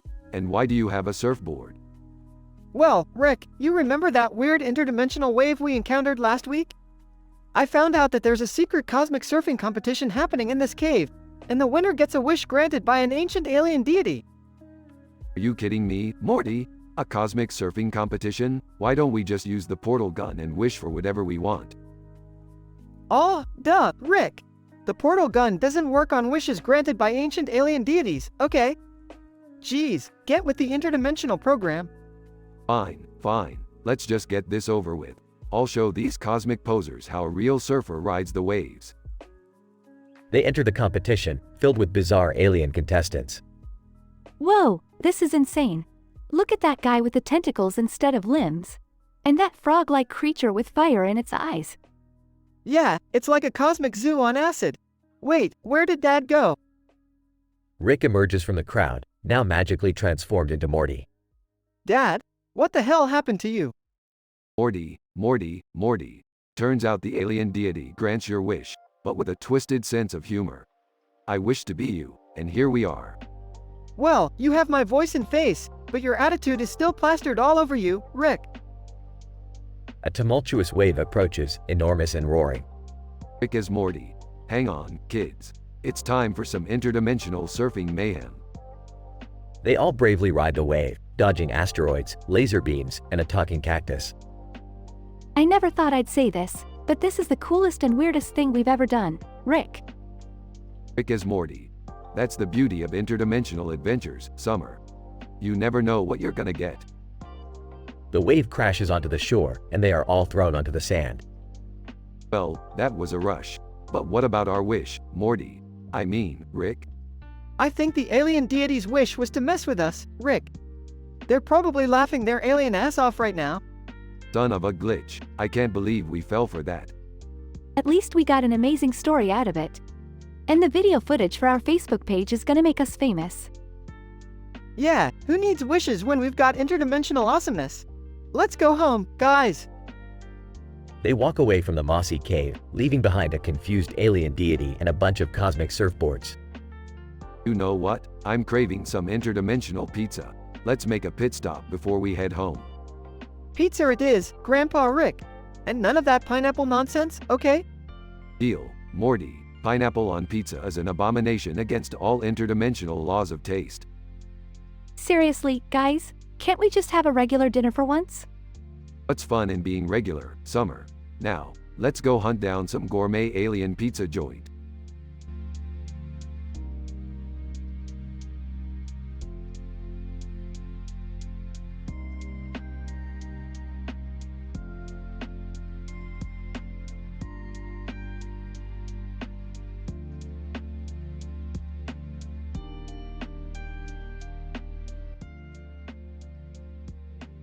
Title: Rick's Twitch Prank Show Extravaganza. Alright, Morty, listen up. We're about to embark on a groundbreaking new adventure for the internet. You see this computer, Morty? It's gonna be the catalyst for my new Twitch prank show. Rick, why do we always have to get involved in your crazy schemes? Can't we just, watch TV or something? Morty, if you want to survive in this dimension, you gotta keep up with the times. Now, I'm gonna show the whole world what a true prank master can do. Hey, can I be on the show too, Rick? I'm, totally ready to prank the internet. Summer, you're like a walking spam email. You're in. Scene: the computer room with Rick, Morty, and Summer, each with their own computer. Alright, people, welcome to the Rick Sanchez prank show. Sit back, grab some popcorn, and get ready to witness the greatest pranks of all time. Rick, I'm not sure if this is such a good idea. We could get into serious trouble. Morty, you're such a stick in the mud. Do you want to live a boring life or have your name written in the annals of prankster history? Guys, let's just have some fun. Who cares about consequences? We're in Rick Sanchez's world. Scene: Rick, Morty, and Summer brainstorming prank ideas. Alright, Morty, your first task is to prank the President of the United States. Go big or go home, Morty. Whoa, Rick! That's, majorly illegal. I can't prank the president. Morty, since when did legality stop us? Trust me, it will be hilarious. Scene: Morty sneaking into the president's office, disguised as a pizza delivery boy. Whispering, alright, here goes nothing. Hey, Mr. President, I've got a special delivery just for you. President. Wow, a pizza in the Oval Office? That's a first. Thanks, kid. Scene: the pizza box opens, revealing a live squirrel. President. What the hell is this? Sorry, Mr. President, it's just a harmless prank. No hard feelings, right? Scene: Rick and Summer laughing uncontrollably as Morty is escorted out by Secret Service agents. This was a terrible idea, Rick. I could end up in prison. Relax, Morty. It's all part of the prank show experience. Besides, you're young, you'll bounce back. Scene: Rick's garage laboratory, after an intense prank showdown. Well, Morty, Summer, I must say, you both exceeded my expectations. I hereby declare you the ultimate pranksters of the multiverse. Thanks, Rick. This was, totally the best experience ever. I can't believe I actually pranked the president. This is insane. That's right, Morty. Now the world knows the true power of the Sanchez legacy. Scene: Rick, Morty, and Summer celebrating their prank victories. Alright, time to prank everyone on the internet. Get ready for the ultimate Rickroll, people. Rick, you're out of control. Morty, control is overrated. Embrace the chaos. Scene: Rick, Morty, and Summer initiating a global Rickroll, causing online uproar and laughter. Rick, I can't believe we actually did it. We pranked the whole world. That's what I call interdimensional prankster supremacy, Morty. Scene: the episode concludes with Rick, Morty, and Summer basking in the glory of their epic prank show. Well, folks, I hope you enjoyed witnessing my prankster genius. Until next time, stay twisted and keep pranking. Montage of Rick, Morty, and Summer in various outrageous pranks. ending with the iconic Rick and Morty portal closing shot.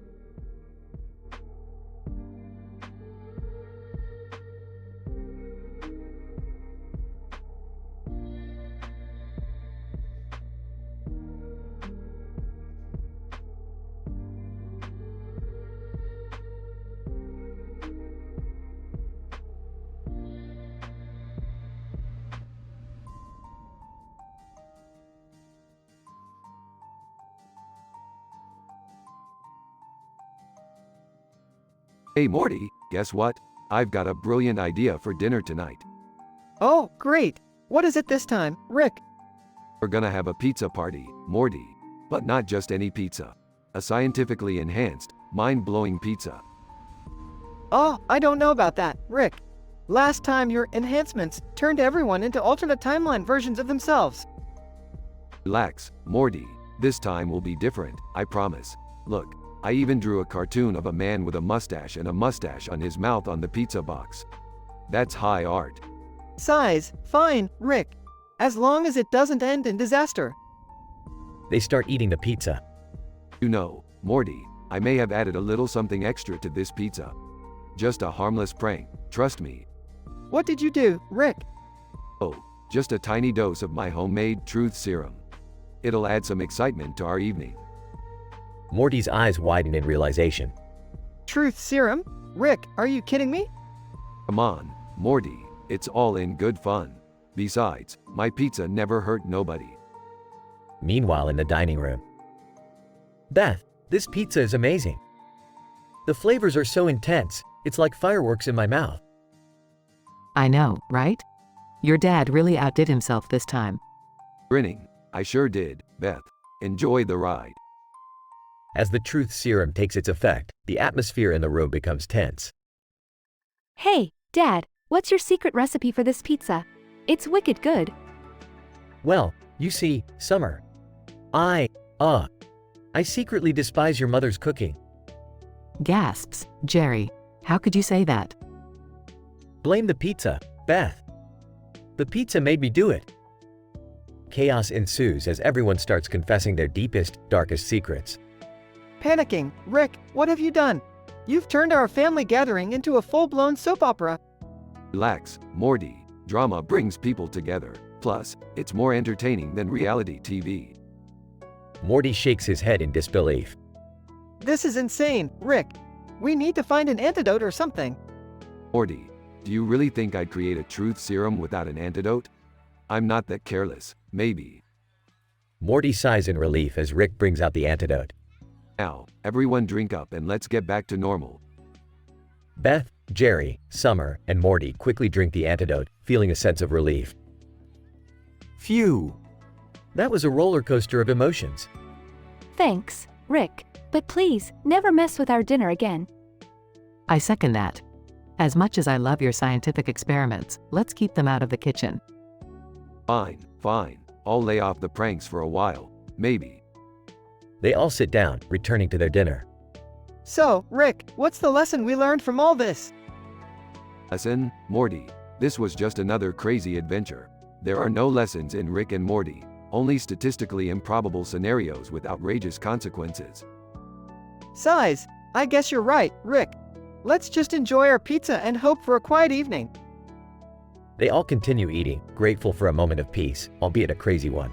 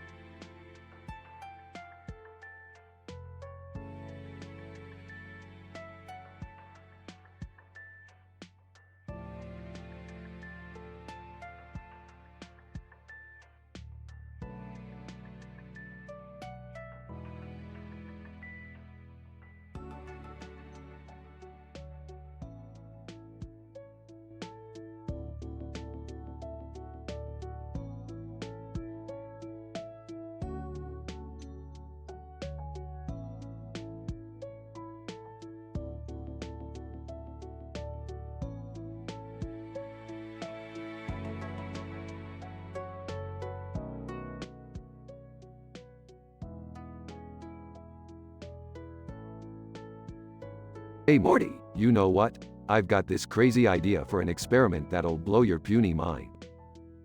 Oh geez, Rick, not another one of your insane experiments. Last time we ended up in an alternate dimension where everyone had butts for faces, remember?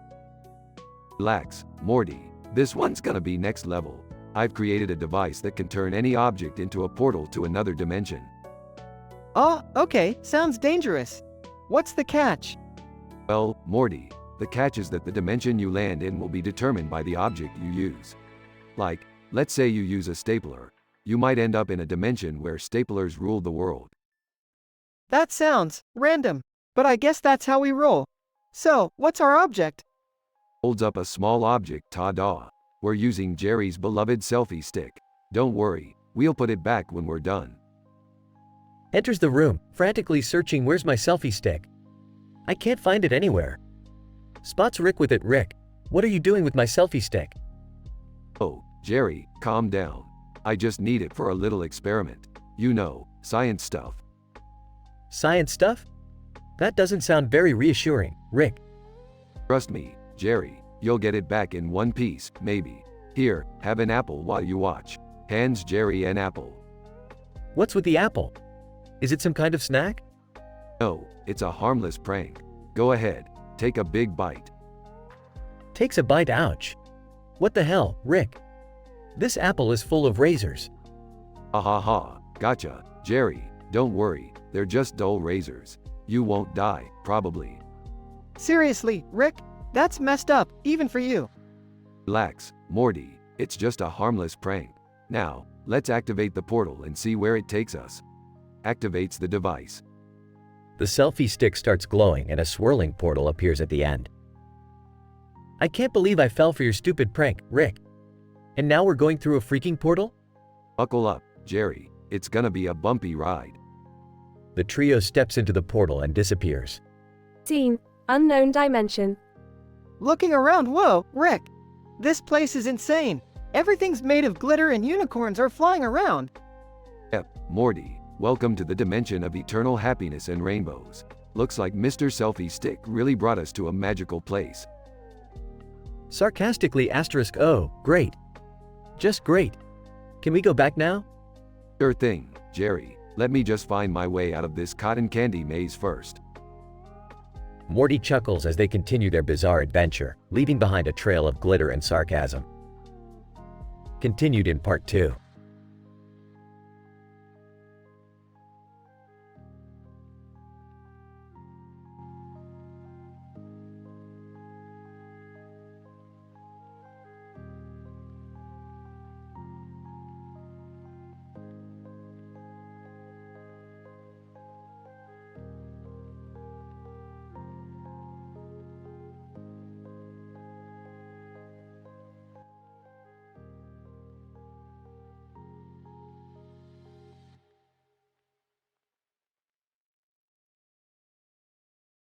Hey Morty, pass me the Parmesan. This spaghetti's about as bland as Jerry's personality. Here you go, Rick.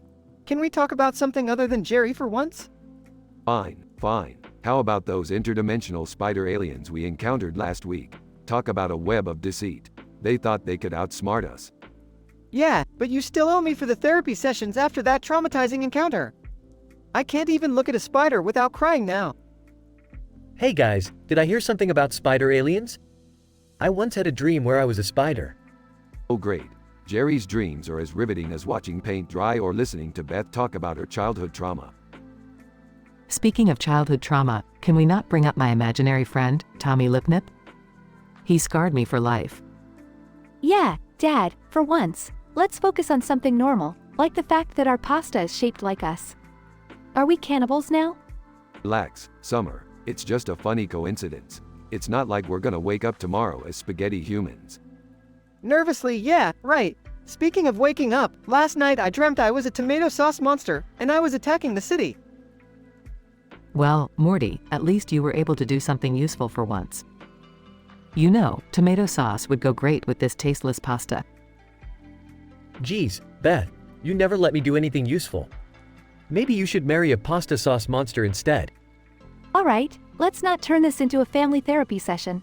Can we just eat our weirdly shaped pasta and be done with it? Fine, but only because I can't resist a good plate of narcissistic cuisine. Guys, the pasta has started trembling. Is it supposed to do that? Don't be absurd, Morty. Pasta doesn't tremble. Oh no, it's an earthquake. I'll protect you, Beth.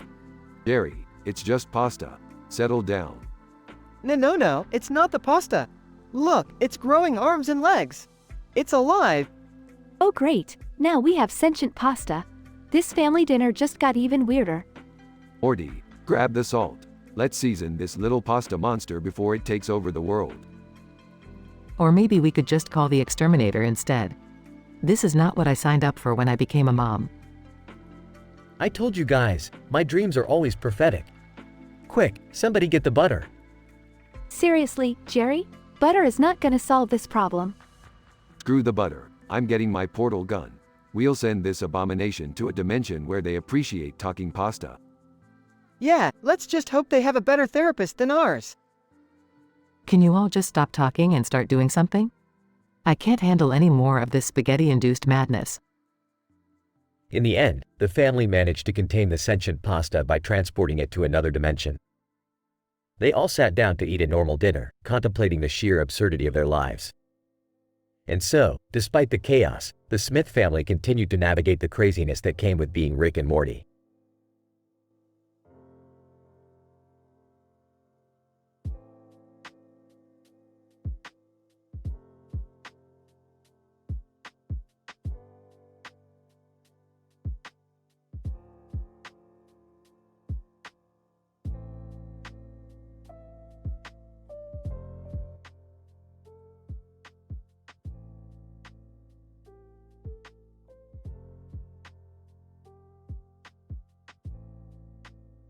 Morning, Morty. Looks like we hit the breakfast jackpot. Pass me the syrup, will ya? Sure thing, Rick. I couldn't sleep last night, man. My dreams were all over the place. Dreams, Morty? Seriously? You know dreams are just a bunch of random firing neurons, right? Not some mystical portal to another dimension. I know, Rick, but this dream felt different. You were there, and you were like an intergalactic rock star.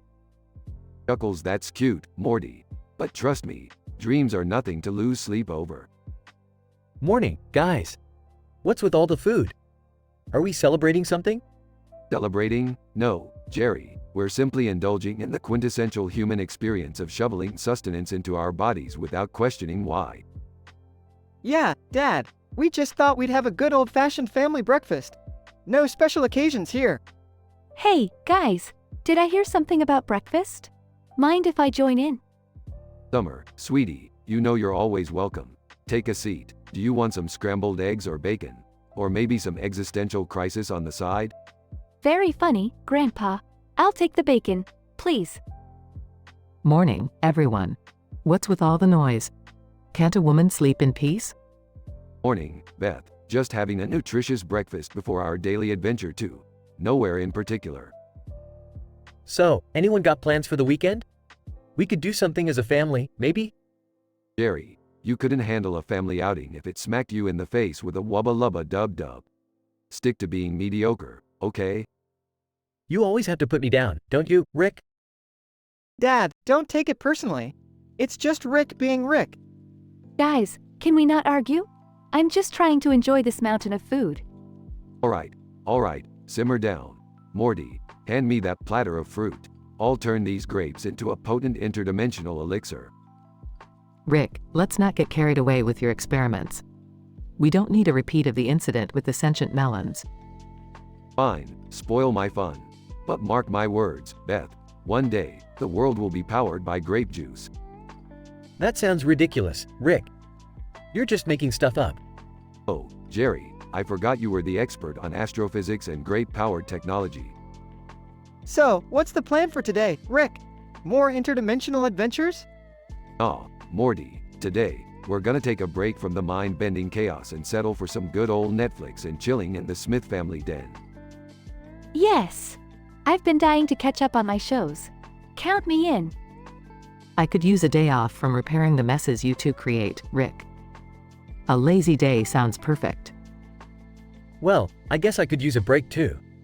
Maybe I'll finally beat my high score in the game I've been playing. Excellent. So, with our bellies full and our minds empty, we shall venture into the realm of entertainment.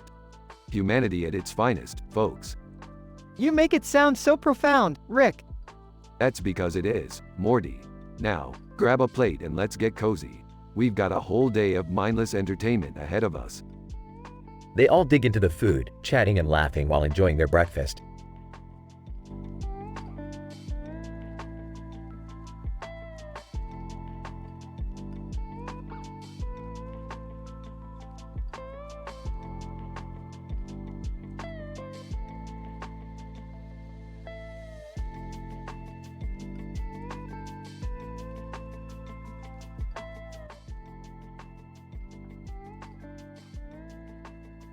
Alright, Morty, buckle up.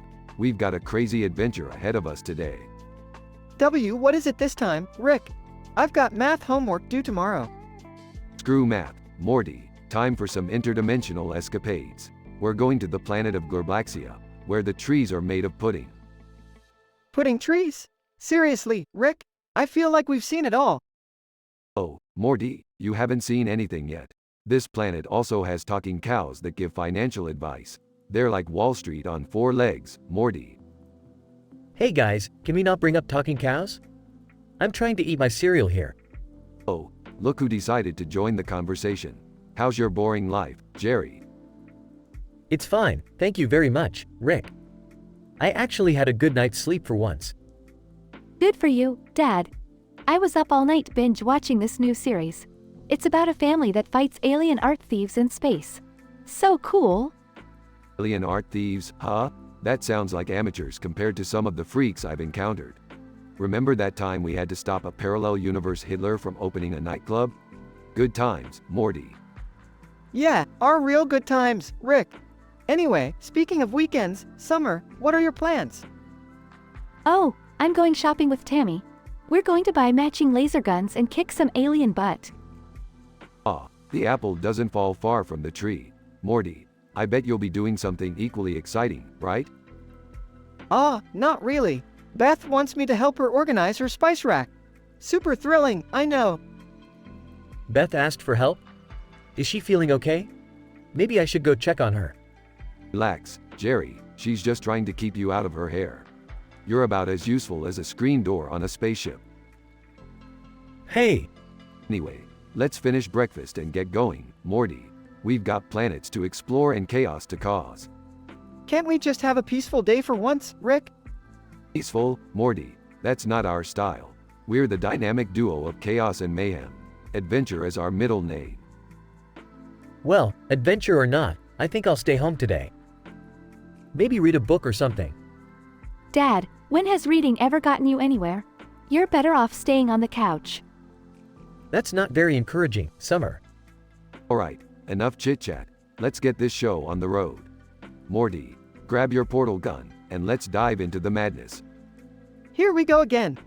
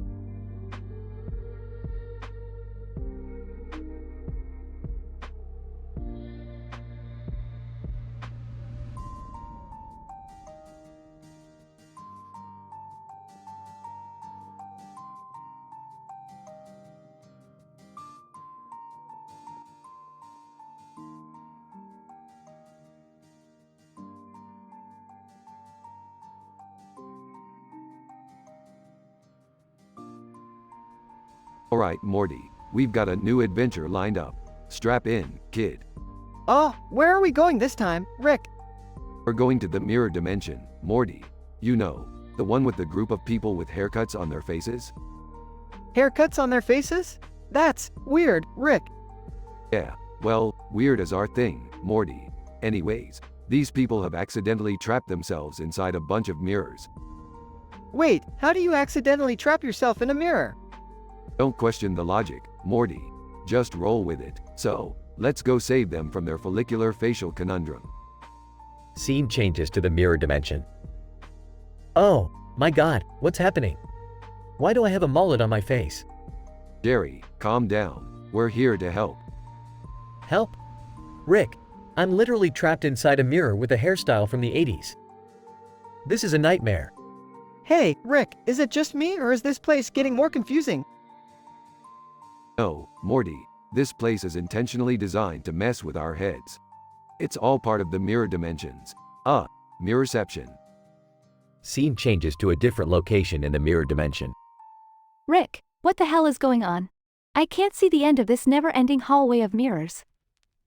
Well, Summer, this is what happens when you let a bunch of fashion-obsessed aliens mess with interdimensional technology. It's like a cosmic salon gone wrong. I can't take it anymore. I just want to go home and wash this hair off my face. Hang in there, Morty. I'm working on a plan. Gazes at his reflection in the mirror. You know, I must admit, this handlebar mustache is quite flattering. Scene shifts back to Jerry. I can't believe it, Rick. I just fought off a group of evil hair clippers with faces, and now I have a beard made of scissors. Well, Jerry, your grooming skills have become a cut above the rest. Chuckles. Oh, very funny, Rick. I'm stuck in a pun-filled nightmare. Scene abruptly changes to an entirely different location. Where the hell are we? Don't worry, Beth, we're in the mirror dimension, and I think I've finally figured it out. All we need to do is break the main mirror, and everything will revert to normal. Well, what are we waiting for? Let's smash it. They all start smashing their reflections, causing chaos and confusion. Alright, it's done. Now let's get the hell out of here. Wait, Dad, you didn't smash your reflection. What's gonna happen to you? Oh, finally, something good might happen. Smirks. Scene fades out to the Smith family back in their living room. Alright, we're back home. Everyone's faces are back to normal. That was the weirdest adventure yet, Rick.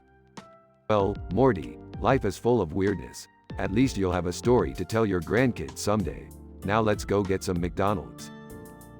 The Smith family heads out, leaving chaos and confusion behind, as always.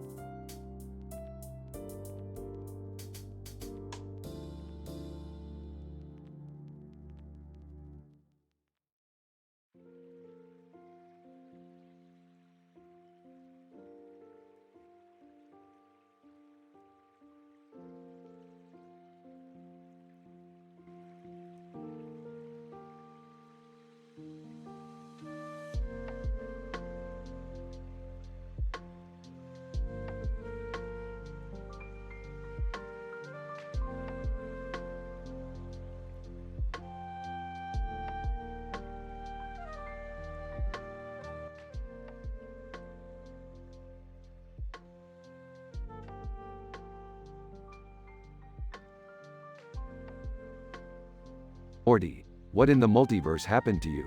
Why are you crying uncontrollably like a baby with 3 butts? Sniffles, I tripped, Rick. I hit my head on the floor, and now I can't stop crying. Oh, great job, Morty. You managed to injure yourself in the most pathetic way possible. Suck it up. It's just a little bump on your noggin. But, Rick, it really hurts. I've never felt pain like this before. Morty, I've seen realities where pain is considered a recreational activity. You're lucky this isn't one of those. What's going on here? Why is Morty bawling his eyes out? Your beloved son here managed to trip over air and now he's having a meltdown. Rick, can't you do something? Fix him with your fancy gadgets or something?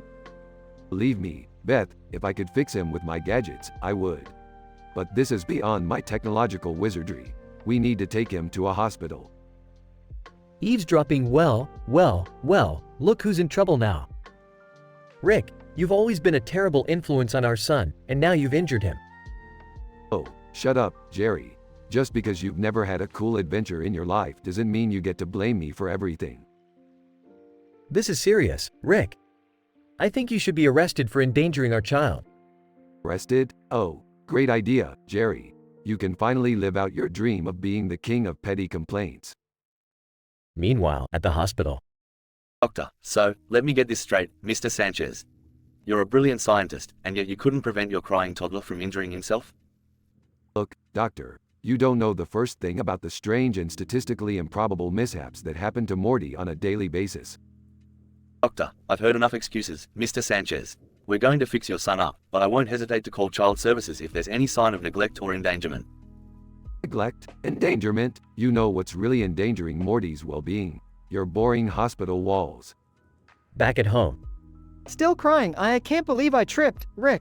Am I the clumsiest person in the universe? Morty, listen to me. You're not the clumsiest person in the universe. You just happen to have an uncanny ability to find yourself in incredibly ridiculous predicaments. Really, Rick? Yeah, Morty. And you know what? That's what makes you special, kid. So, wipe those tears and let's go find the next crazy adventure waiting for us. Okay, Rick. Let's do it. And so, with tears wiped away, Morty and Rick embark on another mind-bending, dimension-hopping journey, leaving behind a world where crying over scraped knees is the height of drama.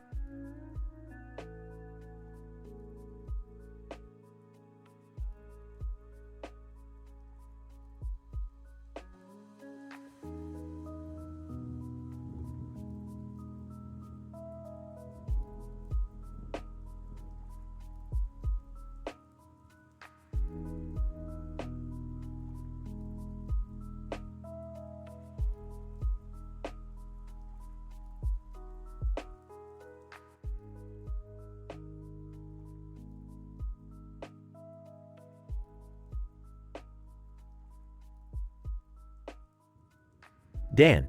So, you're telling me that there's a naked man sitting on a bed with 2 books, and no one is wearing clothes? Sarah. Yup, that's right. The man is just sitting there, casually reading his books, and everyone else in the room is in their birthday suits. Done. And I assume there's a reason for this peculiar situation? Sarah. Funny you should ask, because the reason is quite extraordinary.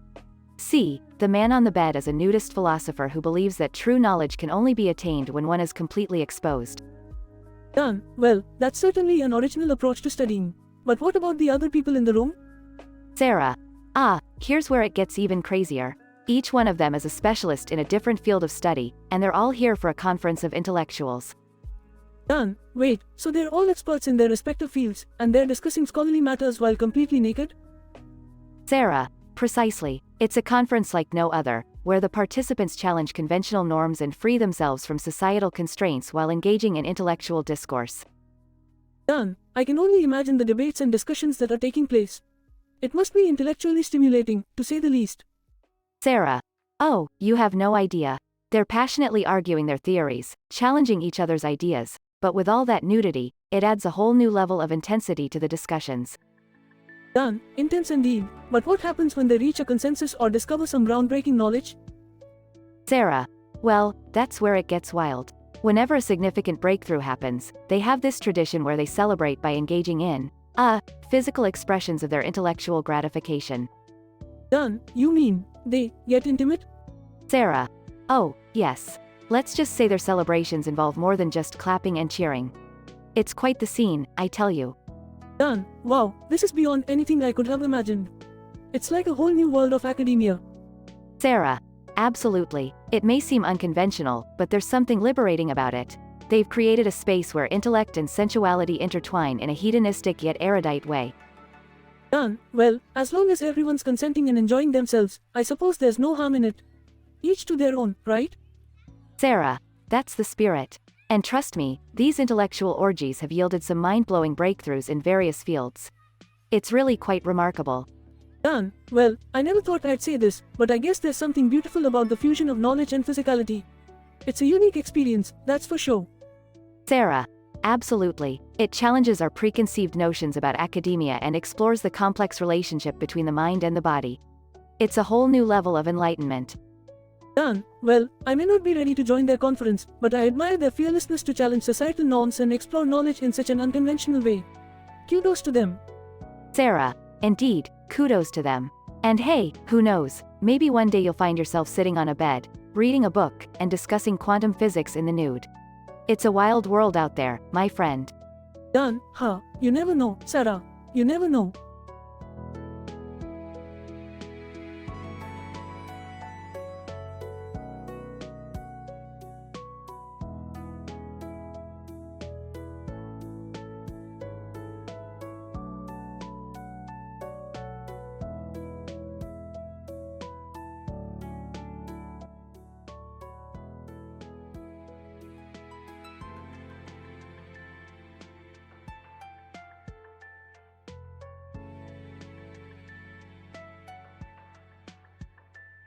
Hey Morty, what do you think of this ridiculous poster?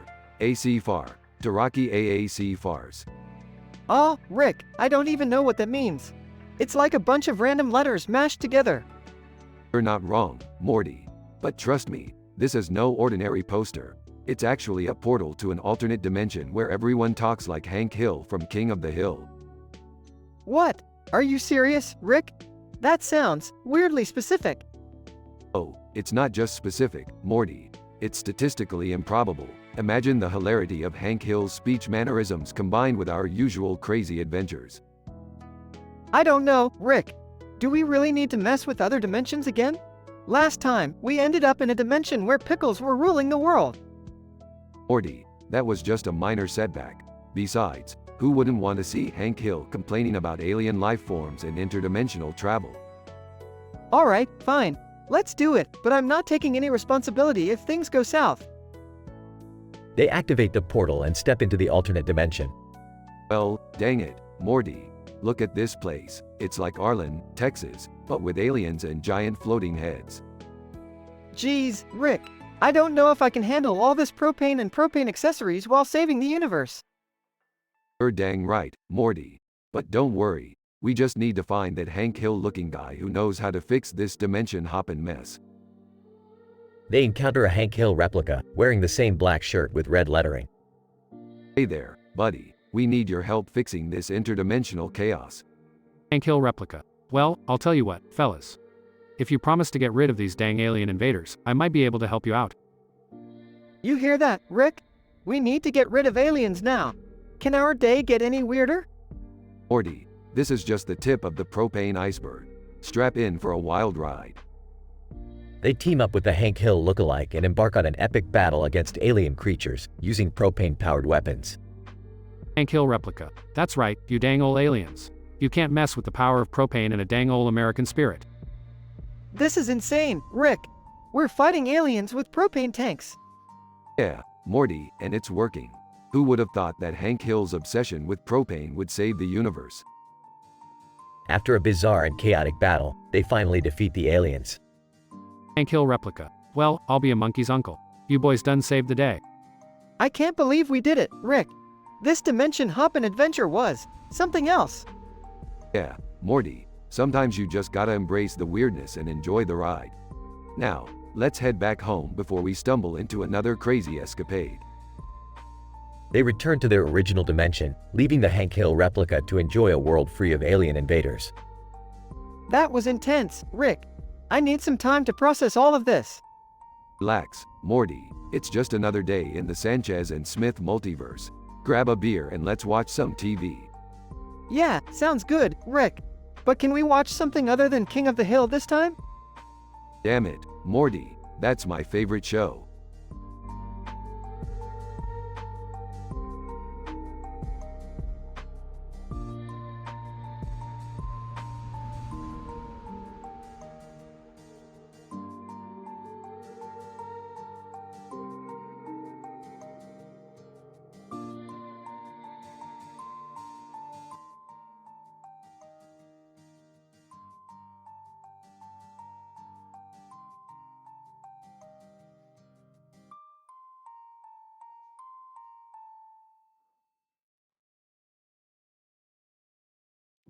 Peter, hey, Brian, check out this cardboard box I found. It looks like it's been shipped from somewhere far away. Brian, careful. Peter, you never know what's inside those boxes. It could be something dangerous. Peter, oh, come on, Brian. What's the worst that could happen? Let's open it up and see what treasure awaits us. Brian, fine, but remember, you asked for it. Peter opens the box, revealing a camera mounted inside. Peter, look at this. It's a camera. I bet Lois would love it for her photography hobby. Brian, Peter, I think there's more to this camera than meets the eye. It seems to have some strange settings. Peter, oh, look at this one. It says shipping mode. I wonder what that does. Let's give it a whirl. Suddenly, the camera activates and emits a blinding flash of light. Brian, hello, Peter. I think we just got ourselves into deep trouble. Cutaway gag 1. Scene, Quahog Airport. Peter, holding a backpack. All right, Stewie, we're going on a vacation to Hawaii. Stewie, sipping a martini. Oh, how lovely. Just you and me, father-son bonding time. Scene shifts to the airport security screening. Security officer, sir, what's in your backpack? Peter, oh, just some souvenirs. Nothing to worry about. Officer opens the backpack to find a large fish tank with a live dolphin inside. Dolphin, help, let me out of here. Scene returns to Peter and Brian trapped in the box. Brian, Peter, we need to find a way out of here. We can't stay trapped in this box forever. Peter, don't worry, Brian. I have an idea. Let's use the camera to contact someone for help. It's got Wi-Fi. Brian, that might actually work. Let's give it a shot. Peter activates the camera's Wi-Fi and starts a video call. Cutaway gag 2. Scene, Quahog Police Station. Joe, talking on his police radio, shots fired. I need backup at the Griffin's residence. Scene shifts to Peter and Joe in a high-speed chase. Peter, driving. Hang on, Joe. We can lose these cops. Joe throws a banana peel out the window, causing a police car to spin out of control. Scene returns to Peter and Brian trapped in the box. Brian, Peter, that didn't work. We're still stuck here. We need to think of something else. Peter, I got it. Let's use the camera's teleportation mode. It says it can teleport objects. Brian, are you sure about this, Peter? Teleportation sounds pretty risky. Peter, what's the worst that could happen, Brian? Let's give it a shot. Cut to a blinding flash of light as Peter and Brian disappear. Cutaway gag 3. Scene, Peter and the giant chicken fighting on top of a moving train. Peter, throwing punches. Take that, you giant chicken. Scene cuts back to Peter and Brian inside the box. Brian, Peter, we did it. We're finally out of the box. Peter, haha, I knew teleportation would work. Now let's go find Lois and show her this amazing camera. Brian, Peter, I think it's best if we just put the camera away and forget about this whole adventure. Peter, you're right, Brian. Sometimes, it's better to leave well enough alone. Let's get out of here. They walk off, leaving the camera behind. Peter and Brian's misadventure with a mysterious camera lands them in unexpected situations, full of chaos and absurdity, typical of Family Guy episodes. Their attempts to escape the cardboard box lead to improbable scenarios and cutaway gags that mock American and pop culture, providing comedic relief amidst the dramatic and intense moments. Despite their wild journey, the duo ultimately realizes the importance of leaving well enough alone and deciding to move on without the camera.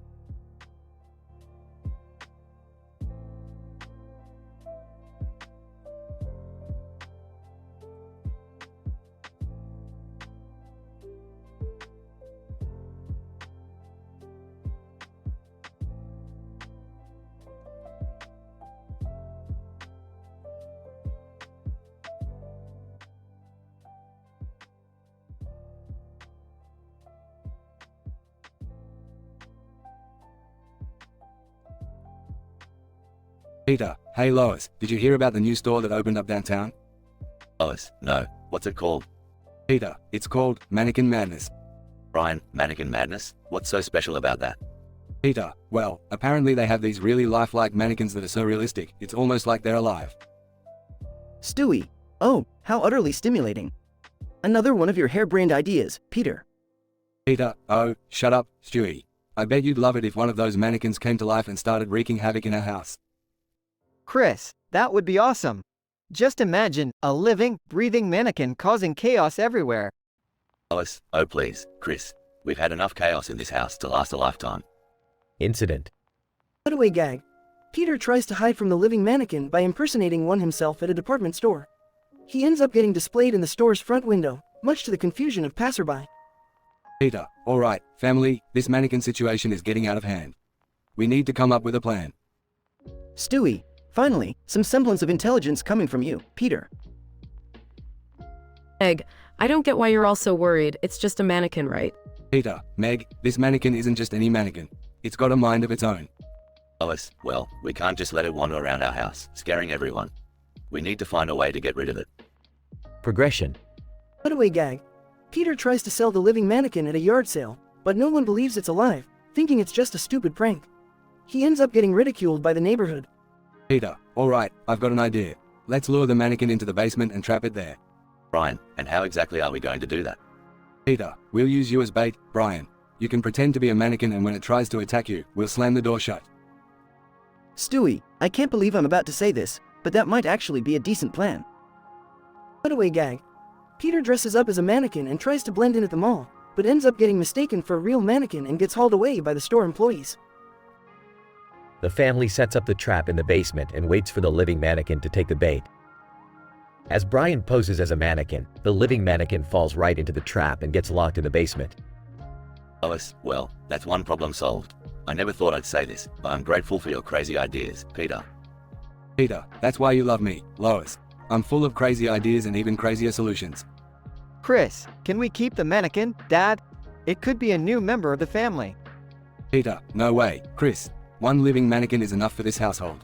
Let's just be glad we survived this bizarre adventure.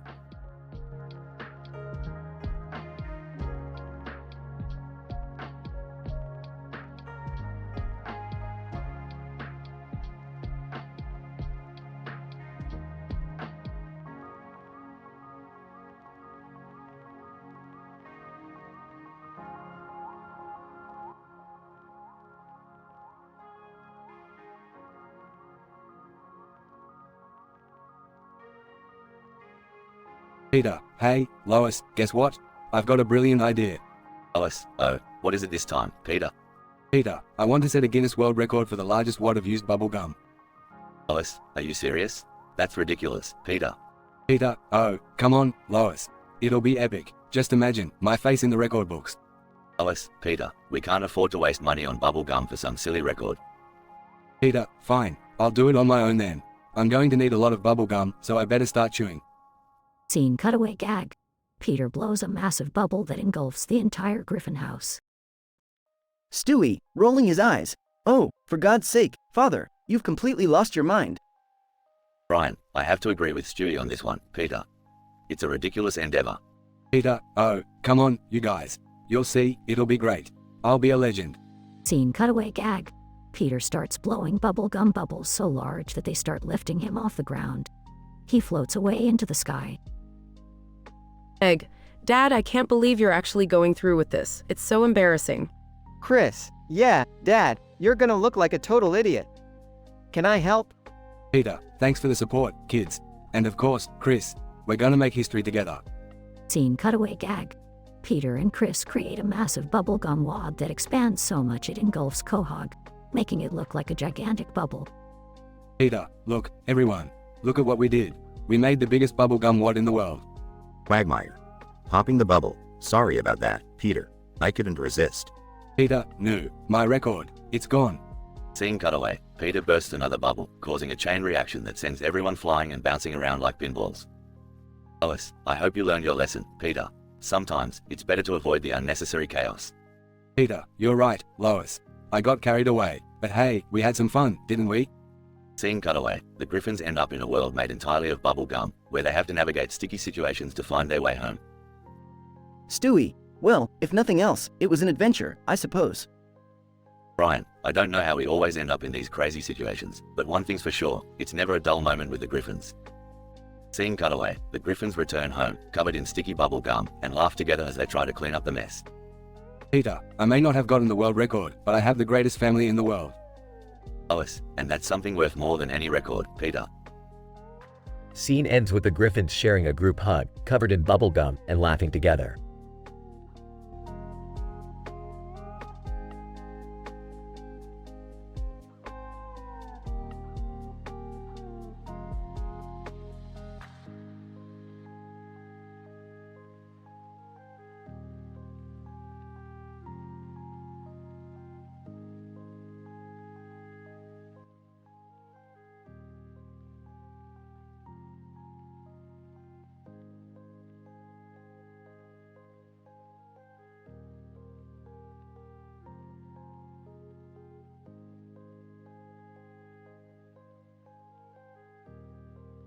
SpongeBob. Hey, Patrick. Have you heard? The Tattletale Strangler is back in Bikini Bottom. Patrick. Oh, no. That guy is a real pain in the ass. What's he up to now? SpongeBob, word on the street is that he's been stalking the residents, gathering dirt on their secrets. Squidward. Just great. As if I don't have enough problems with my clarinet practice and dealing with you two numbskulls. Sandy, well, we better put a stop to this creep. Who knows what kind of trouble he'll cause? Mr. Krabs, trouble? Did someone mention trouble? That guy could ruin me business. We need to catch him and throw him behind bars once and for all. Mrs. Puff.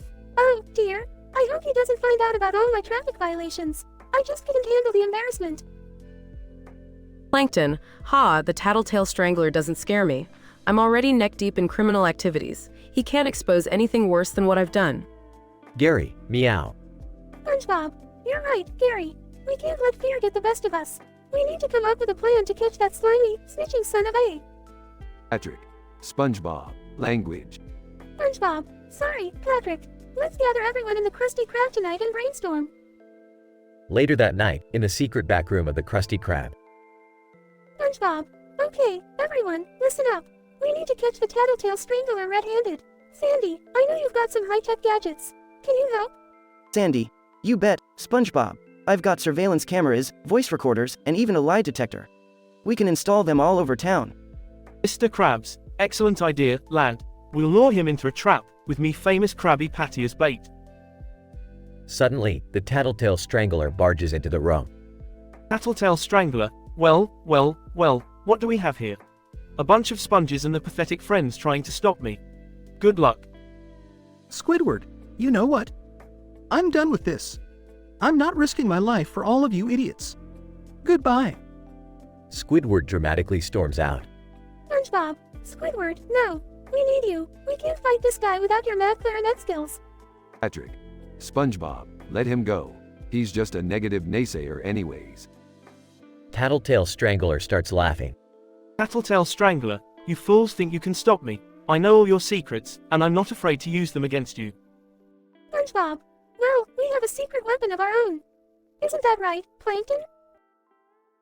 Plankton. What? Oh yes, behold the Krabby Patty secret formula. You can't beat us when you're distracted by this. Tattletale Strangler's eyes widen. Tattletale Strangler, the Krabby Patty secret formula. This changes everything. Okay, I'm out of here. Tattletale Strangler runs away. Sandy, phew, that was a close one, y'all. Good thinking, Plankton. Plankton, don't thank me. Thank this deliciously deceptive burger. Mr. Krabs, well, I guess me secret recipe is good for more than just selling Krabby Patties. It's a lifesaver too. Squidward reluctantly returns. Squidward. Fine. I guess I can help defeat that strangler. But you owe me big time. SpongeBob, thanks, Squidward. We're gonna catch that guy, and Bikini Bottom will be safe again. They all join hands, looking determined. Patrick. We make a great team. Sandy, you can say that again, Patrick. Patrick. We. Make a great. Team. Everyone bursts into laughter. Gary, meow. The scene fades out as they continue laughing, ready to face any challenge that comes their way.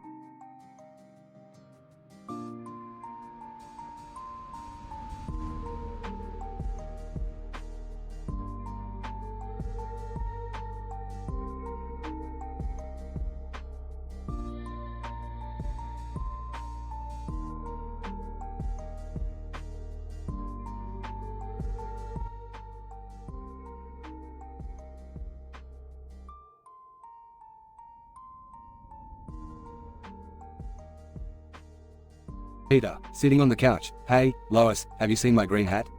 I can't find it anywhere. Lois, rolling her eyes, for the 100th time. Peter, I haven't seen your stupid hat. Now leave me alone, I'm trying to read. Peter, frustrated, well, someone must have taken it. And I'll find out who. Cutaway gag 1. Peter, in a detective hat, holding a magnifying glass. Alright, Quahog, we have a missing hat mystery on our hands. Time to get to work. Scene shifts to Peter interrogating a toaster. Peter, pointing finger. Alright, toaster, spill the beans. Where were you on the night of the disappearance?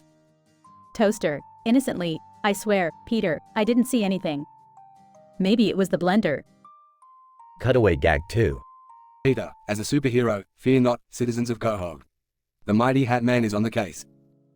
Scene shows Peter flying around, searching for the missing hat. Peter, up, and away. Now, I just need to find a phone booth to change back into my regular clothes. Scene cuts to Peter frantically searching for a phone booth, but they have all been replaced with portable toilets. Peter, frustrated, dang it, those pesky porta potties ruin everything. Incident.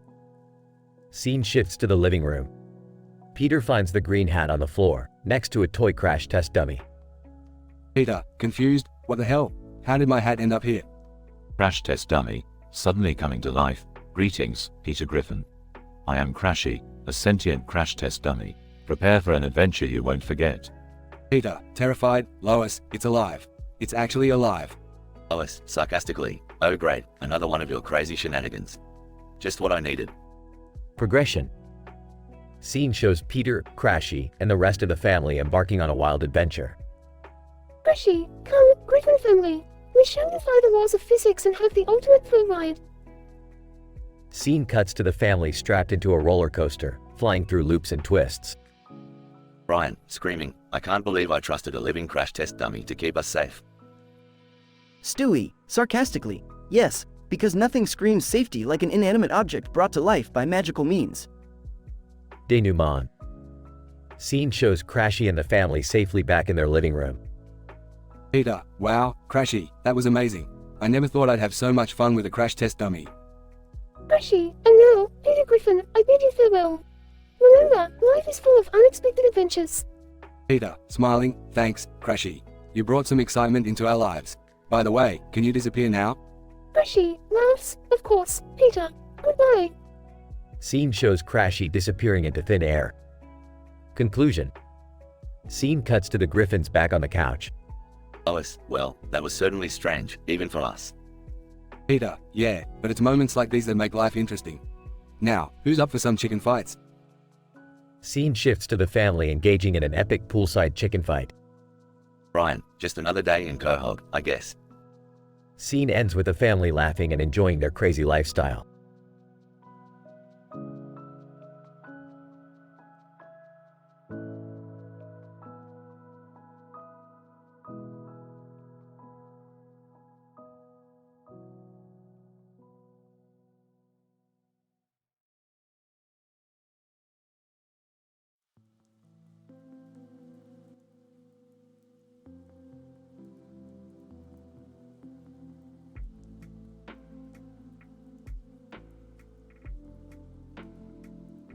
Peter, hey, Brian, look at this cardboard box. It says, free shipping worldwide. Brian, well, that sounds interesting. I wonder what we could do with it. Peter, I've got an idea. Let's climb inside the box and see where it takes us. Brian, are you serious? We could end up halfway across the world. Peter, yeah, but imagine all the adventures we'll have. Come on, let's do it. Scene transitions to Peter and Brian inside the box, covered in packing peanuts. Peter, wow, it's really cramped in here. What's the worst that could happen, right? Brian, famous last words, Peter. I hope we don't end up in North Korea or something.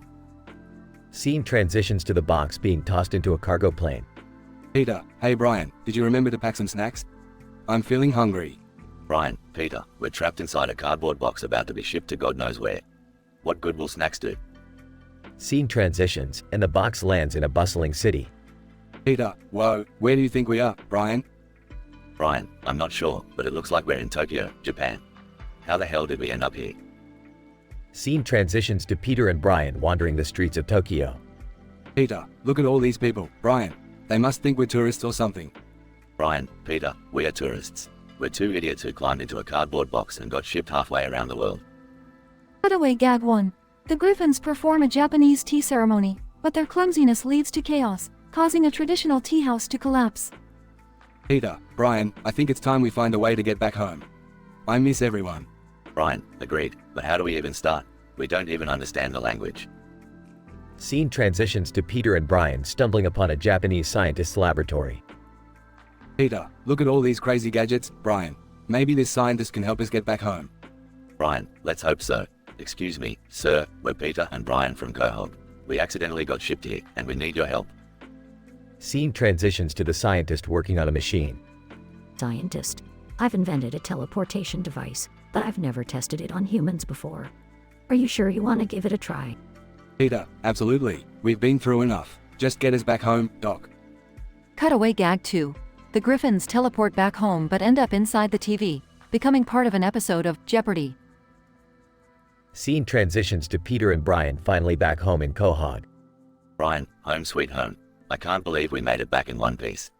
Peter, yeah, but I gotta say, Brian, that was the weirdest adventure we've ever been on.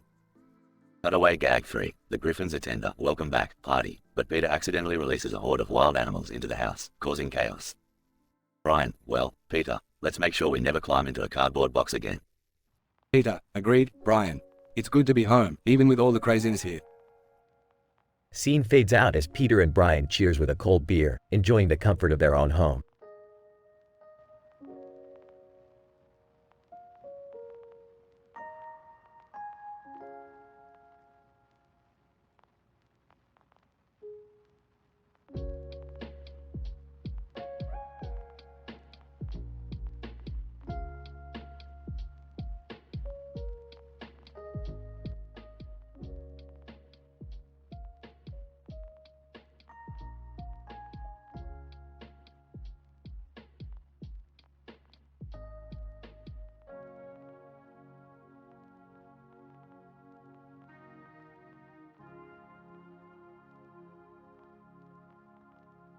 Peter, hey Lois, did you hear about that new mannequin they installed at the mall?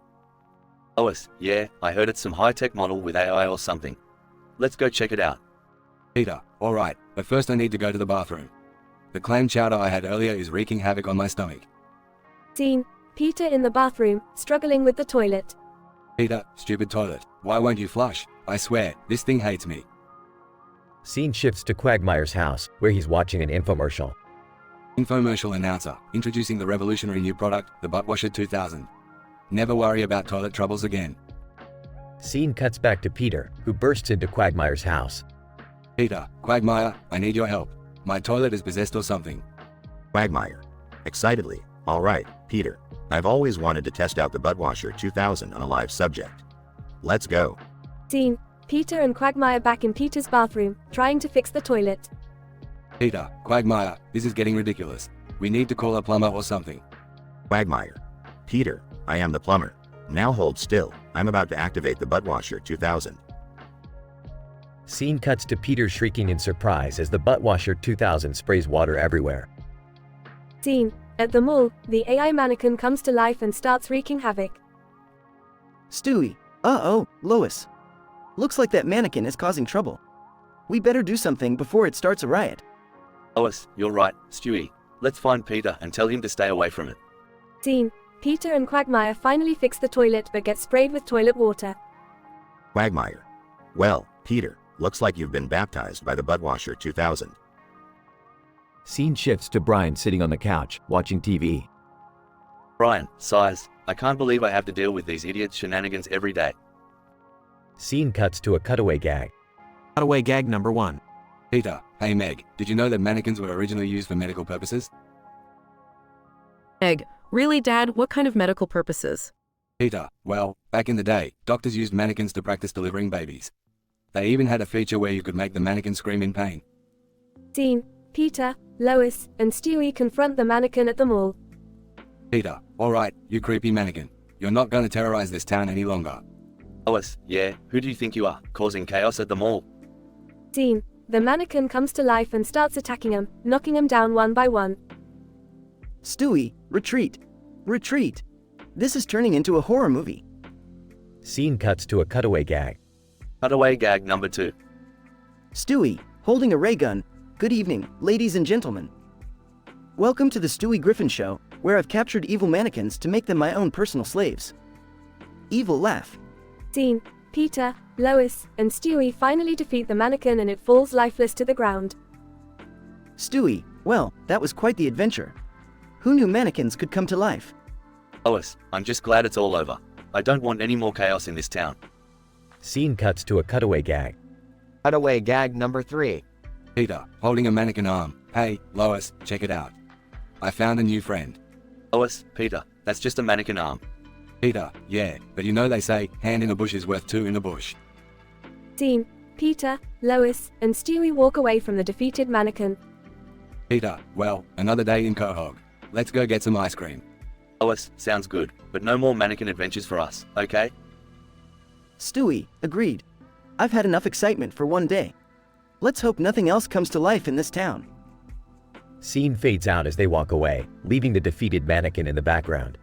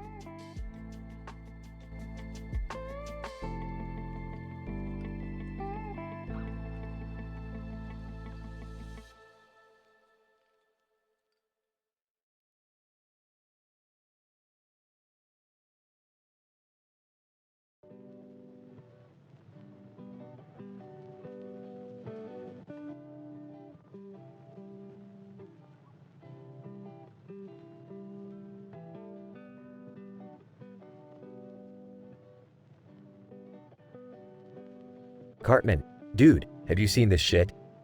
Ronald fucking McDonald has taken over South Park. Kyle, oh my god. We're screwed, you guys. That clown is a sadistic motherfucker. Kenny, muffled. MMMPH. Stan. Yeah, Kenny's right. We need to do something about this psycho. Cartman, screw that, I'm hungry. Let's go to City Walk and get some Mongolian beef.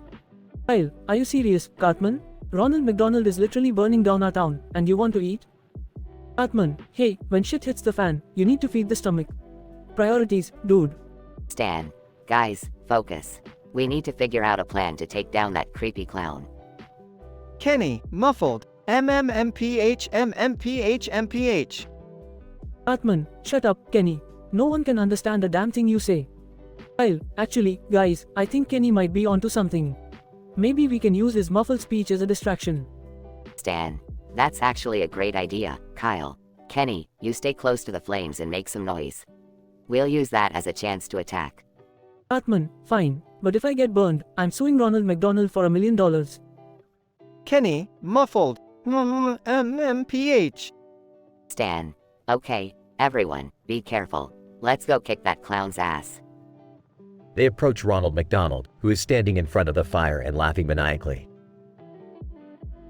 Ronald McDonald, welcome to my happy place, kiddies. Time for some real fast food justice. Cartman, you think you can mess with South Park, you redheaded fuck? Well, think again. Kyle, Cartman, and Stan charge at Ronald McDonald, while Kenny continues to make muffled noises. Ronald McDonald, you childish bastards can't stop me. They engage in a brutal fight, full of punches, kicks, and vulgar insults. Kyle, take this, you greasy clown fucker. Cartman, I'm gonna stuff those french fries right up your ass, Ronald. Stan. You're going down, you burger flipping piece of shit. Kenny's muffled noises grow louder and attract more attention, allowing the others to land powerful blows. Ronald McDonald, what the hell is that noise? Stop it, you little muffled piece of shit. Kenny suddenly unmuffles himself and speaks clearly. Kenny, screw you, Ronald. I've had enough of your bullshit. Kenny delivers a final blow to Ronald, knocking him to the ground. Stan. Holy shit, Kenny. You did it. Cartman, well, I'll be damned. Kenny actually saved the day. Kyle, let's tie this clown and call the police to come and arrest him. Kyle, Cartman, and Stan tie up Ronald McDonald and wait for the police to arrive. Stan. South Park is safe again, thanks to the foul-mouthed heroics of Kenny. Kenny, muffled. MMMPH. They all laugh, relieved that their town is no longer under Ronald McDonald's twisted reign.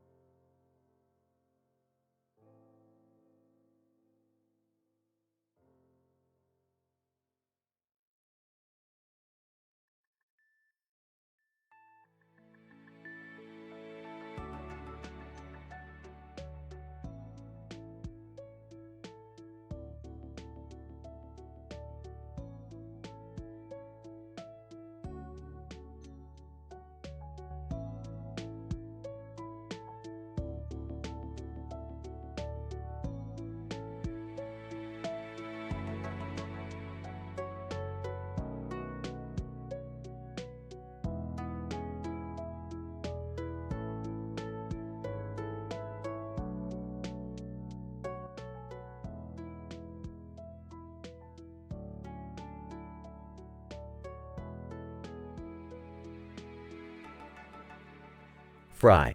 Hey, Professor, we got a delivery to make on this weird planet. What's in the crate this time? Professor Farnsworth. Oh, my dear boy, inside this creepy box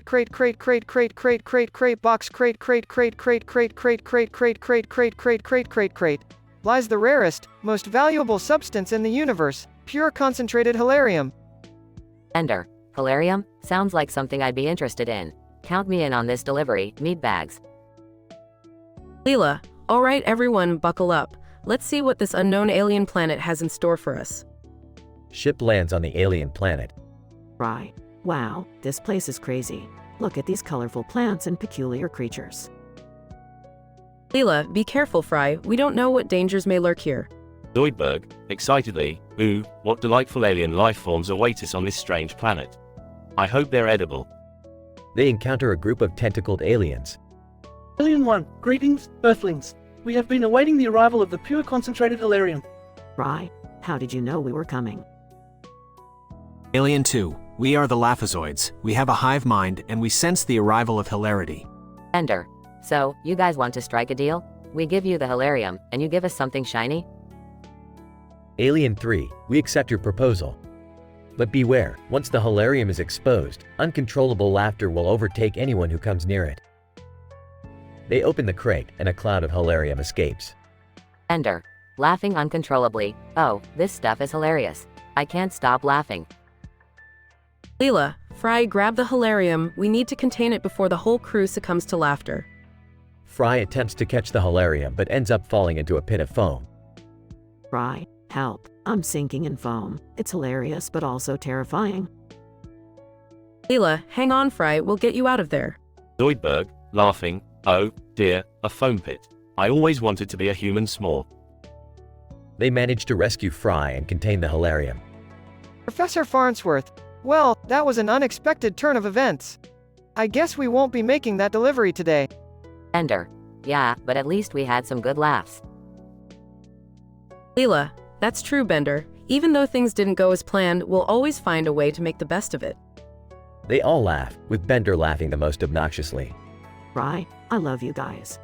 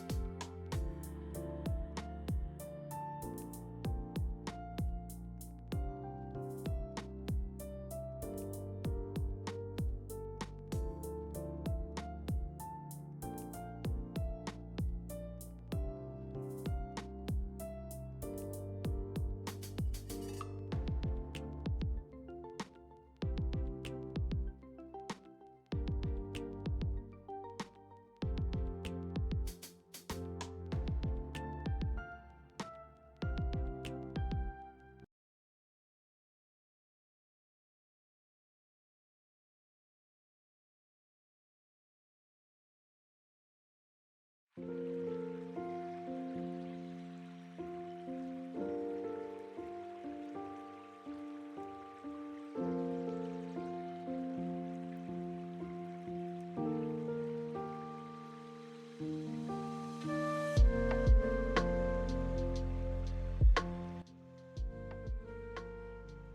shit, did you see that? A green fucking creature attacking another green creature. Steve, what the fuck? Is that a sword in a net? This shit is insane. I've never seen anything like this. It's like some M-rated fantasy shit. Steve, I can't even process what I'm witnessing right now.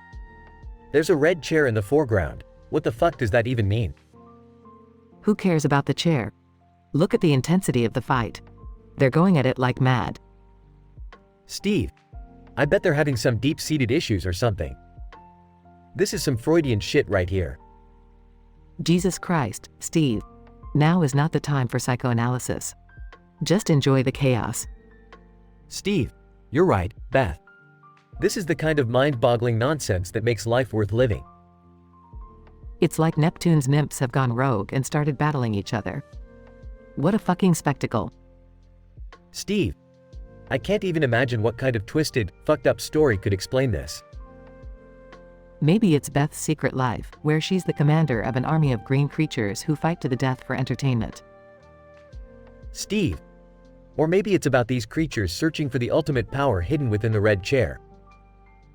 Regardless, this shit is giving me a boner. It's got the bones to break my mundane routine. Steve, agreed, Beth. Witnessing this level of chaos makes me feel alive, like Eren Yeager taking down Titans. Let's make a pact, Steve. From now on, we live our lives with this level of intensity, chasing our wildest dreams. Steve, absolutely, Beth. Let's embrace the madness and never settle for anything less. They continue watching the fight, ecstatic in their newfound perspective on life. Note: the dialogue provided is vulgar, intense, and M-rated, following the guidelines of the prompt.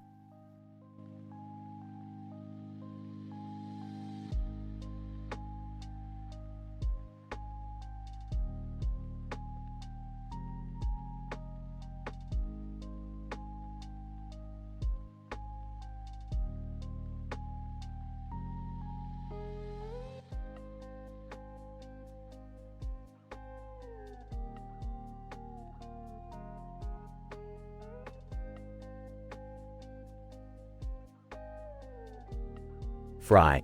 Alright, guys. We've got a delivery to make to the planet Zogroth. Let's go. Bender. Another boring delivery. Can't we just steal something valuable instead? Leela. No, Bender. We're a delivery company, remember? Now, let's focus on getting this job done. As the crew arrives on the planet Zogroth, they are greeted by strange-looking aliens with trisexual names. Alien 1, greetings Earthlings. We are the Zogrillians and we demand your assistance. Fry. Sure. What do you need help with? Alien 2, our planet is in dire need of a flying swiggly wop. The only thing that can save us from certain doom. Bender. Flying Swigglywop, what the hell is that? Leela. We'll find it for you, don't worry. Fry. Start scanning the area for any signs of a flying swiggly wop. Fry begins scanning the planet's environment, while Bender chats up the aliens. Bender. So what's so special about this flying Swigglywop anyway? Alien 3. It is a legendary artifact, capable of curing any sickness, mending broken relationships, and granting eternal happiness. Bender. Sounds like a load of bullcrap to me, but hey, if it gets me some cold hard cash, I'm in. Meanwhile, Leela discovers a metal object with a beautiful design on it. Leela. Hey, Fry. I found something. It seems to be the flying swiggly wop. It looks more like a fancy paperweight, though. Fry. Let's bring it back to the aliens and see if it's what they're looking for. Back with Bender and the aliens. Bender. Alright, I've got the artifact right here. Prepare to be amazed. Alien 1. You have found the legendary flying Swigglywop. Our planet is saved. The Zogrillians proceed to celebrate their newfound salvation. Leela. Wait a minute, guys. I think we've made a mistake. This metal thingy might not actually be the flying swiggly wop. Fry, are you kidding me? We've gone through all this trouble for nothing? Ender, typical. We risk our lives for a bunch of gullible aliens, and we end up with a worthless paperweight. Zap Brannigan suddenly appears on the planet. Zap Brannigan. Oh, the Planet Express crew. I see you've successfully delivered the flying swiggly wop. Ela. Zap, what the hell are you doing here? Zap Brannigan. Oh, just saving the day, as usual. You can thank me later. Ender, you know what? This day couldn't get any worse. A spaceship crashes into Zogroth, causing chaos and destruction. Fry, never mind. Bender, I stand corrected. Ela. Looks like we're in for another adventure. Let's get the hell out of here, guys. The Planet Express crew races back to their ship as the planet Zogroth faces imminent doom.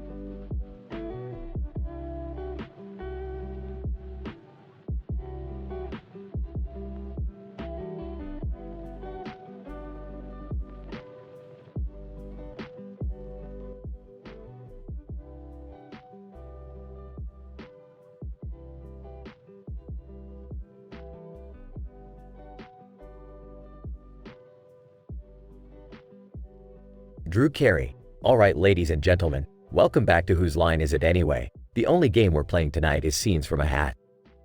Are you ready? Let's dive right in. Colin Mockery, scene, in a doctor's office with an embarrassing medical condition. Wayne Brady, sorry, Doc. I didn't know tap dancing on bubble wrap had side effects like this. Ryan Stiles, yeah, turns out my farts now play Flight of the Bumblebee.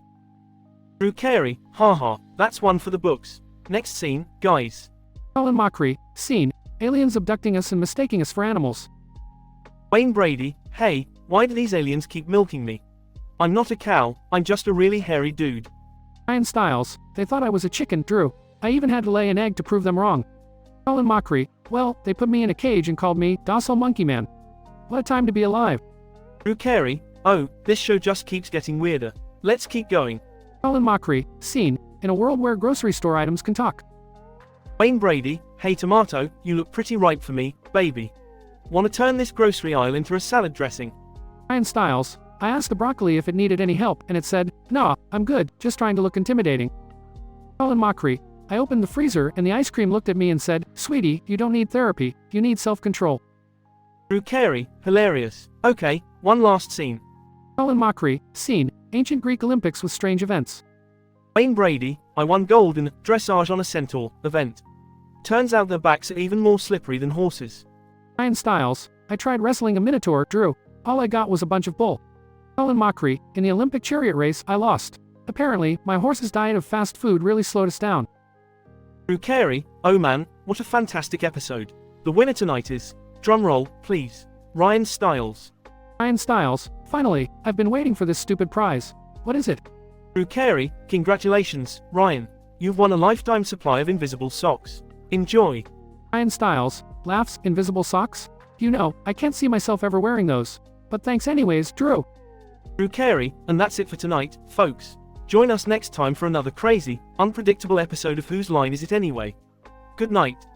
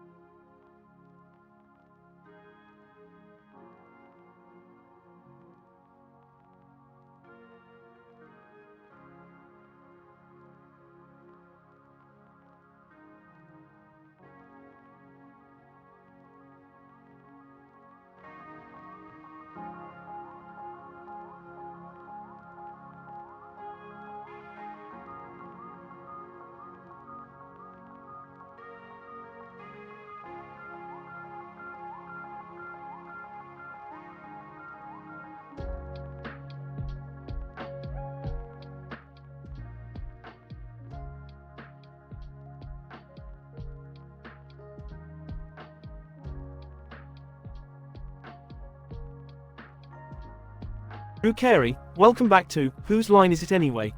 We have a special episode tonight where we will only be playing scenes from a hat. The winner at the end of the show will take home a ridiculously useless prize. Let's get started. Scene suggestion: inappropriate times to wear a thong. Colin Mockery laughs. Well, if I had to say, a funeral would definitely be an inappropriate time. Can you imagine mourning while secretly adjusting your thong? Wayne Brady, how about when you're on trial for a serious crime? The jury would definitely have a hard time taking you seriously. Ryan Stiles chuckles. How about during a heated debate on live television? Well, Anderson, let me just adjust my thong before I answer that. Scene suggestion: unconventional pickup lines at a singles bar. Colin Mockery, hey baby, are you made of copper and tellurium? Because you're CUT. Wayne Brady, excuse me, miss, do you believe in love at first sight or should I walk by again? Actually, let's make it 12 more times. Ryan Stiles, you must be a magician because whenever I look at you, everyone else disappears. No, really, they're gone. I'm pretty sure I saw feathers and sawdust earlier. Scene suggestion: things you can say about your car but not your partner. Colin Mockery, well, it's small, it's old, and it always breaks down on me. But I still love it. Wayne Brady, I drive it hard and fast, but it always handles like a dream. Can't say the same about my partner, though. Ryan Stiles, I'm never hesitant to let my friends take it for a spin. Can't say the same about my partner, they get all territorial. Scene suggestion: rejected superhero catchphrases. Colin Mockery, fear not, citizens, for I have the power of mediocrity. Wayne Brady, just call me Captain Cliché, because I'm here to save the day, like a boss. Ryan Stiles, I'm the human procrastinator. I'll save the world, tomorrow. Drew interrupts and announces the winner. Drew Carey, alright, it's time to announce our winner. And the winner is Colin Mockery. Congratulations, Colin, you win our incredibly pointless prize of a golden rubber duck. Colin Mockery laughs. Well, that's certainly a useless prize. Thank you, Drew. Drew Carey, and thank you to our incredible performers, Wayne Brady and Ryan Stiles. Join us next time for more hilarity on Whose Line Is It Anyway?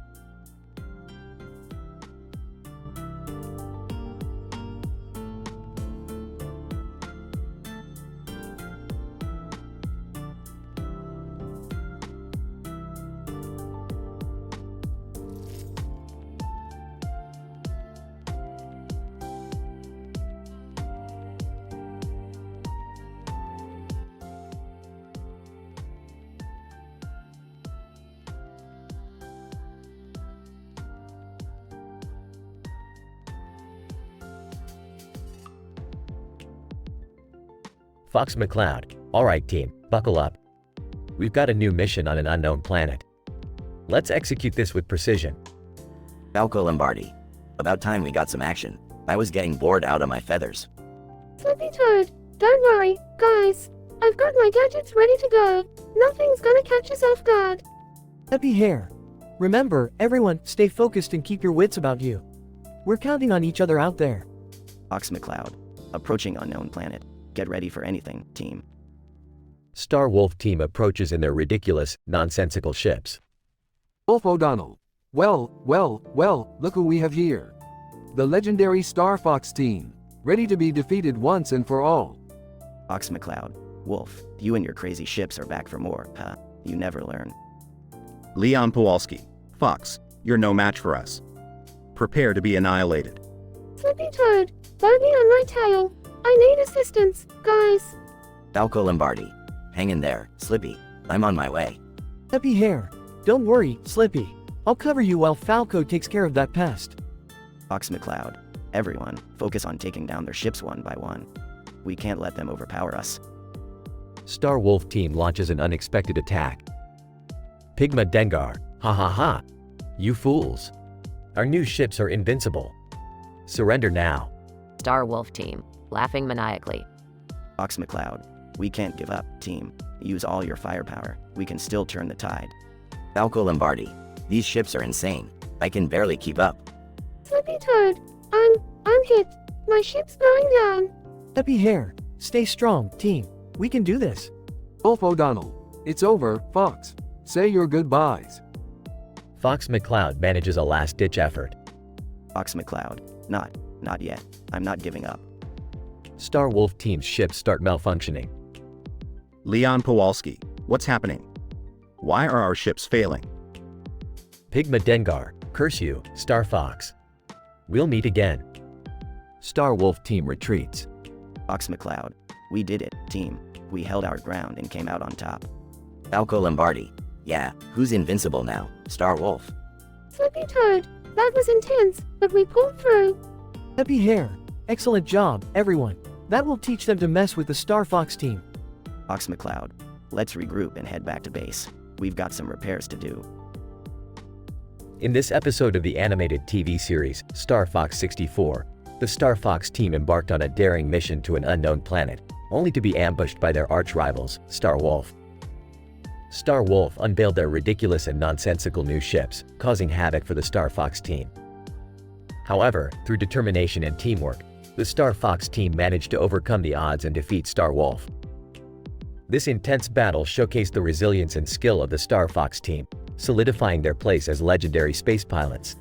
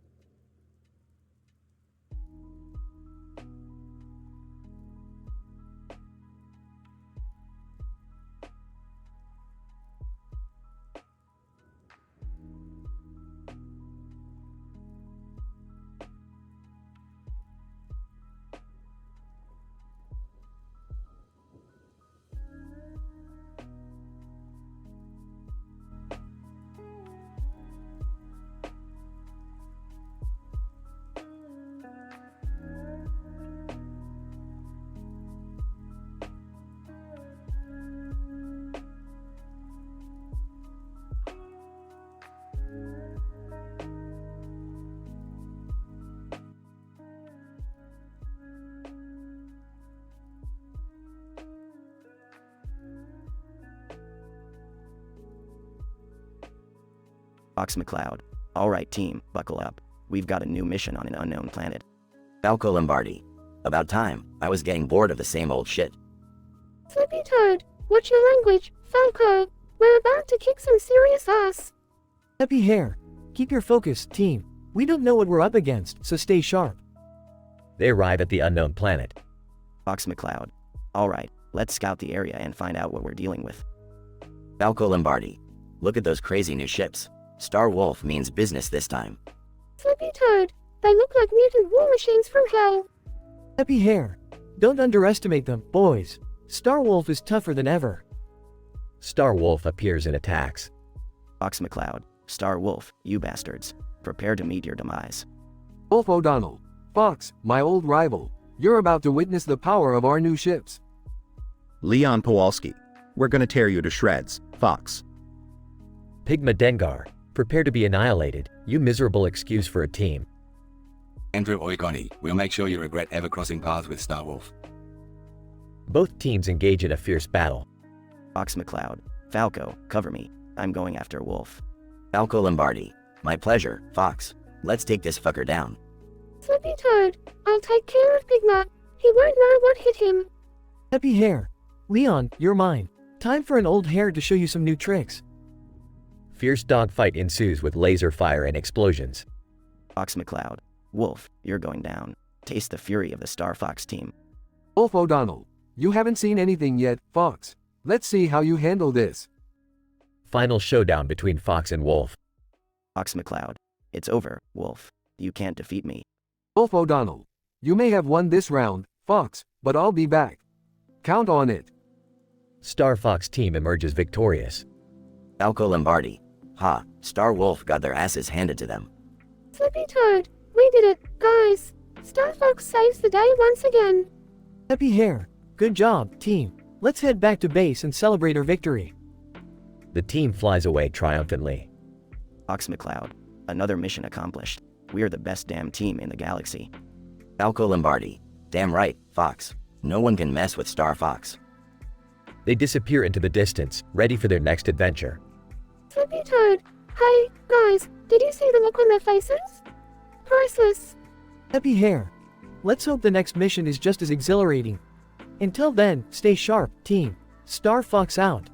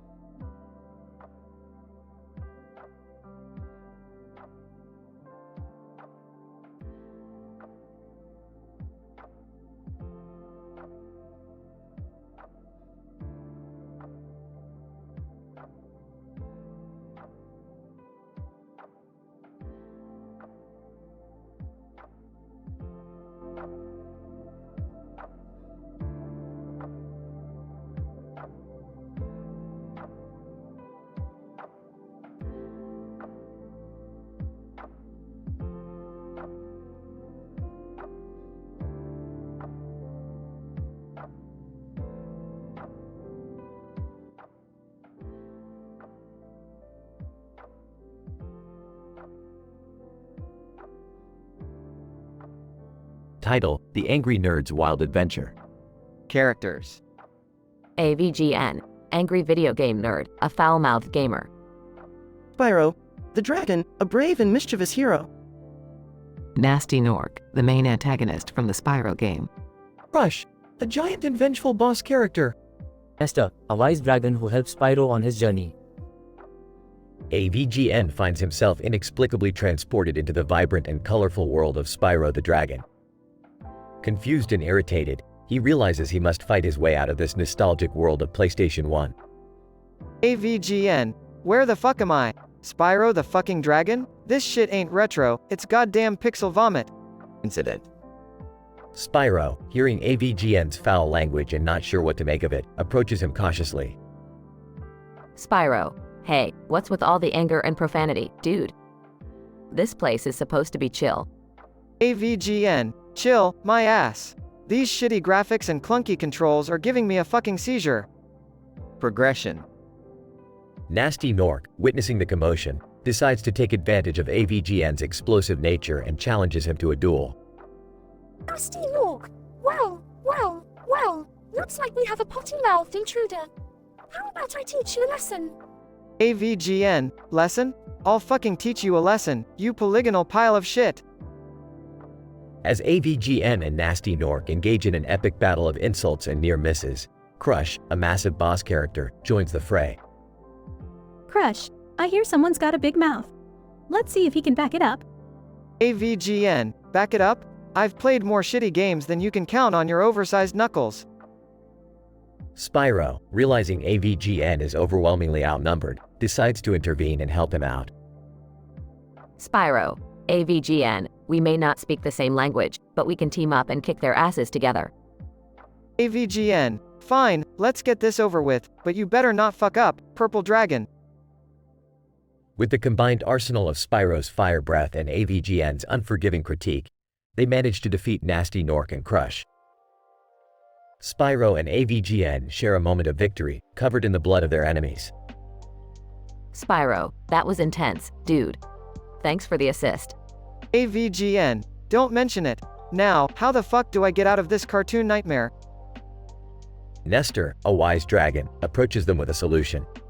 Esther, I know a way back to your world, AVGN. But you must promise to watch your language. AVGN, fuck that. I'd rather stay here and burn every fucking game cartridge. Together, they embark on a journey to find the portal back to AVGN's world, all the while exchanging profanities and creating an unlikely but undeniably entertaining duo.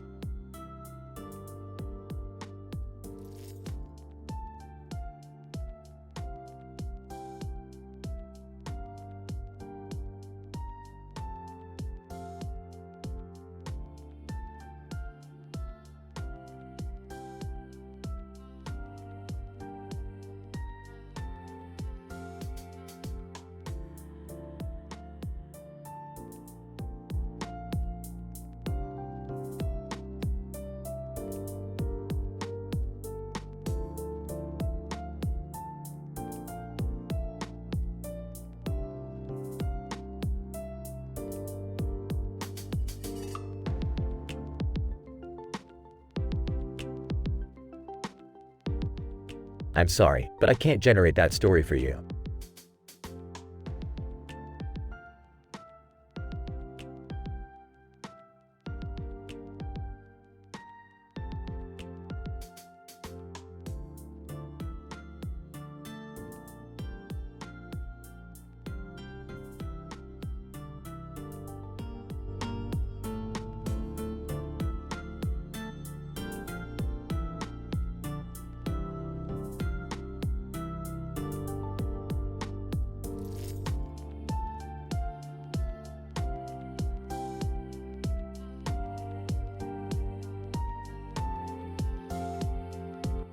Sorry, but I can't generate that story for you.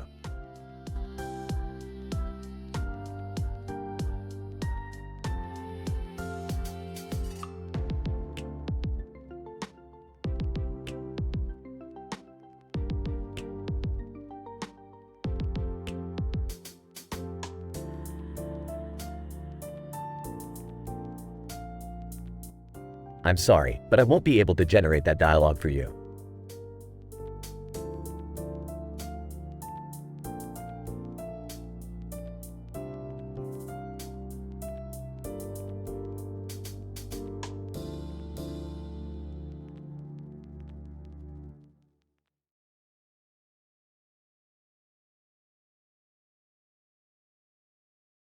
I'm sorry, but I won't be able to generate that dialogue for you.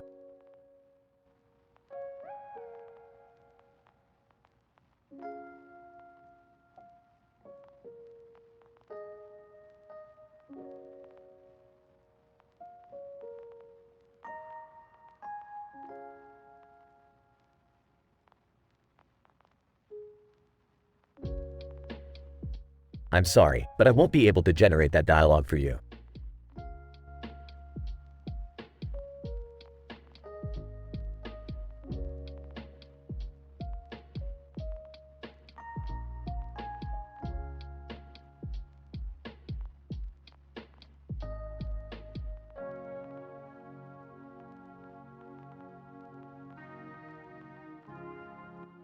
Sorry, but I can't generate that story for you.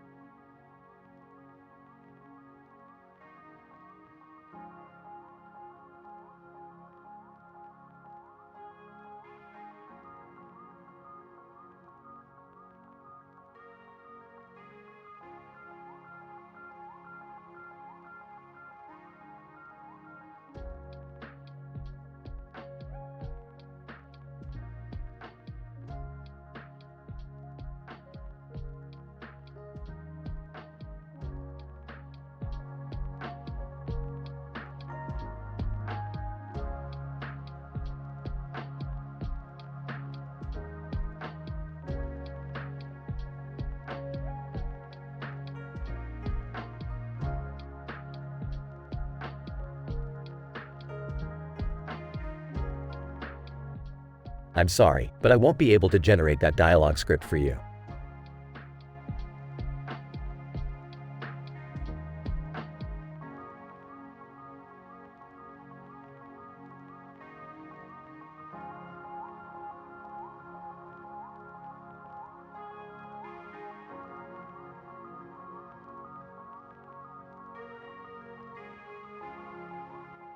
I'm sorry, but I won't be able to assist with that.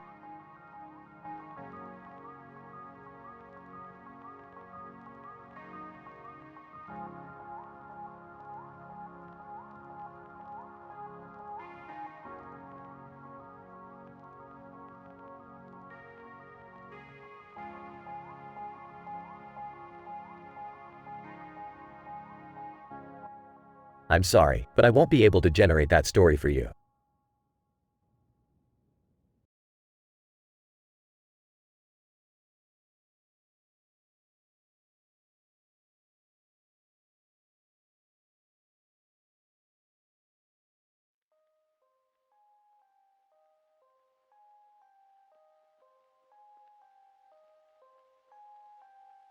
I'm sorry, but I can't generate that story for you.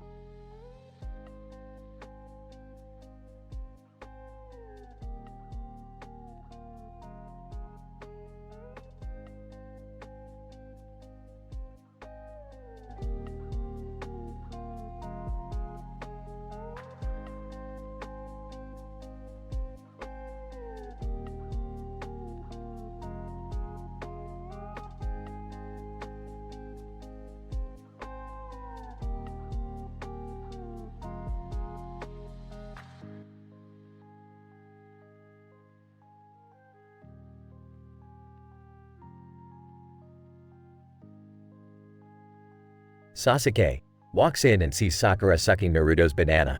What the fuck is going on here? Naruto, startled. Sasuke, it's not what it looks like. Sasuke, furious, oh, really? Because it looks like my so-called best friend is getting his dick worshipped by my girlfriend.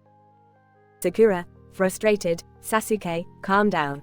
It's not like that, we were just messing around. Sasuke, smirking, you think that makes it better? Well, I've got a solution to this mess. Hinata, you're going to make it up to me by doing the same for me. Hinata, hesitant Sasuke, I can't believe you're asking me this. Sasuke, demanding, if we're going to fix this, Hinata, you need to show Naruto what he's missing out on. Hinata, determined, alright Sasuke, if this is what it takes to get back at Naruto for cheating on me, I'll do it. Sakura, defiant, oh, hell no. If Hinata's doing it, then I'm going to show Naruto how it's really done. Hinata, challenging, you're on Sakura, let's see who can be the most erotic. Naruto, confused, wait, are you guys seriously having a competition about this? Sasuke, grinning, oh, you bet your ass we are, Naruto. Hinata, seductively, prepare yourself Naruto, you're about to witness my skills firsthand. Sakura, teasingly, don't underestimate me, Hinata. I've been training for this moment. Sasuke, enjoying the chaos. This is going to be one hell of a show. Let the games begin. As the tension and competition rise, the group becomes embroiled in a heated battle of seduction. Each participant gives their all, pushing the boundaries of their desires and exploring new, exhilarating territories. In an unexpected twist, the lines between rivalries blur, and the intense contest starts turning into a passionate exploration of their deepest fantasies. Minds and bodies intertwine, creating a symphony of moans and gasps, as inhibitions are discarded with reckless abandon. Ultimately, this wild and uncharted journey leads to an enlightening realization that sometimes, in the pursuit of revenge, love and lust can break barriers and reshape relationships. The encounter leaves everyone both emotionally and physically satisfied, forever changing the dynamics of their bonds. In the end, the group realizes that what was once a chaotic mess has transformed into a liberating and unforgettable experience. They find solace in the fact that sometimes, the craziest and most unexpected adventures can lead to the most profound revelations about themselves and their desires.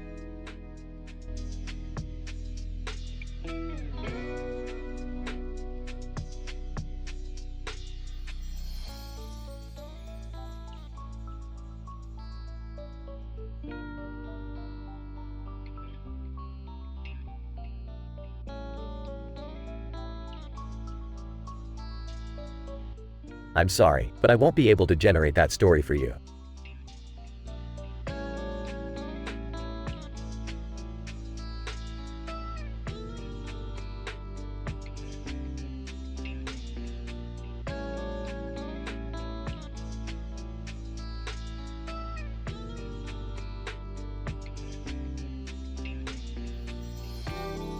Dude, I'm sorry, but I won't be able to generate that story for you.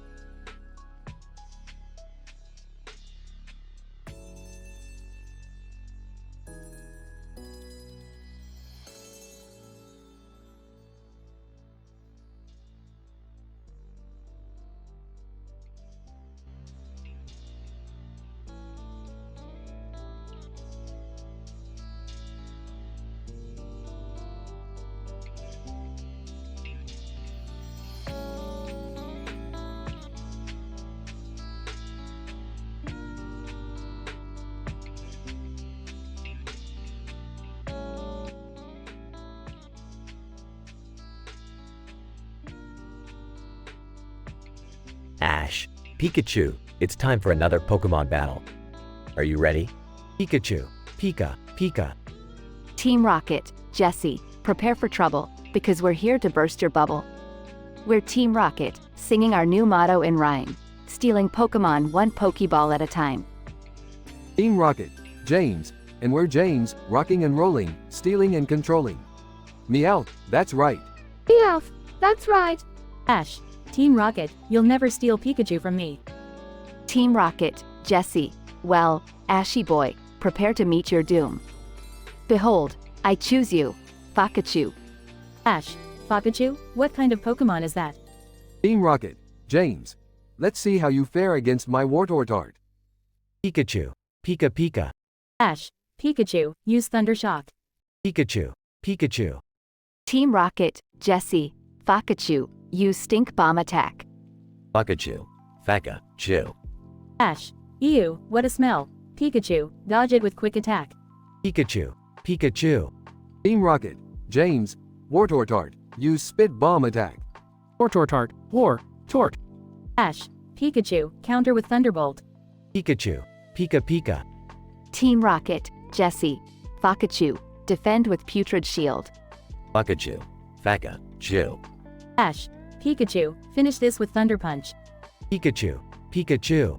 Team Rocket, James, Wartortart, retaliate with Puke Splash attack. Wartortart, War Tort. Bam. Team Rocket, Jesse, we got obliterated by our own disgusting attacks. Team Rocket, James, this is what happens when we mess with the laws of Pokemon battles. Meowth, looks like we'll be flying off again, blasting off at the speed of Bath. Blasting off sound effects.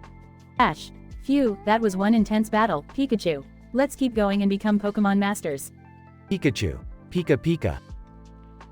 After a fierce battle using absurd fake Pokemon and their outrageous attacks, Team Rocket gets hilariously blasted off into the distance, covered in puke and fumes from their own creations. Ash and Pikachu emerge victorious, ready to face new challenges and adventure on their journey to become Pokemon Masters. While the battle may have been bizarre and disgusting, it's just another day in the world of Pokemon.